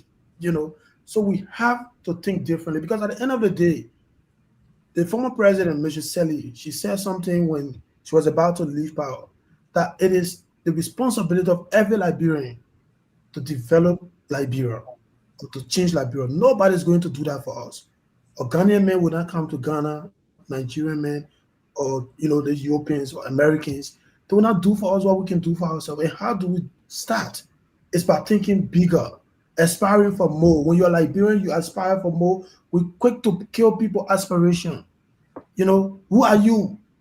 What's your record? And the kind of stand that we've said is not positive for our country. The people who say, oh, Liberian politics, the people who know the politics, what have they done? 178 years old. July of this 2026, 179 years old. What? We're still struggling with electricity. This is something people don't even thinking about in some countries like Africa, Cote d'Ivoire. They're not thinking about electricity, running water. Since I came here, Sylvester, next month, this January will make me 2 years in this country. I've not seen hand pump. Why people can go and do that and get water? It's not yet. The men who say it's poor and get running water. They not get no bathroom here, like get toilet that you can go sit down. You toilet straight. Every hospital I get Kamara. Like you can just press the button and go down. Even the man is poor to the least, they get out in a house. These are basic services. Fair enough. Fair enough. At the end of the day, again, Happy New Year to everybody. But let's reflect. I know everybody now is celebrating. We're all grateful that we're able to see the new year. But let's reflect a little bit. Let's take a break and think. Do we deserve the kind of country we have after 178 years? So thanks, and good show as always. Good to be here, and thanks for the opportunity. Thank you. Thank you. Fair enough. At least you're doing very good job. You're in the country of the great Rwanda and Kigali, and you doing some good public relations for them. But it's true also that the country is doing well in terms of trying to remove their people from poverty and the rest of those things. It's clear. I was just recently in Liberia. What I was there about the few street lights we have. I think we have like one around the second before hitting the Japanese freeway. We have all those on that road. We have like 1, 2, and Bannersville Junction is 3, and the other side, I think it's less than 15 the entire city. But what I was there, I was driving coming from town, hit right the second there, and the red light held me, and I stopped. There was 3 other guys in the pimping. I know they were doing what also. The guy slowed down, pimping. Sorry, the keke. He slowed down, and but my glass. Actually, when he slowed down, I was concerned, so I brought my glass halfway down. He said, "Well, people, are you really serious?" I said, "What do you mean?" He said, "They started laughing. They were looking a little bit funny with them. They started laughing. Said, oh, you stopped the kind of time, almost 12 midnight. You stopped." And I was like, and they passed the word. Even in the day, they wouldn't respect the one we have. And to do that is that we have to build a system that will allow us to respect the laws of the country or the rules of the country. A system. This place, we got a lot of regulars in this country. A lot of regulars people, but the system will discipline you. If you violate it, the system will push you to respect it and to something else. But again, gentlemen, thank you for this day. I think we all want to say a very merry wonderful New Year to all of us. And as you said, Tomalin, I don't know if Myean is not here to put out the president best wishes to you, but we want to say to him, the former president, and also this president of the Republic, of the current president of the Republic, our best wishes, our best felicitation to you. And Mr. Former President, we also want to wish you as good. I listened to what you said that you have to run back to the country to spend the Christmas with your people. That's a good thing, that the leaders will always be around his people and commemorate this kind of a special days with them. It's important that you highlighted that back in the country. You spend the Christmas. I saw you, some people Christmas Day, singing some Christmas, beautiful Christmas songs and all those things. And you're back again in the country. You're going to, I don't know if, Mr. President, you're doing that day you did at New Year. I didn't call it. You know, and I mean, it was quickly. I was going to get back to you. You know, somebody I was looking at it the last time in the middle of the night, trying to just flip through, and I saw him and his EPA guys doing that. You know, you know, I'm ready to know that thing. It took me back, and I reflected deeply. Say, yeah. And he taking that type of day, you know, and all yeah, Stefan, you want to say something quickly? We should be running. Yeah, this is something very important as we get into 2026. And the President of the Republic of Liberia has to address it. You know, every time we go through political exercise, the folks in the media, we ask our citizens to be peaceful. And I don't even like to hear that, because honestly, the Liberian people are very peaceful people. Oh, yeah. Liberian people are very peaceful people. The problem is the people that are in power think the law doesn't apply to them. And we have it right now in the country right now, the Code of Conduct law. It's being violated blatantly. The president has to step on it. The president has to put a stop to that. It's written clear that political appointee cannot participate in party politics. When you have Senator Dillon here, he even mentioned that it's being violated, right? Yeah. Well, the other day. That's something the president has to address, because the president said it one time in the cabinet meeting, and one of the political appointees went on the radio and said, "How can I fight for a revolution, and you ask me now to defend my revolution?" So when the state Liberian people should be peaceful, Liberian people are peaceful. The people that are in power bear the responsibility to maintain the peace, and maintain the peace is obeying the laws of the land. Thank you, guys. Yeah, thank you. And that's important. We also do it. But again, some of them ran to the court that says they are right to do this, and you cannot. The Code of Conduct is clear. You cannot be chairman of the ruling party, and be chair of the board of Freeport. You cannot be chairman of the ruling party and be LPRC managing director. That's a violation. And we saw the time they all met all of things. To be appointed by the president. To be appointed by the president is a privileged position. It's like a man in the military saying, "That's my right to go join a party." Of course. It's like the president is not in, I don't think the president is in charge. Probably he's deliberately trying to avoid these things. And it's part of the reason why they are repeatedly saying the rule of law, because they are not respecting the rule of law. And this is not a good sign for you. If you cannot respect the rule of law, it's not a good thing for you to do. Other president came in and they think Mr. Weah would have held on the presidency. He could use the system and maintain the presidency and say, hey, we still counting the results, and they could find means to challenge it, go back to rerun, and he would have won the elections if he wanted to do that, to not obey the rule the country. But again, quite frankly, unfortunate. Gentlemen, thank you for tonight, and we wish all of us a very Happy New Year. wonderful 2026, and we look forward to a very interactive politics again in the country. We will differ, we will disagree to agree eventually. Our common denominator is Liberia, and we should always protect our country. Thank you, and good night. Neo-pro. Yeah. Neo-progressive. Okay, guys, have a happy New Year. If you out in the bar tonight, be safe. Please be safe. Please be safe. Yeah. Please be safe. I'll be here with my. There you go. I think that's the right thing to do. Stay home. Well, Yeah, so stay nobody home. gonna get me do that. Yeah, stay home. Yeah. That coffee is ever? No, that water, man. That water. What do you mean that thing? No, so tell me what I do when I get up in the morning. I drink a cup of mushroom coffee.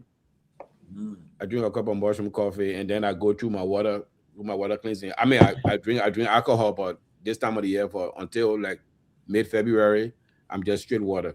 Oh, really? Yeah, I'm just straight water, my mushroom coffee and water there. That's what I do. I go through that cleansing part. Mushroom coffee, I think I got some what you can buy on Amazon, right? Yeah, they got different kinds, different kinds. Yeah, I drink it every day. Yeah. I think it's a drink, but I post up to you. I gotta order something to feed it. What I can order, I think it's about $40. No, my man, those guys, be careful, those guys. Those guys will rip you off. I had a subscription. They just kept feeding me with that stuff. I had to stop it. Yeah, stop it. You stop it. I had to stop it. So I use a different brand that is like 60% cheaper than that. And it has the same thing in it. Yeah, but can you please share that also? We can get some. I was doing it, but I don't really got eating me. Okay, yeah. I was saying to Tomalin. Tomalin was saying the picture they got on Amazon. I got 2 kinds that I get from Amazon. Yeah, way cheaper. And the moringa is good too. I would bring that. Sidiki, call me tomorrow. I've been busy. I've been working on something. Call me tomorrow. Yeah, sure thing. I'll call you. So your minister of the year, Mohamed Sherry, your senator of the year, your representative at Mozambique. No. You know the man. That the reason why he first started calling Mozambique, but I represented the year. No, as a Mozambique or Segu Kane. But no, I saw the Mozambique are all representative of the year. Yeah. I think he played a major role. So he should be on the square. Yeah. I'm going to follow honestly Copa down there. I want to go see what happened in Town Square, man. Yeah, I can go. Unfortunately, I'm going to see what happened in Town Square. I'm watching college football, man. Sidani. 34-year-old. Zoran Mandani, yeah. Yeah, that man was born in Uganda. Oh, yeah. That was saying, I'm not going to be born in the country. Going to be I'm born in Uganda. Born in Uganda. You run for president. Oh yeah, what happened in your state with the Somali people? What happened with that? I can't talk anything. Yeah, I can't talk anything. Yeah. Wow. Is it but the money they're calling, that's too much. Than I thought. There's been a lot of fraud. Okay. Look, let me tell you something. So, but quickly. So that means they fraud to the country. So they're eating loose money. That's what eating loose money. Pewee, the government, the federal government, the different states, Tomalin will tell you the money they spend on social services in this country. That's a lot of money. Looking at something. In the past 2 times, even that state alone, and go to other states. So now you will see sometimes some states like Pennsylvania, they spend over the past 10 months alone. Pennsylvania so now almost $36 billion. Yep. The social service, the social service safety nets is spending like the federal government that entitlement program, Social Security, Medicare, and Medicaid, then defense. They take out almost 80% of the budget. I love it. They love that. So and money. If you get into the loop and you get in those and you provide those services, it's like all money. It just keeps flowing. But at the same time, you can get caught. And so right now, these guys are turning everything over. Turning everything over. Yeah, so I mean, it's not 3 billion, it's not 8 billion, but it's a lot of money. Like during the COVID time, Tomalin, when the kids were home, they were doing school feeding program. So they had to do culturally sensitive food. Okay, so they have people that were just making lists of people say they're feeding these people and they were not real human being and they were getting paid. Look at that. And that money was coming from U.S. Department of Agriculture. That is, they run the national school feeding program. Some people not plead guilty. 8 million. This other woman was registering autism kids. Some people didn't have autism. She put on the list of autism kids. She was getting money. I think she ate like $7 million. Wow. So she in jail. You plead guilty. You go to spend time in jail and do restitution. Yeah, it's bad, man. It's bad. It's bad. So our governor, the only thing will help our governor for re-election would be that. In a second time. Yeah, but he going for third term. There's no term limit. Oh, so you think he'll win? Well, the only thing that will help him is who he running against. But if we get a real moderate, I won't call you. I wanted to call anybody. Let me drop it. My pillow man. Yeah, but so if you go against my pillow, you go against my pillow, he will beat that pillow. He will beat the pillow. But another thing that may work in his favor, the federal government supposed to stop to the whole thing going there, so the people may get angry and just vote against. And the system, the current system. They stay home. They stay home. But the thing is, we had a Republican governor before when I came here. There was a governor called Arnie Carson. He's a Republican governor, but he was moderate. Those Rockefeller kind of Republican.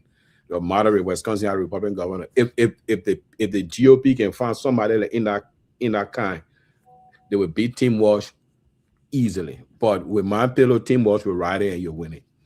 But if he wins it, he will have a lot of work. He will have a lot of work to do because there will be strong possibility that the DFL in Minnesota, we call them DFL, is a Democrat Farmer Labor Party. They might not win there. They might not keep the House or the Senate. So he'll have a lot of work to do. You'll have a tough time. Yeah, that's it. But this kind of and what this. As you said, we can see everything on this platform. So nothing. But immigrant community in the state of Minnesota. The number one, I think the earliest immigrant community were Ethiopian and Eritrean. Mm-hmm. Then followed by Liberians. Then Nigerians, other people came here. We got people that came in the system. Baba used to be in Minnesota. We went Liberia. Mm-hmm. Yeah, but all these immigrant communities, they work the rear end hard to get to where they are. Nothing was given to them. Man, these people started coming here in the mid-90s, and everything was just handed to them. Everything was handed to them. They were put in all the places in state, city, county government. Everything was handed to them. Everything handed to them. And so that's the blowback. That these guys had access doing the school feeding program. They were doing culturally sensitive food. Our school district in the Brooklyn Park area that got heavy West African immigrant, there was nobody feeding them there. But the people were feeding the people all around the state, all around the metro area. Yeah, but these people are plugged into these entities that when these funding come, they know exactly where to send them. And they're in the system. They're in the system. It's up there. Because they got the people in the system. That be fair now. That's what it's also. The problem too, when Liberians are running for position in that country, in that player, people will be 49. Well, because the same that people are doing that in themselves, that's connecting with the people well. Yeah. I will say some things. You think if they're connecting well will be that way? Why do you think you're consistently contesting something and they beat you consistently? That's a problem. We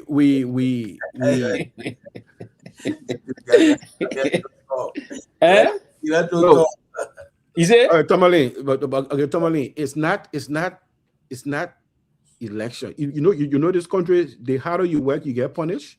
The harder you work in this country, you pay more taxes. The harder you work, you get nothing free. Yeah. So when they look at us, look, we came here, people came here with TPS for decades. These people came with status. Damn it. These people came with status. Within 2 years' time, the people had their own mall. Oh, so what about money in Nagbe? They got multiple malls. Wow. Where the money came from? All of it was state aid coming to them. I mean, they got no immigrant group have benefited from the state of Minnesota more than those people. If you go to the hospital, you say you can't speak English, they bring somebody to be interpreter, the state will pay. You go I mean, yeah, they have the system, so now every time in life there's something, and that'll be the tipping point, and everything open up. And what happened in a few days now? And I think this administration will disrupt most of the activities. Oh man, bro. Most of the politicians are walking with their head down. As soon as they see camera the way and microphone, they go the other way. Because they will have to account. Maybe a deal like a Liberian mayor thing will change over there. Well, we had a Liberian mayor, but you know the funny thing, we had a Liberian mayor. Mark Elliott was mayor of Brooklyn Center. Well, how can I mess up only one thing? Yeah, I mean, you see, those jobs are not full-time jobs. The person that runs the city is the city manager. You just come and preside. So when they had a shooting in the city there in Brooklyn Center, when that police woman killed that kid, everybody, the mayor. But he had to come and get he not a Monday to Friday job. He got a regular job. The mayor job is not full time? No, for these smaller cities, these suburban cities, they're not full time. It's for small cities. Maybe the mayor job will be full time. Yeah. Like Minneapolis. I said the mayor for Eric free. All right, folks, I gotta leave you. Yeah, so it's gotta go. Okay, man. We'll call it a date. Okay, man. We'll wrap it up. Okay, bro.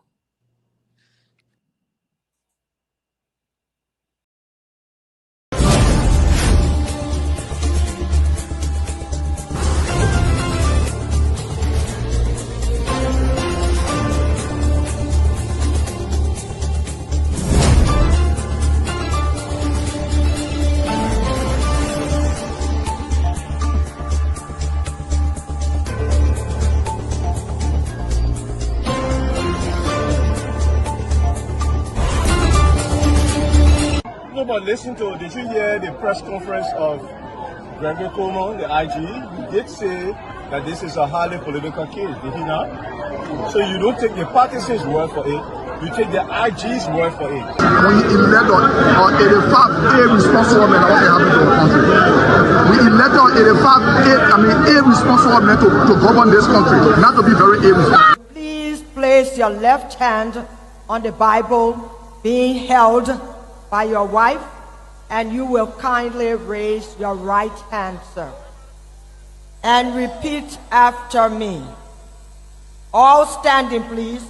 I, Joseph Newman Boyka Sr.,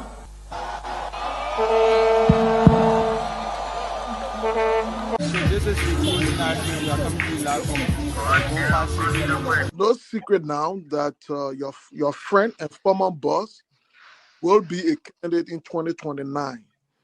With all of that you experience, all of that you know, and everything that you see unfolding in the country now, will you support him? Will you be part of the process? Will you give him the support? Do you think he can be a better president? So why you want to bring political Benin in it or not? Oh, but you political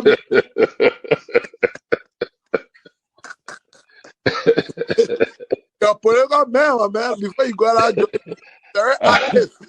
I plead the fifth again. Okay. When 2029 come and pass, then you finally leave. Mission is completed. Now what the rules of engagement? When the war ended, the guy said, the captain, the commander said, mission complete. There wounded out first. All men on board. So this riot situation when it comes across it, because many times you notice that If Charles Taylor is the problem, he will be out of here in the twinkle of an eye. And I say, let well-meaning Liberians come home. If we respect this constitution, a government formed in Accra is a violation of Article 1 of the Constitution. Let them come home. Let that government be formed in Monrovia. On the broadcast administration, we want to give the government like Pewee an ultimatum of 72 hours to provide a living ballot of the chairman of the Student Unification Party, or else there will be a catastrophic pneumonia in the Republic of Liberia to arrest the chairman of the Student Unification Party only because the government feel intimidated about the Vanguard Party advocacies. The government got capital road, small, that road, big road, all kind of the place. I think the reason Joseph Boakai will not do much because the old man, the papa is suffering. The papa loves the country, but he can't make it. The criminal there around him, they sophisticated than him. They are sophisticated criminals, so they can't make it.